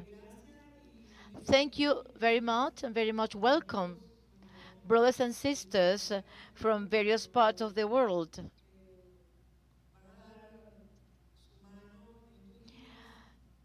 Who are going to accompany us in this event of Sunday the 28th. We are not going to re-elect Nicolas Maduro. We're going to re-elect a revolutionary process. And with our vote, we are voting against fascism and against Zionism. Zionism is precisely this force that has overtaken fascism and has colonized the Palestinian territory and has colonized many hearts and minds of people, men and women in the world. And from this Venezuelan solidarity vis-à-vis the Palestinian, we have made a request to the National Assembly of our country to include in a law that has been just passed in the first discussion is the law against fascism, neo-fascism in similar expressions. And we have requested that we include Zionism, even though we consider that Zionism is even worse than fascism, because first, because it is older than fascism. It is also important that this law includes Zionism, but in the title of the law, we need to include the concept of Zionism. We need to applaud because in the world we need to fight Zionism. 76 years is not enough. How many more years are we going to wait to effectively tackle this tragedy of international Zionism, which is a trap because Zionism is everywhere. When we want to launch boycott campaigns against the investment, it is so difficult to undertake because the Zionism is very omnipresent around the world. It is present all over in all the aspects of the economy, and it's very difficult to make progress in this effort because everything we consume is being produced somehow by Zionism. Most of the trademarks, the brands that we daily consume are Zionists. So the struggle against Zionism, against fascism, is a very difficult one. And we need to be fully committed to be able to prevail. And in the struggle against fascism and Zionism, we cannot repeat ever and without actions. We cannot repeat the colonist concept used by Zionism.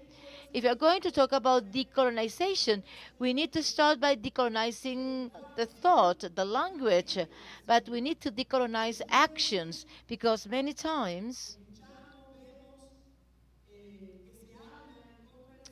we hear people challenging Zionism, but in practice, we are very weak in our actions.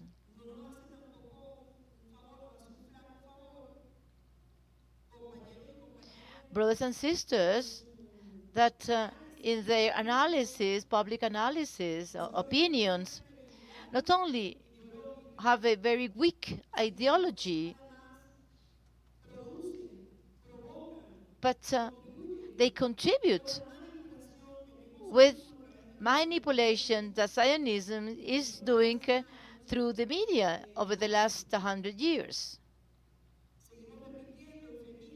We continue repeating euphemism. We talk about detained, prisoners, to the victims who are in the dungeons of the Israeli prisons. It is not a state, it is a terrorist government colonizing the people. We use euphemism to qualify what is going on in Palestine. We still hear people talking about war or disqualifying the Palestinian resistance. They call resistance group as terrorists. But then we forget that the, the terrorism of the Israel government has been assassinating the Palestinian people for 76 years. And October the 7th, up to now, we've seen live a horror that's been occurring for 76 years before 1948. It was formalized in that year, but that regime has been practicing this terror way before. It is now that we are in horror because we are seeing live what is going on in that Palestinian territory. We also believe that from the Venezuelan solidarity, we asking for the creation of international platform in favor of the Palestinian people, respectful of the autonomy, respectful of the characteristics of each organization, each country. But we can, all the world organizations in solidarity with Palestine could work together to strengthen our efforts in favor of Palestine. From solidarity, we need to organize very important actions, like demanding governments of our the governments of our countries to break relations with Israel. You cannot have relations with a genocidal entity. The Israeli embassy only serve so people can go there and protest against them. That's the only use of these embassies. In Venezuela, luckily, since 2009, we don't have any Israeli embassy, and this was thanks to Commander Chavez, that along with his people understood that if we are with Palestine and its liberation, its right to self-determination, then we cannot share interest with the terrorist regime of Israel. This is a total contradiction in terms. In Venezuela, we do not have an Israeli embassy, but we have a Zionist organization who still work. They have not been banned. They have not been illegalized. We still hope that with this new law, we can then prevent the action of these organizations that support the candidates of the rights of the candidate, which is not a candidate but is still a candidate because he is represented a women candidate that wants to be president, who is Maria Corina Machado. These people are totally in cahoots with the terrorist regime of Israel, and they have requested actions against our country. They applauded um, the actions conducted by the Israel authorities against the Palestinian.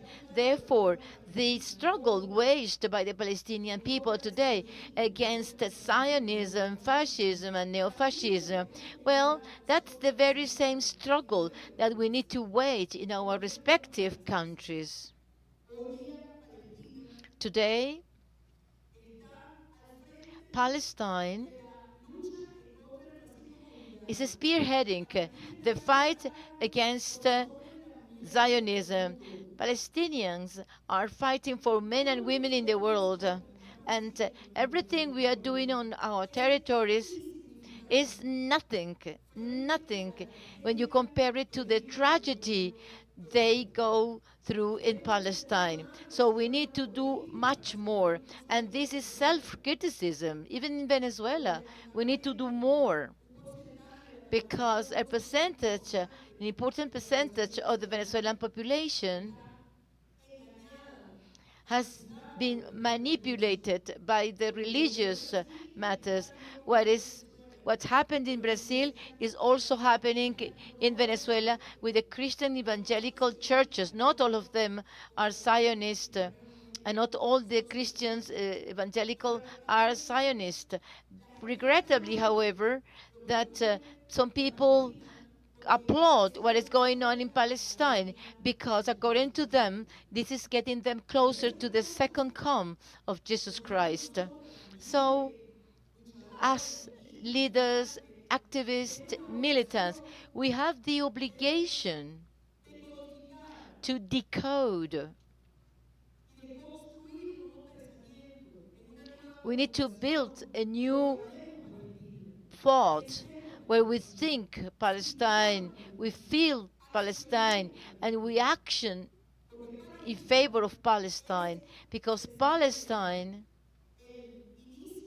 is the beginning of the end of Zionism, but it could be the beginning and the end of uh, humanity. Therefore, this is the crossroads. So Palestine is a cause for humanity. There must be a globalization of the Palestinian cause in the same manner. Zionism is everywhere. Palestine should also be everywhere, in all the mouths, in all the medias, in all the institutions, in all the struggles, on a permanent basis, until we finally liberate these people from Zionism, and until we see a state in that territory that will be the state of Palestine. Thank you very much.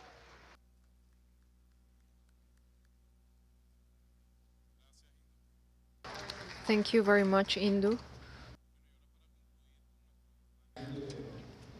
And in order to conclude with the first afternoon panel, we will now give the floor to Ibrahim Makebe from the Political Education School Morito Keiba from Mali. It is important for us to learn a little bit more about the current situation of the Sahel region, and that you can share it with us. Ibrahim, you have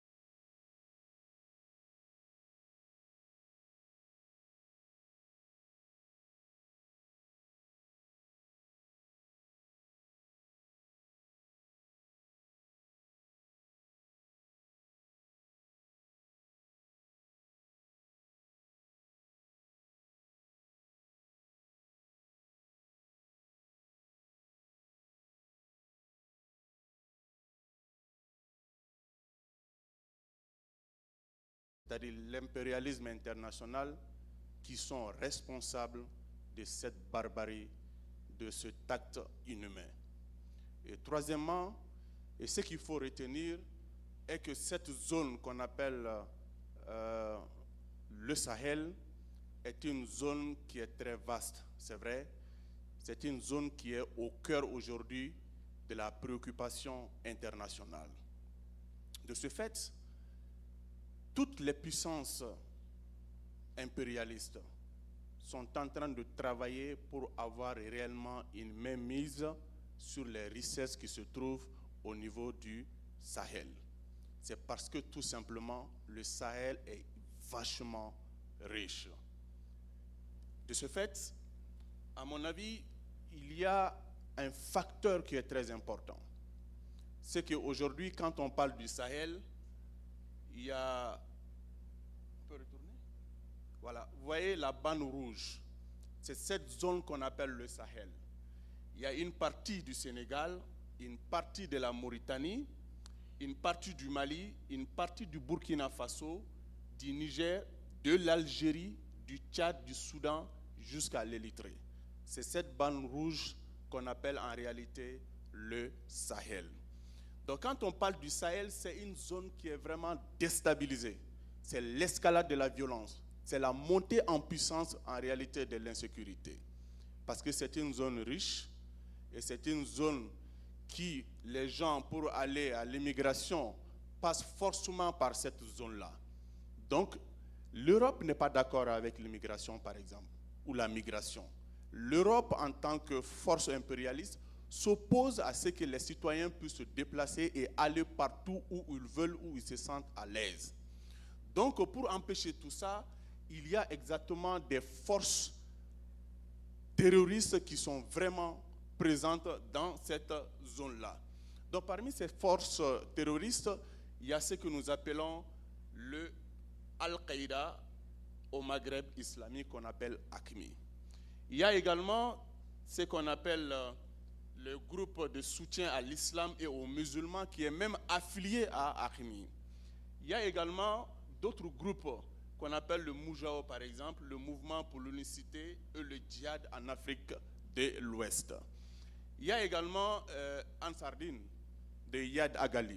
Mais quand on parle de Ansardine, au Mali, par exemple, il y a une autre association islamique qui s'appelle Ansardine, qui est dirigée par le actuel président du Haut Conseil islamique, qu'on appelle Asseid Ousmane Madan Chérif Haïdara, qui est un chef religieux qui est vraiment très très tolérant et qui fait partie de ces chefs religieux musulmans qui se sont opposés dès les premières heures au massacre de cette association aussi qui s'appelle Ansardine. Il y a d'autres chefs religieux au Mali qui ont sensibilisé à la tolérance et dire non à ces pratiques-là.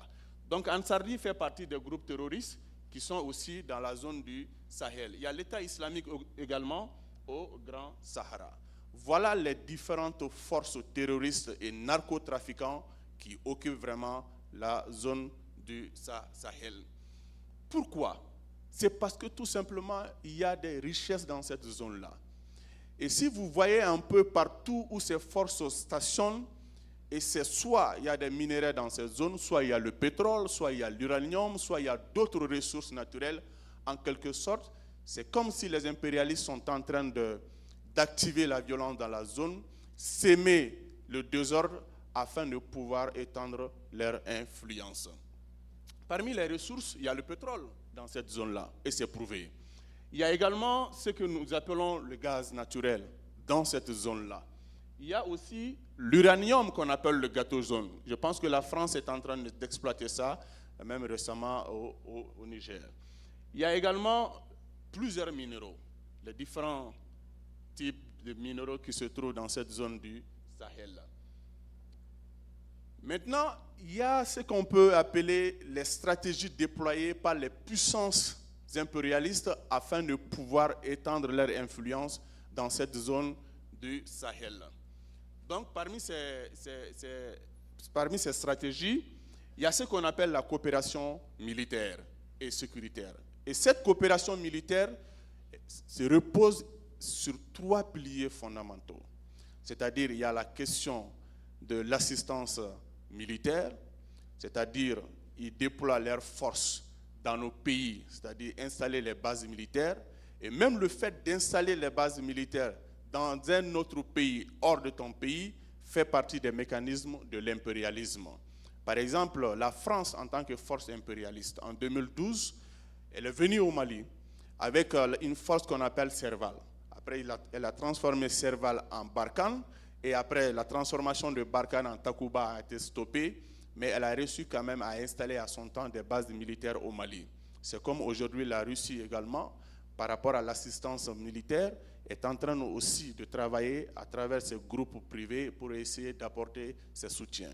Et deuxièmement également, il y a ce qu'on appelle la question de l'aide au développement, surtout avec les ONG qui sont au service de l'impérialisme.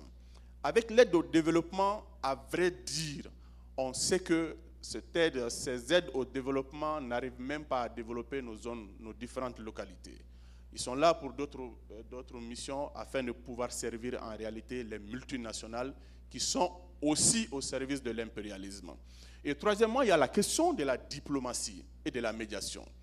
Vous voyez, la France, quand elle est venue par exemple au Mali en 2012, à un moment donné, cette même France impérialiste a utilisé l'ONU comme couverture.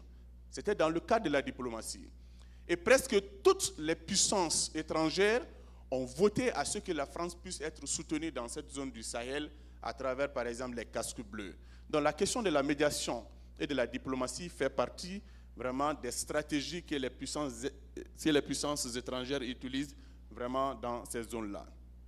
Quand on parle du Sahel aujourd'hui, il y a une question fondamentale qui est même sur la table aujourd'hui, c'est la question de l'AES, qui est l'Alliance des États du Sahel. Pourquoi cette alliance a été créée?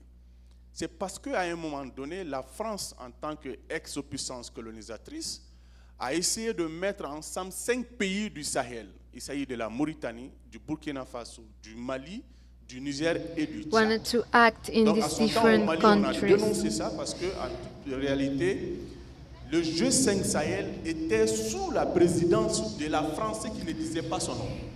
C'est pourquoi officiellement, il disait chaque fois que c'est le G5 Sahel, mais nous They avons were toujours trying critiqué to en control disant que these non, attention, territories, c'est and le in G6 Sahel, parce que le 6e pays, c'est la France elle-même.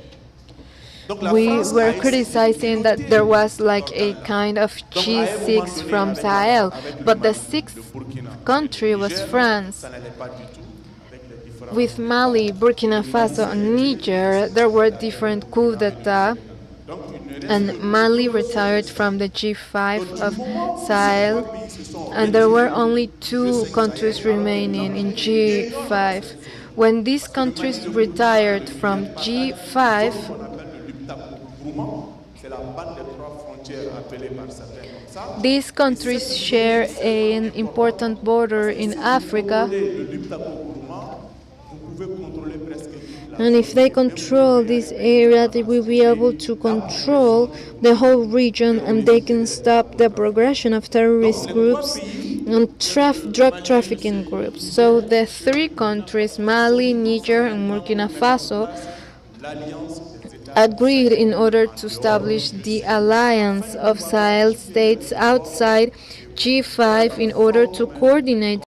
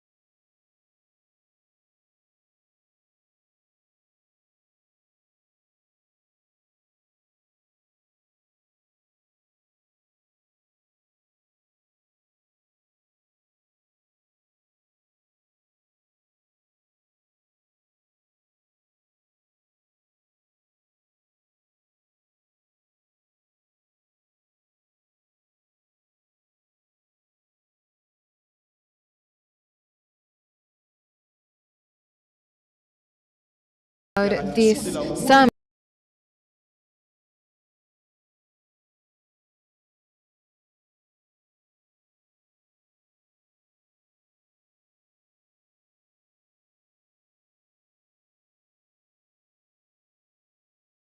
which is one of the fundamental elements if we want to live as a dignified, independent, and free people. Elle est préoccupante parce que This is also a concerning issue because it is part of parce que si all vous the comprenez le concept international concerns.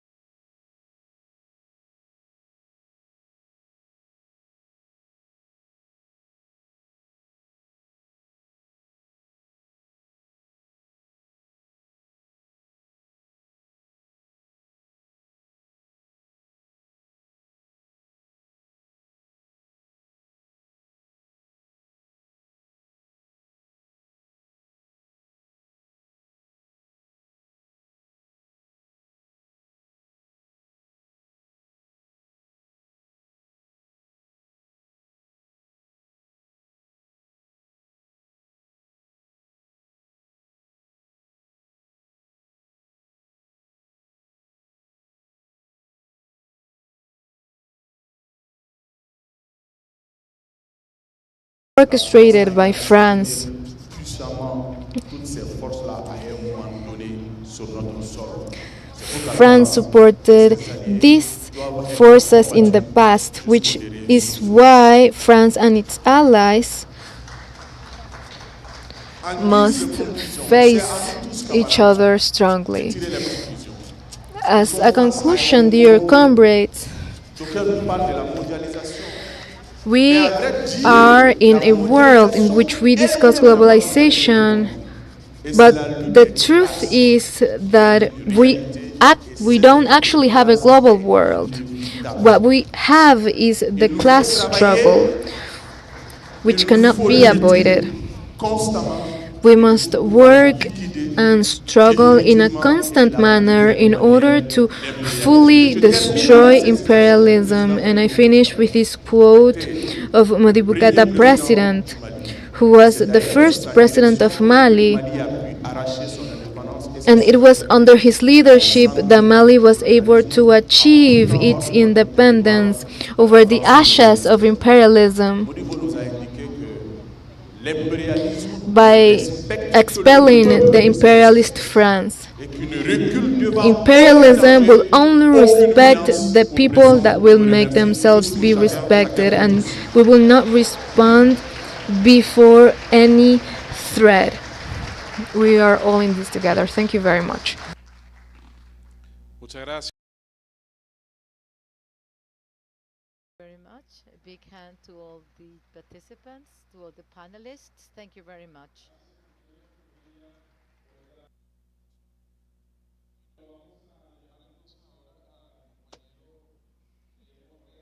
Now we have Guillermo Barreto que nos venga a presentar who is going to el introduce próximo y the último panel next de la and tarde de final hoy. panel of this afternoon.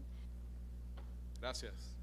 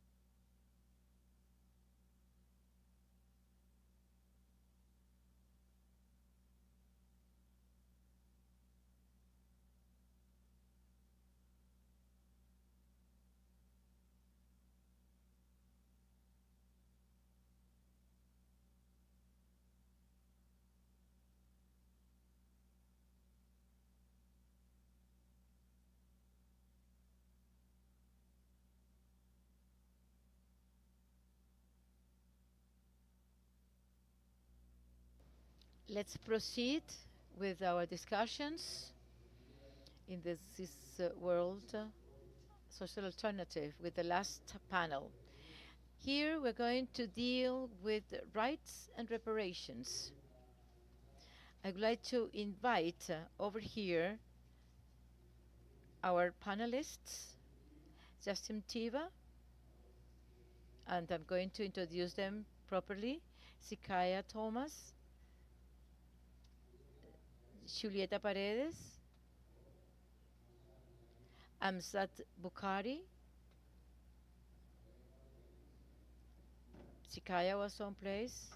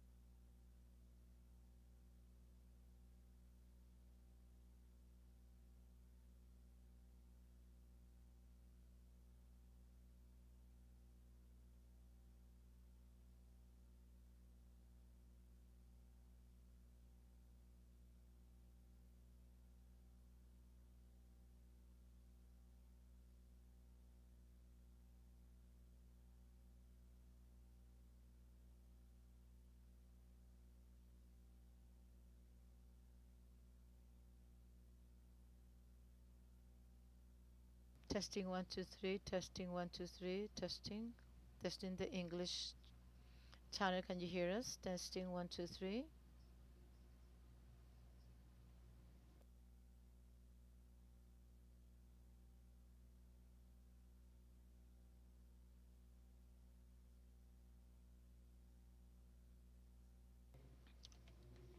Through ALBA-TCP networks, we are transmitting, just broadcasting these sessions.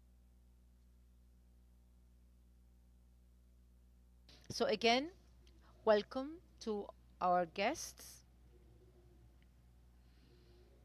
accompanying us in such an important moment.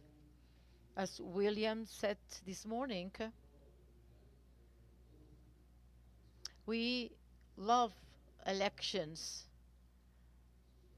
And if you ask people in on the streets if they know how to vote, they're gonna laugh at you because people know how to vote. People know what they're going to do on Sunday. And you're going to witness very peaceful elections and very natural process. People go to the polling stations and they vote, and people know what to do. Very well. Let's proceed with our panel, an alternative for the rights and reparations. As Carlos Ron said at the outset, the topics selected for this debate have to do with the suggestions, comments that you have conveyed since April when we submitted this document and up until today. Therefore, these topics that have been chosen, they have been in the offing for a long time, and they have been debated for a while.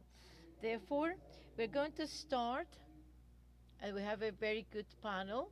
We're going to introduce them as they are given the floor. I'd like to start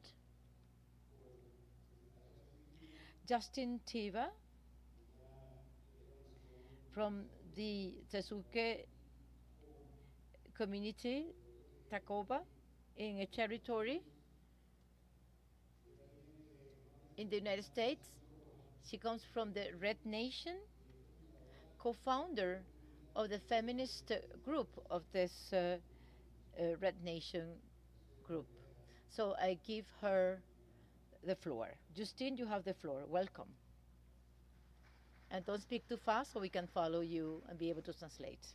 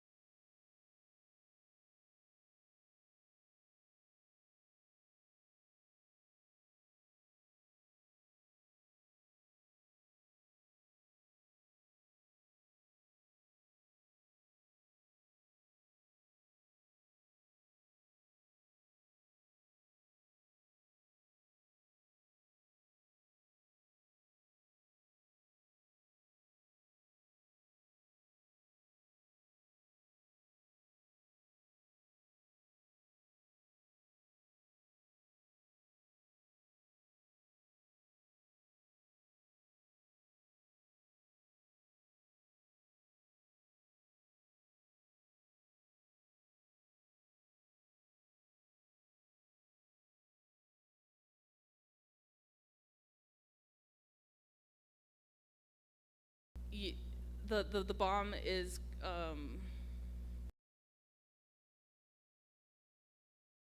if New Mexico was to exist as its own nation, it would be the third largest nuclear superpower in the world. And so that radiation poisoning of my people is something that is very prevalent. And in New Mexico, or in the tribes that I'm from, we are under extreme patriarchy. When the patriarchs came, they left patriarchs behind them. The Department of the Interior Secretary, Deb Haaland, she is from a pueblo as well. And despite having one of the highest levels of government as an indigenous woman, she can't serve in her own council because she's a woman. I can't vote because I'm a woman. And there are still pueblos where women are not allowed to hold positions of leadership. And I am one of those women. And merely speaking up for what are just the smallest things that should be, we are put at risk. In this past September 28th of 2023, the Red Nation was at a protest against the reinstallment of a statue of colonizer Juan de Oñate. And these kind of monuments are especially important to the settler state because the settler state exists on ideology alone. And so when that ideology is challenged, it actually translates as something very violent and dangerous, even though what we're asking and demanding is basic dignity for indigenous people. At that protest was a failed mass shooting by Trump supporter Ryan Martinez, and he shot a relative protector named Jacob Johns in what we are calling a attempted political assassination attempt on members of our organization, and also a failed mass shooting. After he shot Jacob, he pointed the gun at another woman, and the gun failed to go off. So he took off in his Tesla, and he is currently in jail. But that sacrifice by Jacob Johns is something that I will always remember as an organizer and an activist. And the reason I'm telling you all of this is because the political vehicles that are available to me as an indigenous woman hardly exist. And even for indigenous peoples, indigenous tribes in the United States are almost mostly fully indoctrinated into the settler state. It is so refreshing and just life-affirming to come to a place where these kind of ideas are being talked about in very real and material ways, because the way that we in the Red Nation talk about them, they're just dreams. When I was reading through the World Social Alternative document, I was just so delighted to read it because it opens up with the imperialism piece by the Tricontinental, which is part of the study groups that we are having right now in the Red Nation. So what a great coincidence that was. And when I was reading through the document, I saw that it was eerily similar to our book, The Red Deal, Indigenous Action to Save Our Earth. It is a book that was published in 2019, and that is the political ideology of the Red Nation. The Red Deal is divided into 3 parts. end the occupation, heal our bodies, and heal our planets. Part one is end the occupation. We want an end to border imperialism. We want an end to US imperialism and militarism.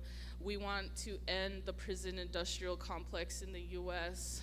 But we recognize that the US and its military is the largest polluter on the planet.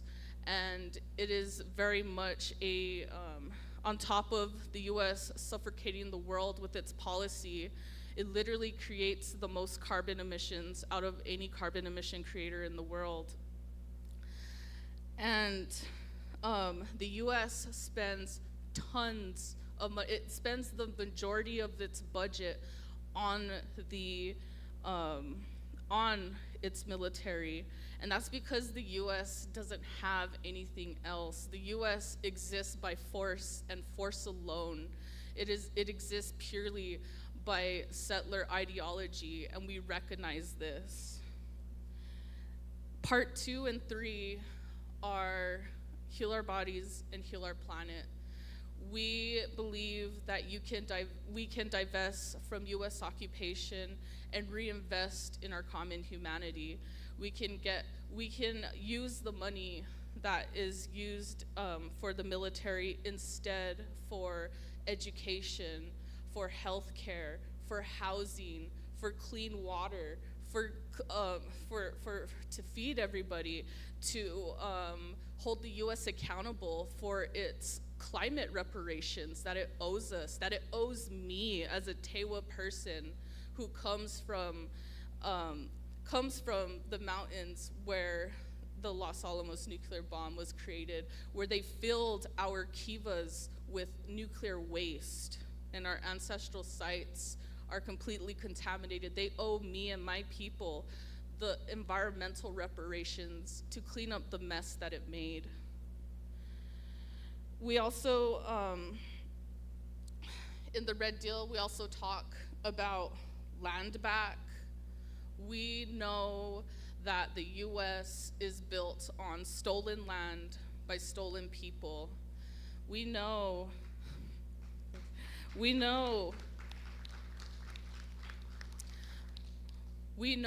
who the original peoples are of the US because we're still here.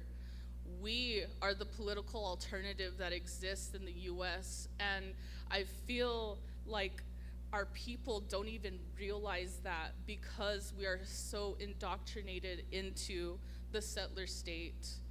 I come from nations who offer their sympathies to Trump for getting shot at, to Biden for catching COVID, and it has been like this for a long time. When the American Indian movement took over the BIA building in Washington, D.C., they were condemned by tribal leaders instead of applauded. When the Red Nation abolished the genocide parade known as the Entrada, they were condemned by tribal leaders then. However, because of the mass movements globally, and especially Black Lives Matter, this time around when Jacob Johns was shot at a protest, this time they instead condemned the shooter. So that tells me that because of the people movements around the world, our people and my people can be changed. And that's why I believe in the organization, the Red Nation, because that's the political vehicle that we have for these ideas. You know,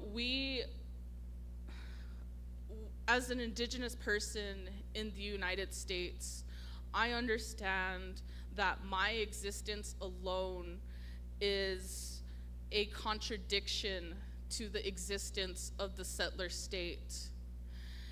I am not Indigenous because of my culture or my language. I am Indigenous because it is a political position in the constructs of settler colonialism. If settler colonialism never existed, I would just be Tewatoa or Kahaya Hanu or Akume. I would be from where my people are from. I would be from my nations. And that is what we want too. We, as indigenous nations, out of a few of the over 500s that exist, I want nationhood for our indigenous people. And through that nationhood, I want us to get our land back. I want us to get our water back. I want us to get our relatives back.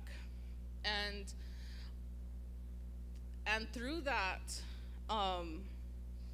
we are internationalists, and even before October, we had our deepest and utmost solidarity with indigenous peoples across the world, including Palestine. Various members of the Red Nation have gone to Palestine, and they've seen the settler state of Israel and the way that it suffocates the Palestinian people. And that is how we see ourselves, and that is how we see ourselves in Palestine and in Palestinians. We know the entire history and future of Palestine because we have lived it. And we know that a Palestinian future is a certain future because we are still here.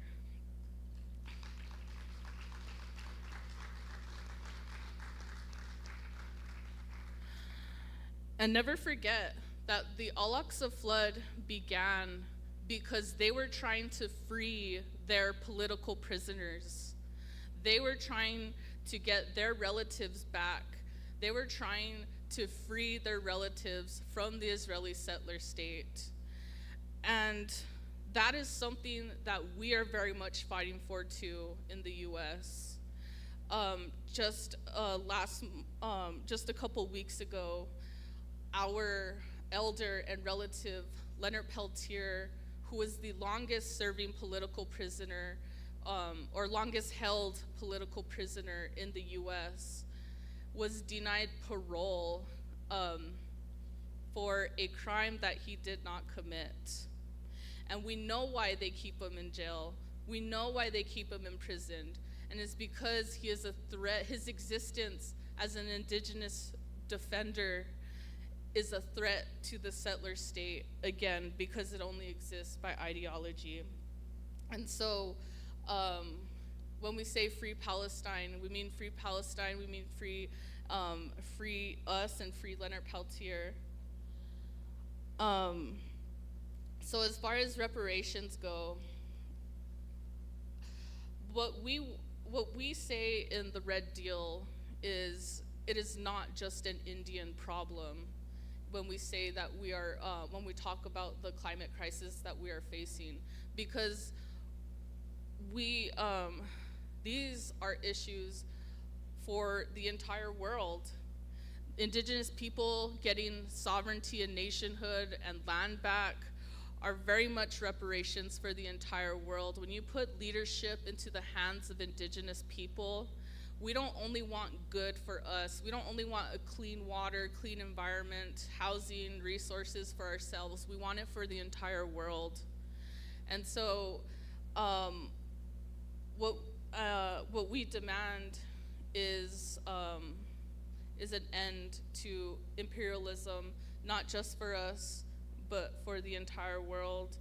And I see that very much laid out in the document here. And so I just want to express my deepest gratitude for being here and witnessing this. And it is just a huge affirmation to me and other comrades in the Red Nation that these aren't just dreams. These aren't just ideas. These are very material demands that are to be accomplished.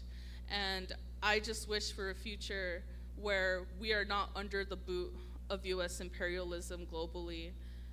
And thank you all for materializing my dreams. Thank you.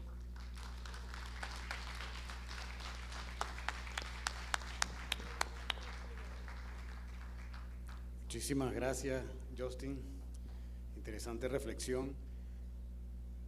Este panel es eso, estamos tratando el tema de las reparaciones, porque tiene que ver con los crímenes cometidos por la colonia, que son crímenes que no se quedaron en el pasado, que es lo importante.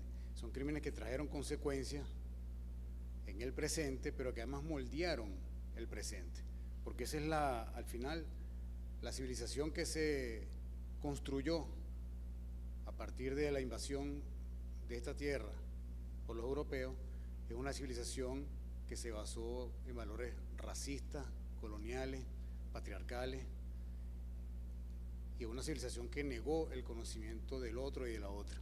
Y cuando hablamos de reparación estamos hablando de eso. Vamos a continuar con nuestro amigo que viene de Canadá y Jamaica, Sikaya Thomas. Él es del Congreso Global Africano. Es activista por los derechos afrodescendientes y por el movimiento por las reparaciones de la esclavitud.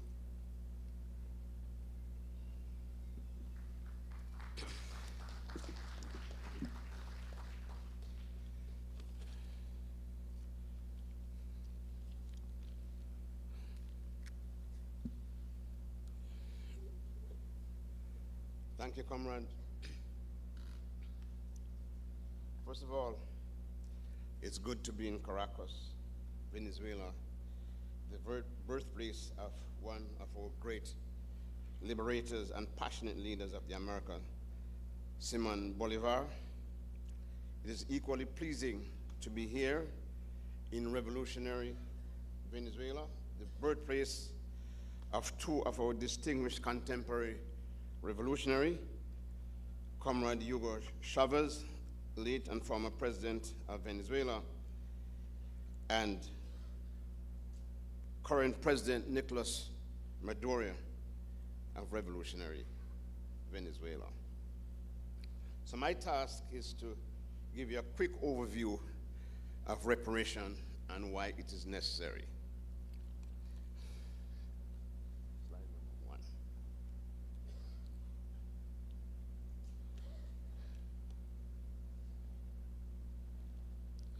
Okay, so just to give you a quick overview, I want to talk about the transatlantic slave trade and why it's a crime against humanity. I also want to give you a snapshot of the European trade in Africans as slaves. I'm going to talk about building the bridge between continental Africa and the diaspora, including the various language groups. As you know, the European colonialists, after they kidnapped the Africans and stole the native land, commit genocide and stole the land, as our native sisters just spoken about, they split up Africans, and so we speak different language. So I'm here in Venezuela, and some of my Venezuelan brothers and sisters, difficult to speak with them. Meeting some of our brothers and sisters from continental Africa, difficult to speak with them directly. And so part of the reparation movement is to repair that damage. I would also like to talk about why it is so important in the reparation movement to see the reparation movement as a campaign for all of the people. Why it's important to anchor the reparation movement in the anti-imperialist movement. Because reparation, when it comes, as it will, if it continue with its neoliberalism and capitalist mode of production, it is pointless. So, reparation. The United Nations, in World Conference Against Racism, that was held in South Africa in 2001, acknowledged that slavery and the slave trade are a crime against humanity. In view of the time limitation, I've put that in Appendix 1 to see the actual language that came out of the United Nations for those who are interested in the language, as well as you could look at the United Nations website, look at the Durban Declaration and Program of Action for specific language related to reparation being a crime against humanity. I mean, the slave trade and slave trade and enslavement a crime against humanity and why reparation are due. So the right to reparation has long been recognized in the International Court and defined by the Permanent Court of International Justice, the predecessor of the International Court of Justice, in the following terms. And again, in the interest of time, I put that in Appendix 2 for those who are interested in the specific language. In addition to this, according to Article 23 of the Rome Statutes of the International Court, genocide, crime against humanity, and war crime shall not be subject to the status of limitation. That is important, because once you begin to engage the European countries about general reparation, they advance an argument by saying it was so long ago and we need to forget it and we need to move on. So they don't want to be held accountable. We're saying it's not that easy. You will be held accountable. So when assessing the nature of the crime, what are some of the atrocities that we considered as crime against humanity, and what are the magnitude? Because when a lot of people hear about reparation, they don't think of the specifics. So I want to walk you through some of the specifics, like murder, extermination, enslavement and forced labor, deportation outside of the country, imprisonment without due process of law, torture and rape, which was constant, the Inhuman Act, including medical experiment, mutation, food deprivation, sterilization, prosecution, including removal of children from schools, forced to be wearing distinctive clothing to establish on whose plantation you belongs, who was your owner. That was part and parcel of the reparation practice and the slave plantation. So who commits the crime against humanity for African enslavement and the crime against indigenous people? Again, I want to give you an overview and give you some insight. Several European countries and the white racist colonial settler society in North America, Australia, New Zealand commit these crimes. This includes the people who commit the crime include national government, institutions such as the Church of England, the Catholic Church, private business, and private enterprise. The long-lasting effect of these crimes can be seen in the enduring social and economic inequality that persists in the world today.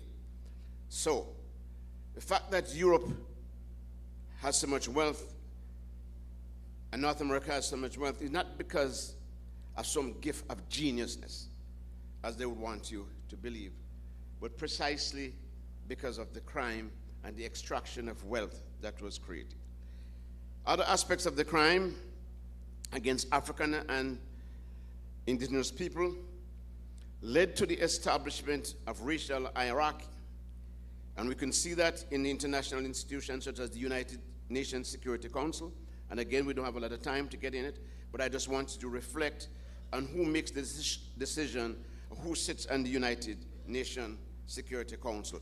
Why is it former enslaver? Why is it European country that colonize other people? The World Bank, the IMF, the World Trade Organization, religious institution, institution of education, and the employment system. I want you to reflect on contemporary racism as it exists in these institutions, to know that this racism came out of the slave trade, enslavement, and the genocide against indigenous people. So, when we speak about the slave trade, what is it?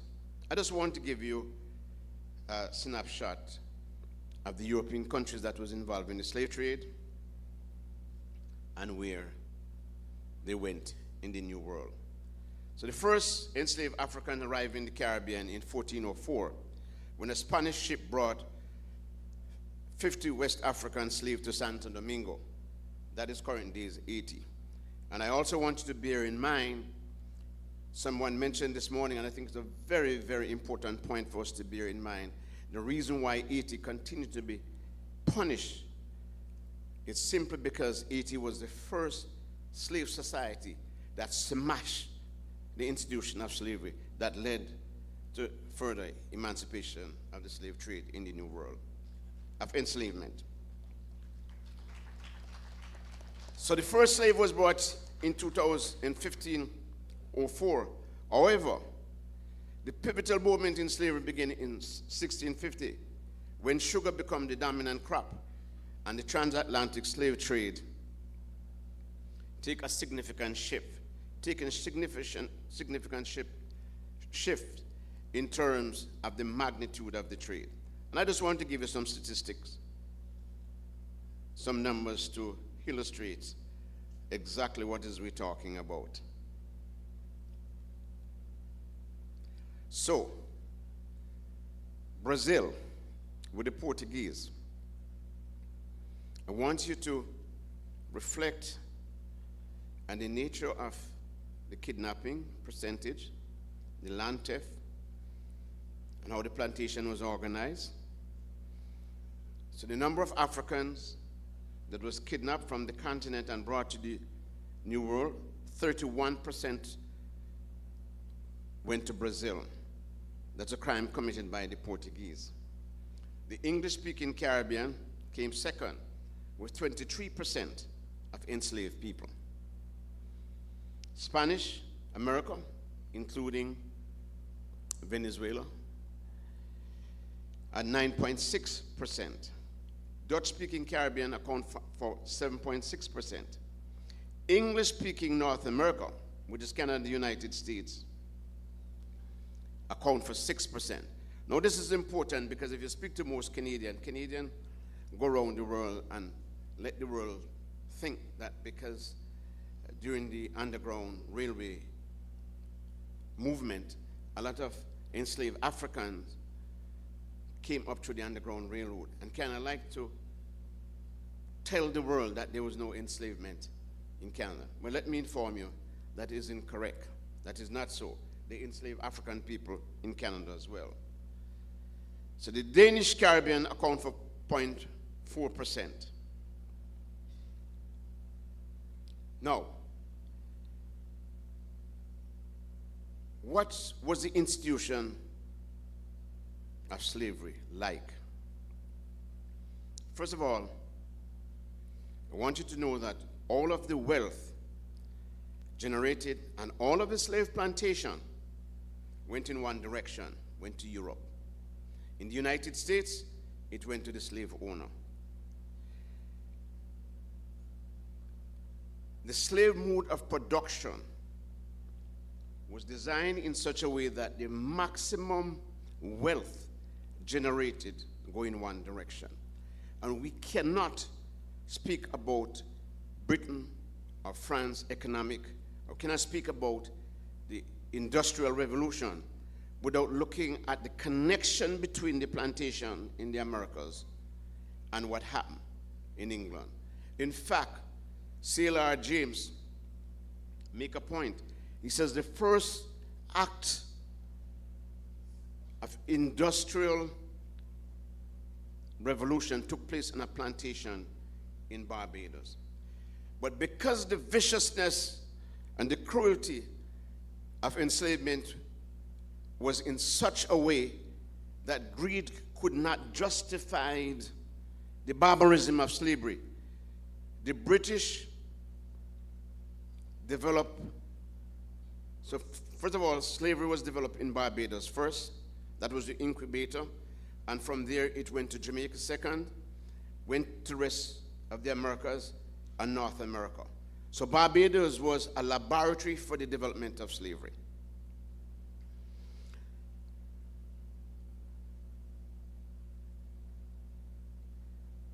During enslavement, the British had to design some justification for enslavement because greed could not justify that alone. And if you understand current day racism against indigenous people and against black people, that's the origin right there on the plantation. As I said, maximum amount of profit was sent in one direction. The slave or the enslaved Africans never at any moment in time stopped struggle. They have never ever subdued. It was a constant struggle. And after the 1804 revolution in Haiti, we begin to see the rest of slave society begin to topple like a domino, had this domino effect. And I want you to know part of the cruelty of the slave trade in terms of Britain. When emancipation came, they never gave any of the enslaved African a cent, but they compensate the slave owner. The money the British government borrowed from the British coffer to help to enslave the Africans, to compensate the slave owner, was finished paid for, I think, 4 years ago. As recent as 4 years ago. So the slave owners was compensated and the slave were not.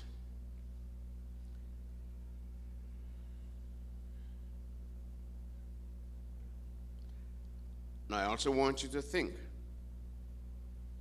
of that attitude, psychology, and the mentality on the part of Britain. They got away with it then. Is there a similarity between then and them deciding that they're going to hijack and steal Venezuela gold? Who give them the right to think that as a country they could hold on to Venezuela's gold and some pretext of international law? I want you to understand the psychic nature of how racism germinated, or it was fermented and begin to manifest itself then and the contemporary world, where the people in the White House think they could make international law in the White House, where the people in London think they could make international law and seize Venezuela's gold under some pretext. So, we talk about the 1661 Slave Code. Again, you could look it up. What the Slave Code said, tell you that black people were property, we were subhuman. They justified that they had to bring First Nation people, the Aboriginal people, civilization. Equally, they tell you they have to bring civilization to the Africans. Part of what they did for the Africans who never gave up struggling, rebellious Africans were deemed undeserving of life. This is not me saying this. This is research in the British Parliament where the parliamentarian discussed that. Castration, brutality, all of this cruelty was a common practice in slavery. And I said that's the genesis of anti-black racism. So, why do we demand reparation for the slave trade, plantation enslavement, and native genocide? Second, we want to bring light to the genocide, the brutal exploitation, cultural and economic dispossession of indigenous people of the Americas, and the crime of colonization. Reparation must highlight the inseparable link between the struggle for reparation and the battle to dismantle the social and economic inequality stemming from slavery, native genocide, and colonization. It is crucial to complete the transformation from neocolonialism. It is critical for us to understand how enslavement led to the underdevelopment of the Caribbean. It is critical for us to understand the present condition of First Nation people right across the Americas, in the United States, Canada, and the rest of the Americas, the linkage between then and now. It is critical in the reparation program to implement a target program that approach and begin to debunk the myth and misrepresentation in religious teaching and practice that undermine the psychological, mental, and spiritual well-being of African and indigenous people. I say that because of the extent of the damage that was done to our people using religious means. Religious institution, rather than supposed to be teaching you like ethical values, was teaching us that we were not human beings. And so the reparation movement must begin to look at those programs. Reparation must redress the program that should encompass all descendants of African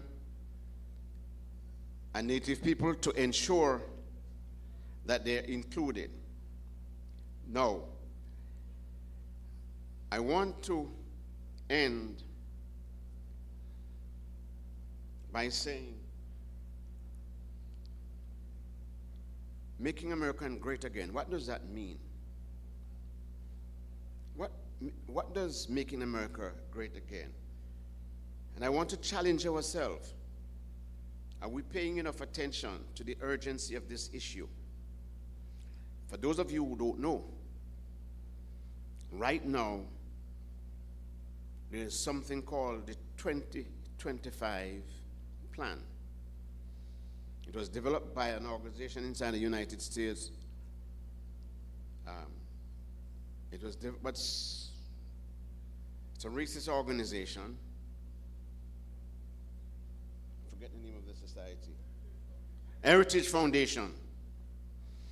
And part of what the Heritage Foundation is saying, refugees that coming from Nicaragua, from Venezuela, from any parts of the Americas, that the United States have a right to not only deport you, but bomb the countries. I'm talking about military bombing. That is part of the plan. So brothers and sisters, we have a lot of work to do. I would like all of us to pay keen attention to the task ahead. And with that, I say, long live the Venezuelan Revolution, long live the Cuban Revolution, long live the Nicaraguan Revolution, long live the struggle for Palestine, long live the struggle for liberation of Native people, forward ever, backward never.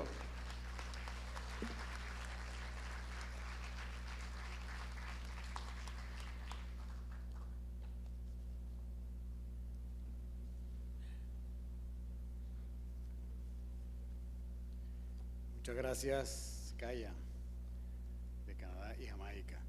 El tema de las reparaciones, sin duda, es un tema, es una lucha que une. This is an issue that unites us as a people against imperialism, and that's why it is so important.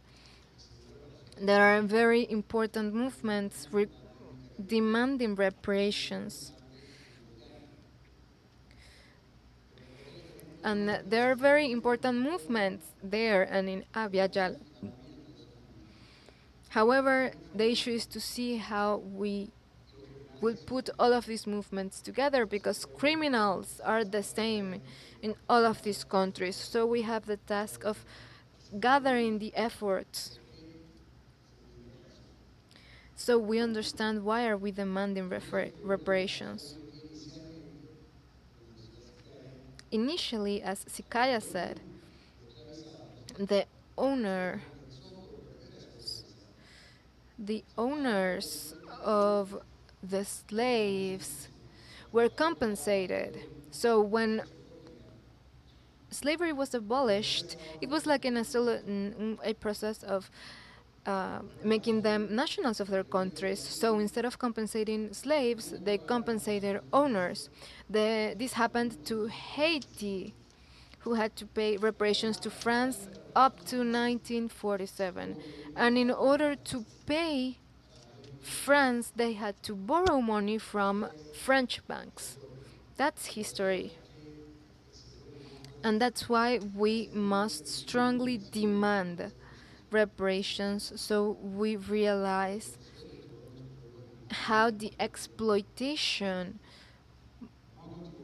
process was. We are going to continue with a guest from Bolivia, Julieta Paredes, who's a poet, a feminist fighter, and has written important books about feminism, community feminism especially. So now I give the floor to Julieta Paredes.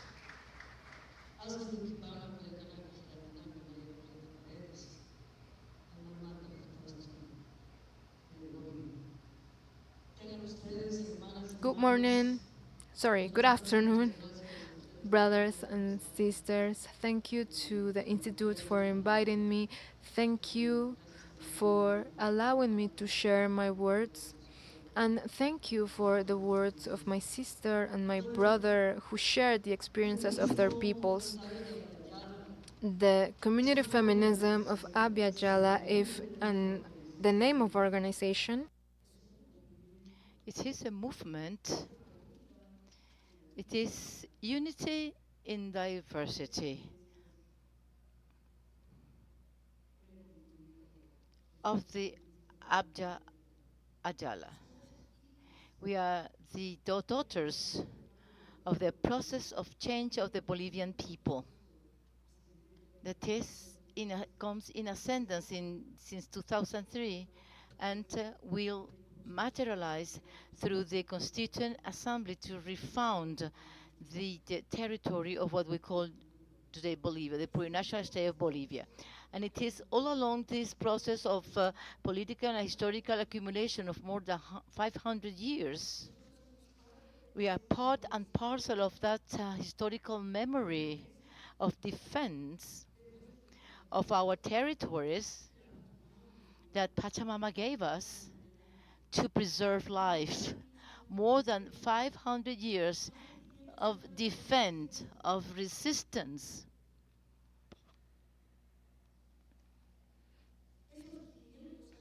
Those 500 years, well, we were alone as peoples at that time. But then we have the enslaved populations. That's true. And our grandparents, ancestors, welcomed the indigenous from Africa, the African, fleeing the plantations. Who protected, who knew the territory? Our ancestors were the ones. That is why the quilombos were possible. These communities among enslaved black people and Africans. We need to remember this. This is our common memory of our struggle, of our peoples. The community spirit of Abdajala, we are the daughters of the process of change. We are not the daughters of the French Revolution. Therefore, we are not feminist. We are community feminist. And we want to explain to you what we have called both the decolonization process and the depatriarchalization process, which are the pillars in the process of change of Bolivia. Bolivia has produced many public policies. We are indigenous peoples. We have recognized on the 60% or 70%. There is a percentage without a mirror, and 3% coming from the Creoles. So we are fundamentally indigenous people who are part of the trade unions, social organizations, and as organized indigenous organizations, the autonomy on the way to autom- to self-defense and self-generation and autonomy that was mentioned in the previous panels. Bolivia has organized during this process of change with a symbol who is Evo Morales and today Comrade Luis Arce. That process has generated ways of comprehending the economy, democracy, justice. That's sometimes looks like they have not existed, and public policies towards women that it's like didn't exist. It's a major contribution that we have made to the peoples of the continent and the world, but mainly our brothers and sisters fighting in this continent. Well, with all due respect, I want to say this because I'm very grateful for your invitation to come here. Decolonization. Please, brother, could you please come over here and help me with this? Can another brother could help me, please? Someone, please, please, brother, come over here. Help me with this.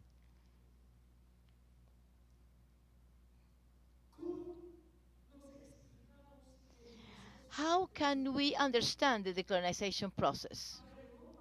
For Europe, time and Eurocentrism is lineal. This is a lineal time. It goes from the past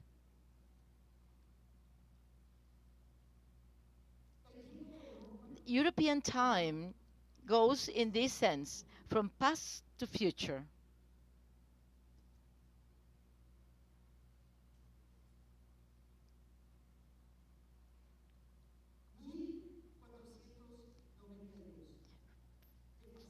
Fif 1492. Before 1492, did Europe exist? Yes, of course. With wars, religion, food, philosophy, yeah. Our indigenous people, original peoples from these territories, did we exist at the time? Yes, we did. And we had our problems, our spirituality, our social organization, our food, and our problems. No one taught us how to be people. We had our culture, we had our civilization. No one taught us how to speak. We had the language, and we knew how to make concept. We knew how to name our lives, and we knew time, past, present, and future, and the space. We knew about that. And in our conception of the original peoples, time and space is circular. It's not linear. It's not linear. This invasion, colonial invasion over our territories from ignorance, because they ignored that we existed, and we same thing here, but from their ignorance in Europe, from their own concepts, they compressed. They took our territory, the wealth, the huge wealth of our territory, they compressed, they understood, and they put it back in the past of Europe. So our time and space today is here at the back, and since then they have called us ignorant. And from community feminism, we have contributed with our brothers and sisters in Bolivia to explain what decolonization is from the body of women. So this scheme of being anchored in the past of Europe resulted up today in the fact that everything that goes on in Europe is the vanguard. So I apologize. I'm not being arrogant. We want to contribute something. We have not received the document. We want to make something to the language and understanding because we need to defend us.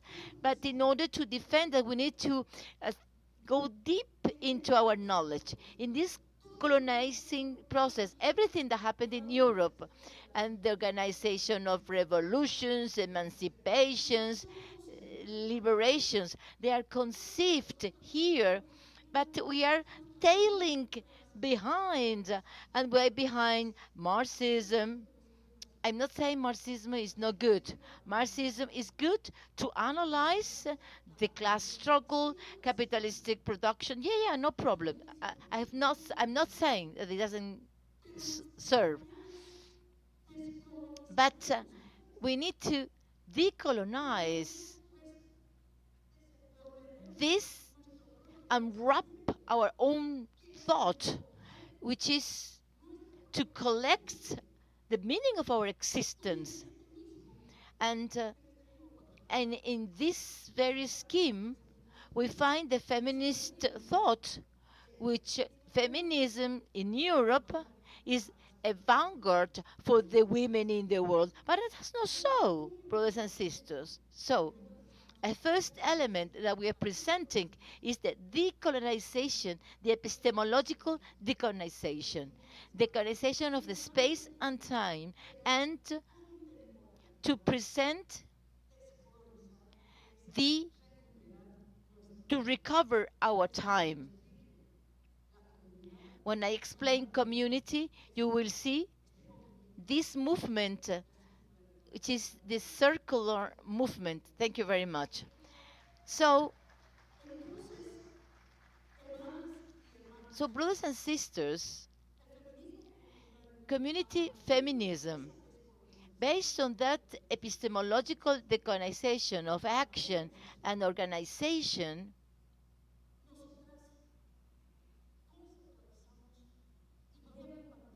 and let me share you 3 useful concepts for this political analysis that we require.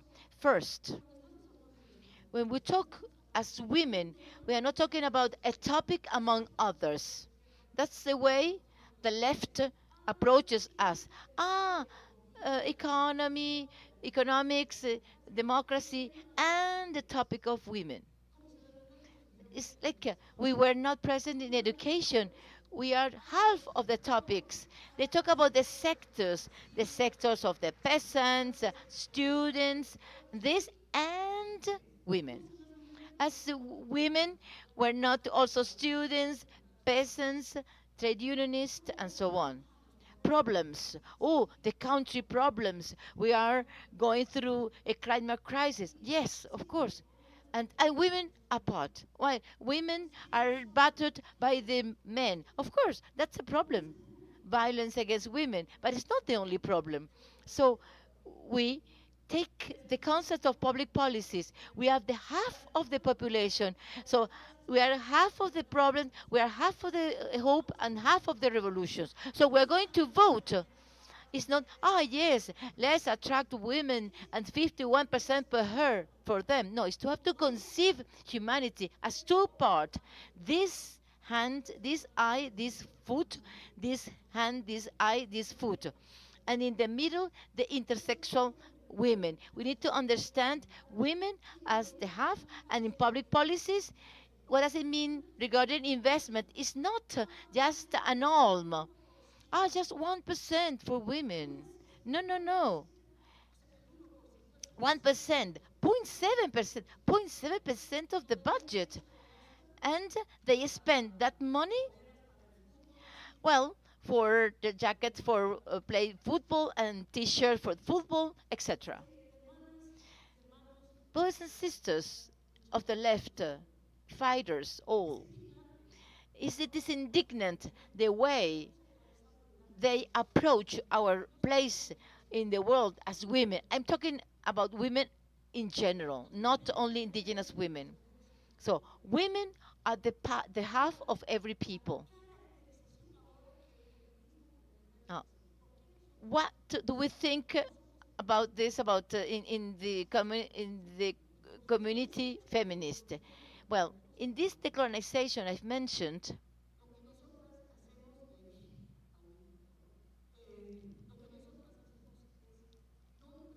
what we do is to name our community feminism as a semantic strategy.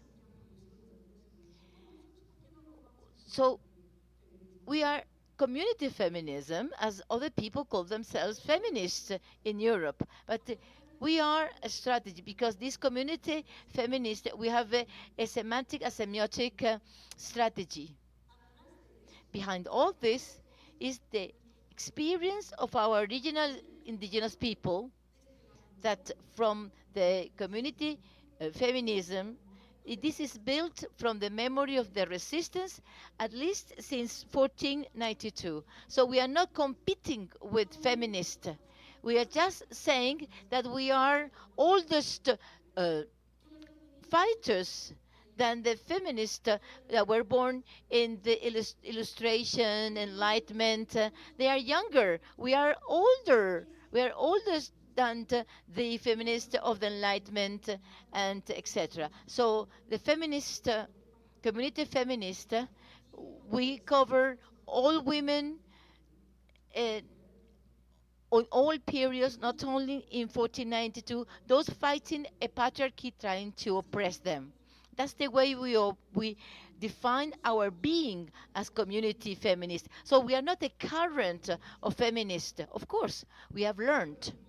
But we live in a globalized world, and we are returning this boomerang from this colonizing language. We are resignifying what we mean by community feminism of Abya Jala. And by the way, brothers and sisters, this territory is Abya Jala. And we continue calling this America, Latin America. This is Abya Ajala, which means mature land in permanent transformation. It's beautiful, this name. America doesn't mean anything. There was this guy, an Italian guy, who came here, who took the place from Cologne, etc., Columbus. So language is essential for decolonization. So community feminism is a struggle of any woman in any part of the world, in any time of history, fighting a patriarchy trying to oppress her. Patriarchy is the characterization of the system we are fighting against. Patriarchy and the feminist women talk about the relation of oppression as a system or individual between women, men and women, as a system or individually. And regrettably, and this is our target today, and because of the neoliberal liberal feminists, they continue fostering this confusion because they are cornering women to understand oppression only as the oppression we receive from men. That is why it is so important to have the idea of this system we fight against. Patriarchy is the system of all oppressions, discrimination, violence against humanity. Men, women, intersexual, not only humanity, but also patriarchy oppresses nature, Mother Nature. Now, what? But everything has been always based on the body of women. So we need the social analysis to understand. Let's analyze what is the most oppressed men of Venezuela. The characteristic as women is indigenous, black, illiterate, and without a home and homeless. So the most oppressed, ruined men by this system is discriminating and is oppressing in the organization and in the household. We recognize as a brother, is a laborer, is a worker, and we fight against the system oppressing that worker, colonialist. We fight against the oppression. With this very worker who is fucked by this system, he humiliates us, violates us, and rape us, and beat us. So is this a daily situation, daily reality that we go through? So it is there that we demonstrate that patriarchy is a system, is recycling itself. It is a system oppressing men, oppressing women, Mother Nature, and is enslaver, colonialist, neoliberal, capitalist, neoliberal. It's use racism and machism. I'm not going to go further into this, but I would like just to say, mention the difference between this and the macho attitude. Patriarchy is a system that we need to confront as a system. Macho attitudes, machism, is a way of thinking and behave that affirm that women are inferior to men. And that is the source of an important political force. Us and our organization, our families, our organizations, we fight against machism because women, both men and women, both are machistas. But the macho attitude of women, men benefit. So these brothers oppressed by a patriarchal system, racist, homophobic, that system feeds from machism. So that is why we are community feminist, because this patriarchal system, every single day, brothers and sisters, every single day is recycling in the machista attitudes in our families, in the streets, in the violence and discrimination.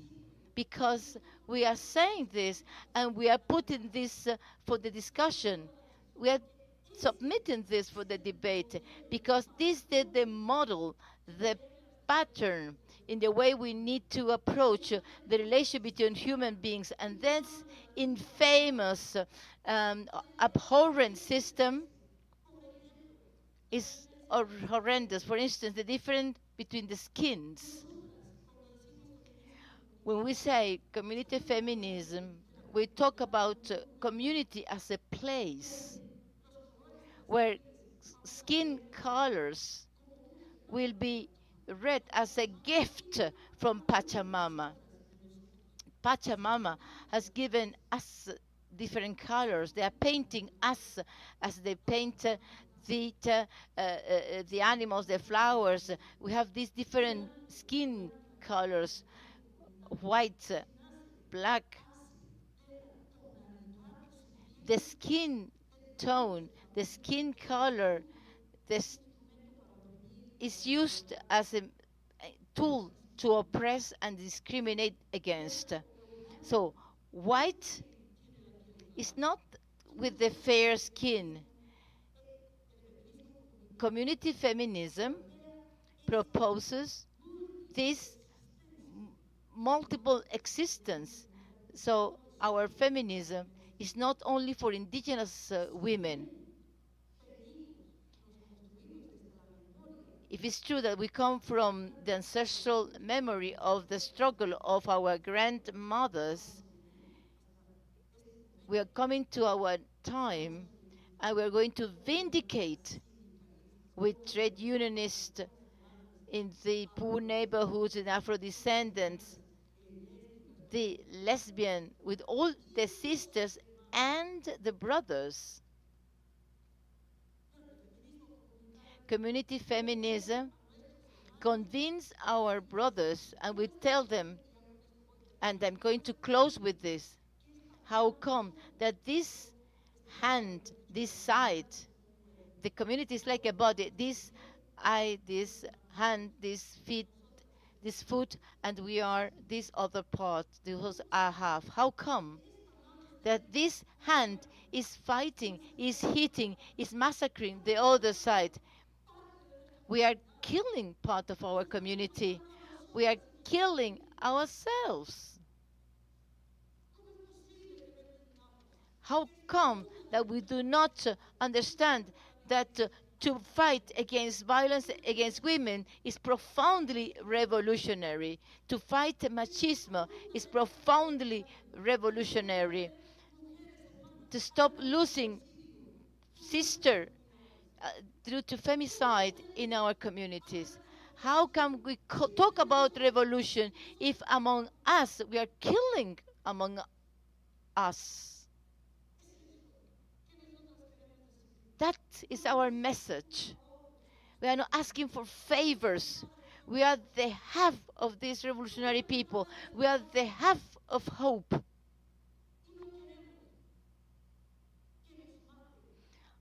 We don't want to be killed. We want to defend our peoples. We want to defend our dreams. We want to defend our territories. Regarding reparations, we need to repair memory of our territories. These territories were not in the hands of private owners. This land was in the hands of the peoples. I'm going to stop here because we have many proposals, but we don't have enough time. There's still confusion between job and employment, work and employment. Revolution is basically based on elections, etc. But we want to say the Mother Earth is mother, is a sister nature, it's not the private property. So we need to think on the land reform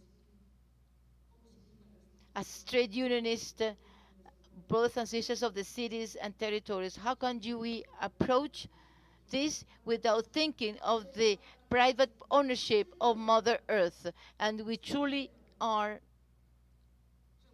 revolutionaries, true revolutionaries, thinking a world without capitalism and not to adapt ourselves to capitalism. Even though we are part of the government, we need to understand that we need to put an end to this type of exploitation, both of human beings and Mother Earth. Thank you very much.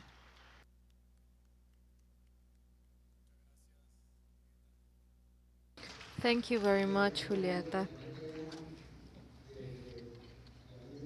Notice that we are talking about structural issues, that about the change we want to have in our society, attacking patriarchy, imperialism, and these are the values we must change. We will now give the floor to our comrade, to Mr. Bucara from Benin and Martinique. He is an historian and president of the Umoja Pan-African League. So we give him the floor.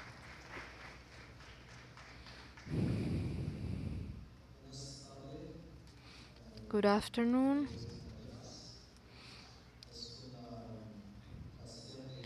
It is a pleasure to be here with you today in Caracas for this encounter. I would like to thank the homeland of Bolívar, our comrades from the Simon Bolivar Institute, for inviting me to this encounter.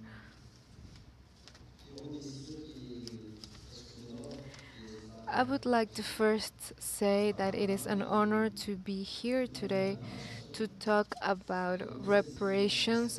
Before I continue in French, I would like to say that I'm speaking on behalf of my organization, the Umoja Pan-African League, which is an anti-imperialist organization and also a Pan-Africanist organization. Good afternoon, everyone. I am talking on behalf of the Pan African League.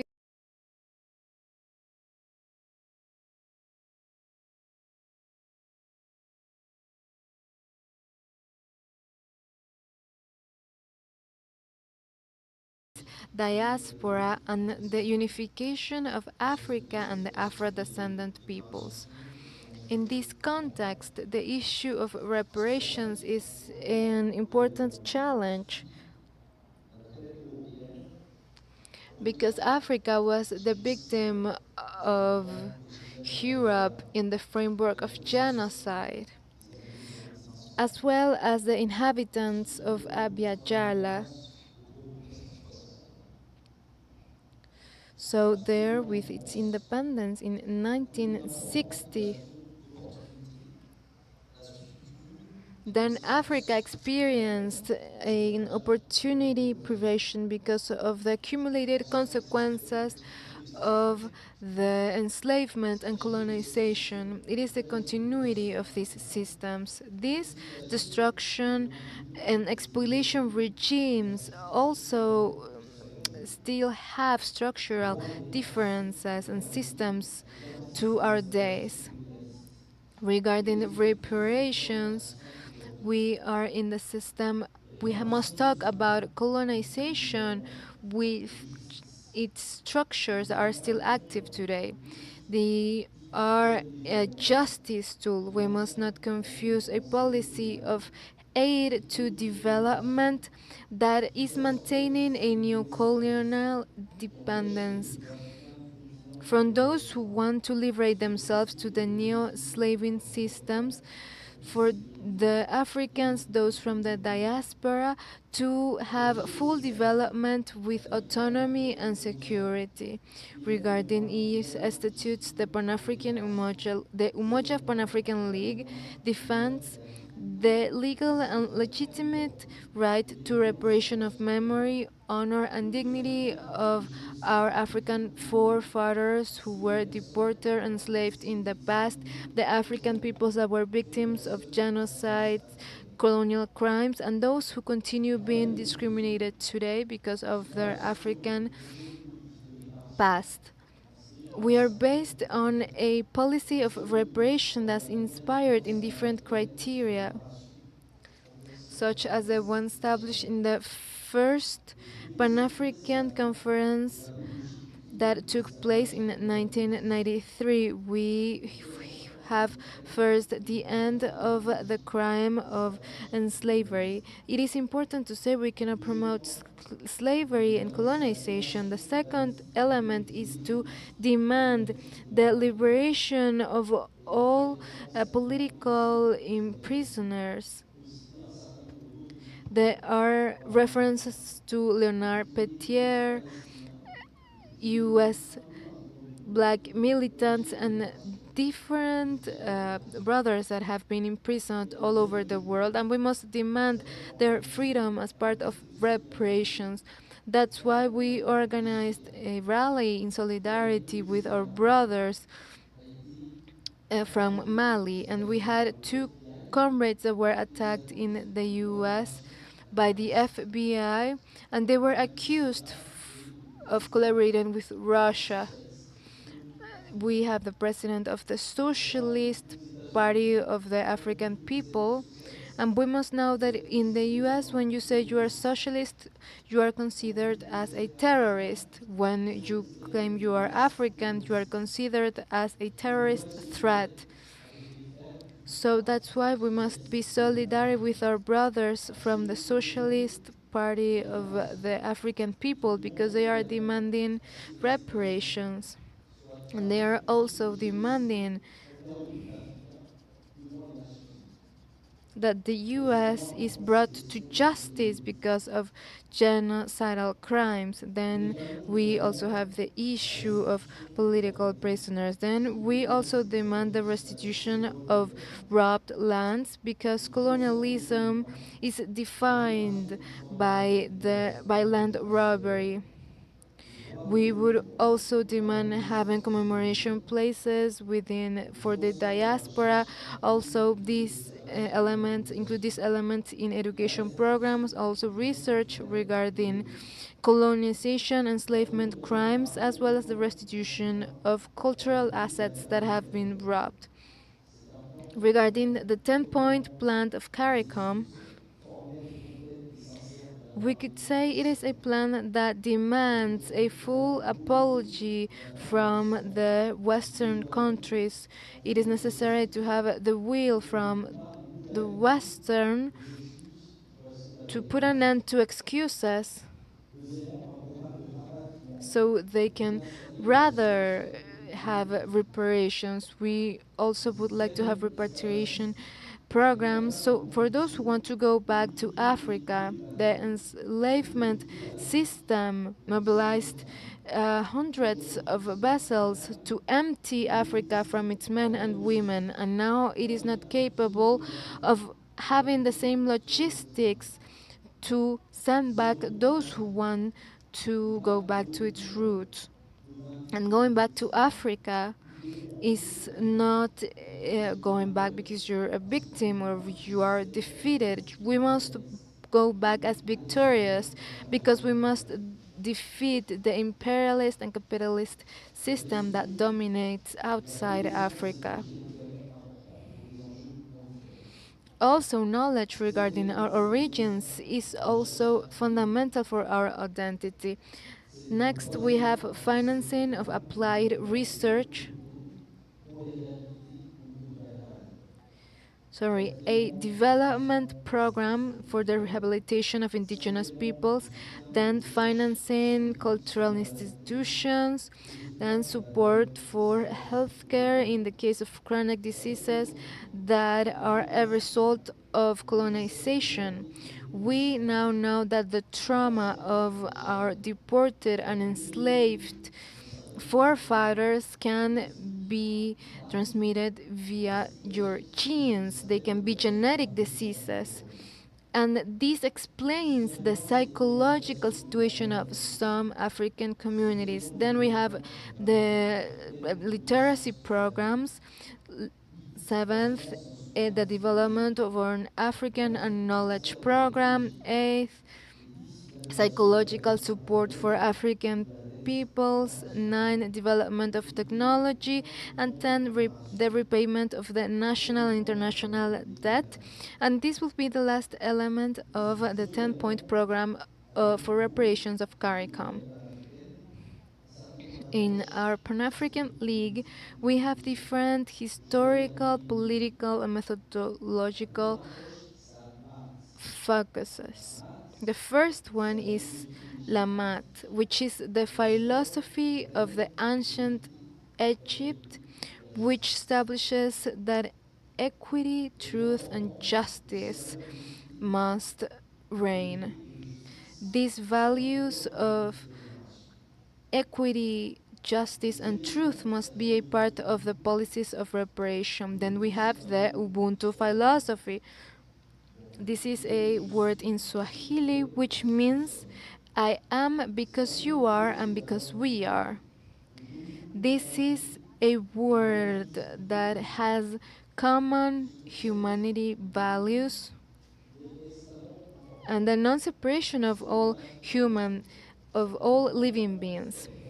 This is important because Pan-Africanism is anti-capitalist, which means we are combating the exploitation of men because of men. And we have industrialized societies in which socialism has arrived in order to have the class struggle with the men, which are a result of the exploitation of the men by men. And we oppose this kind of exploitation, and that's why we don't have the Eurocentric conception of socialism. We are in the constant search that was mentioned by former President Hugo Chavez.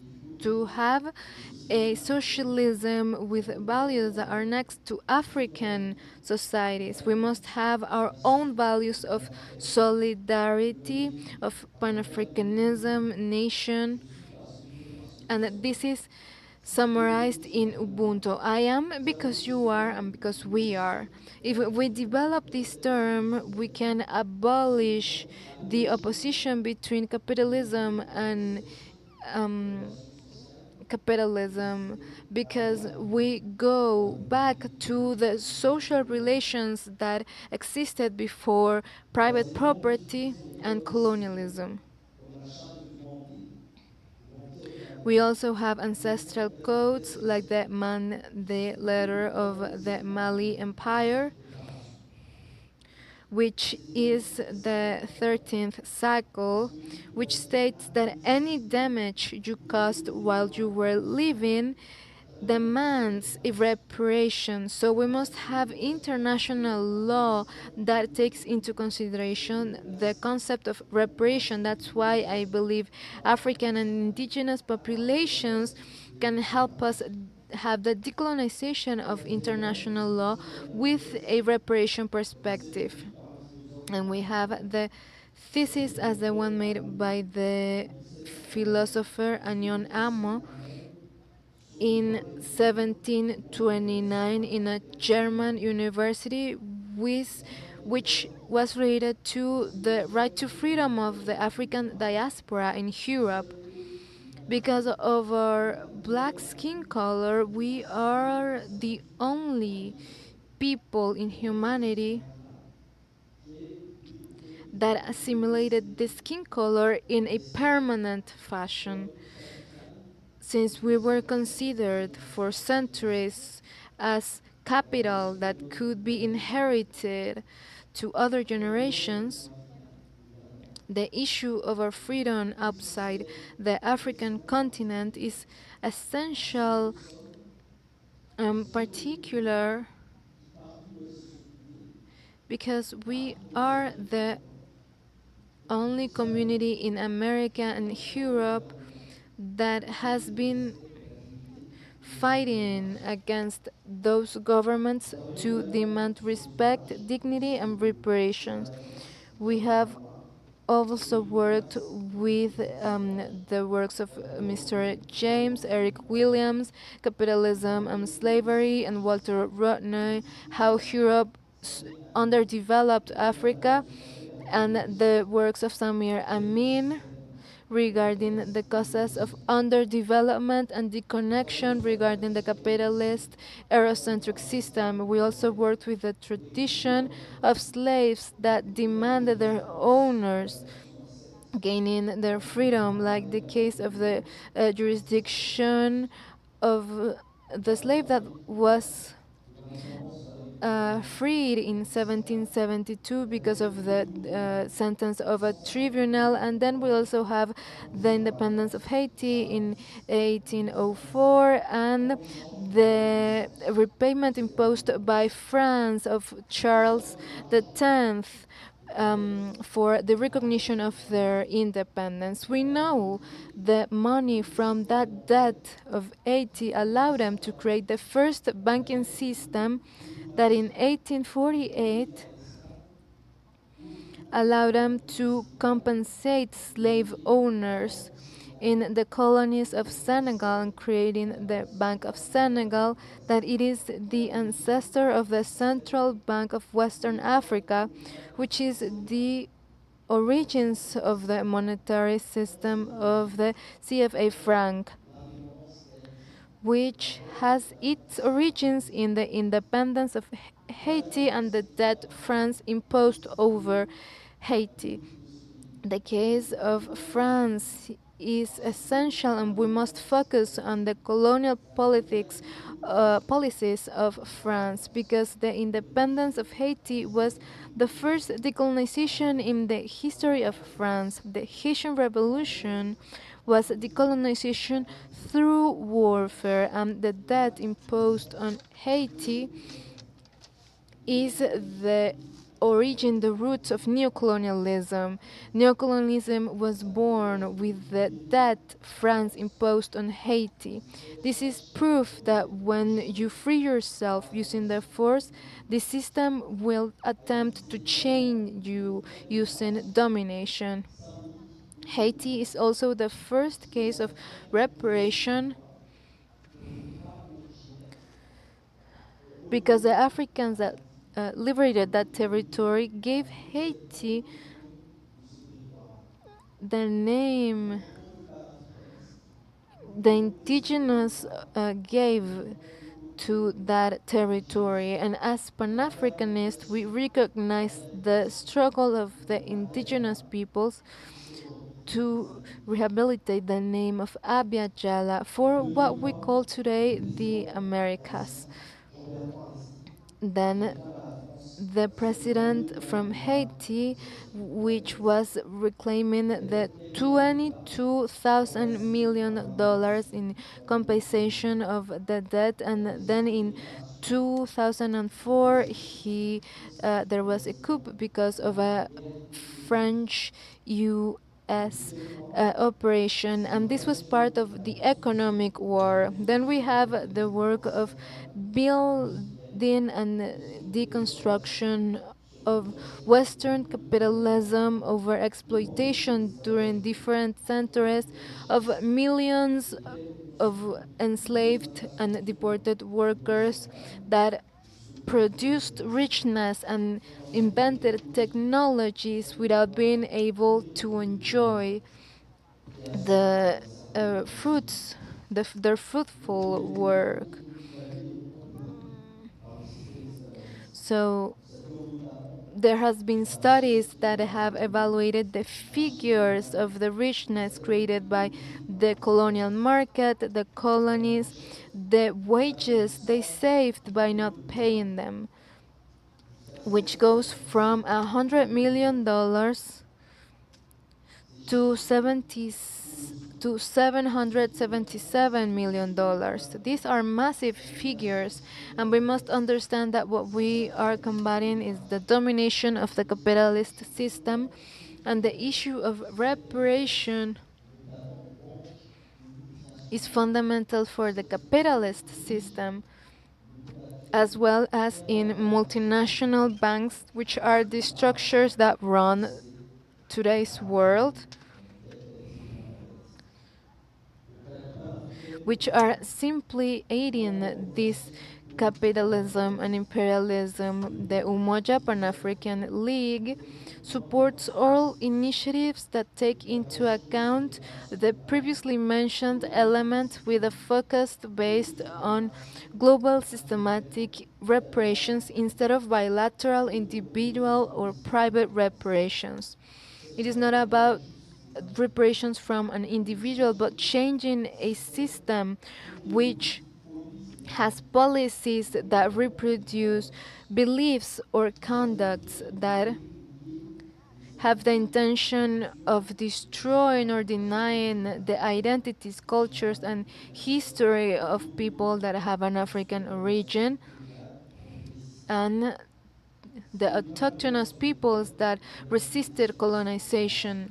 Although we still have the debate regarding the methods, modalities, or circumstances of reparations, and although we need political education on reparations, the Umoja Pan-African League believes reparations cannot be separated from the African struggle and are also fundamental for building a world social alternative. Thank you very much for listening, and long live the African people's struggle, long live the struggle and solidarity with Africa, and long live Latin America. Thank you very much.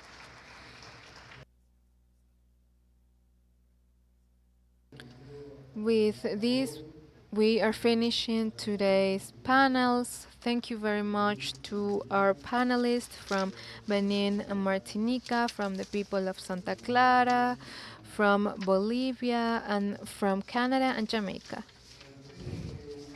So tomorrow we would meet here again and we will continue with our panels. This struggle will never end. Thank you very much.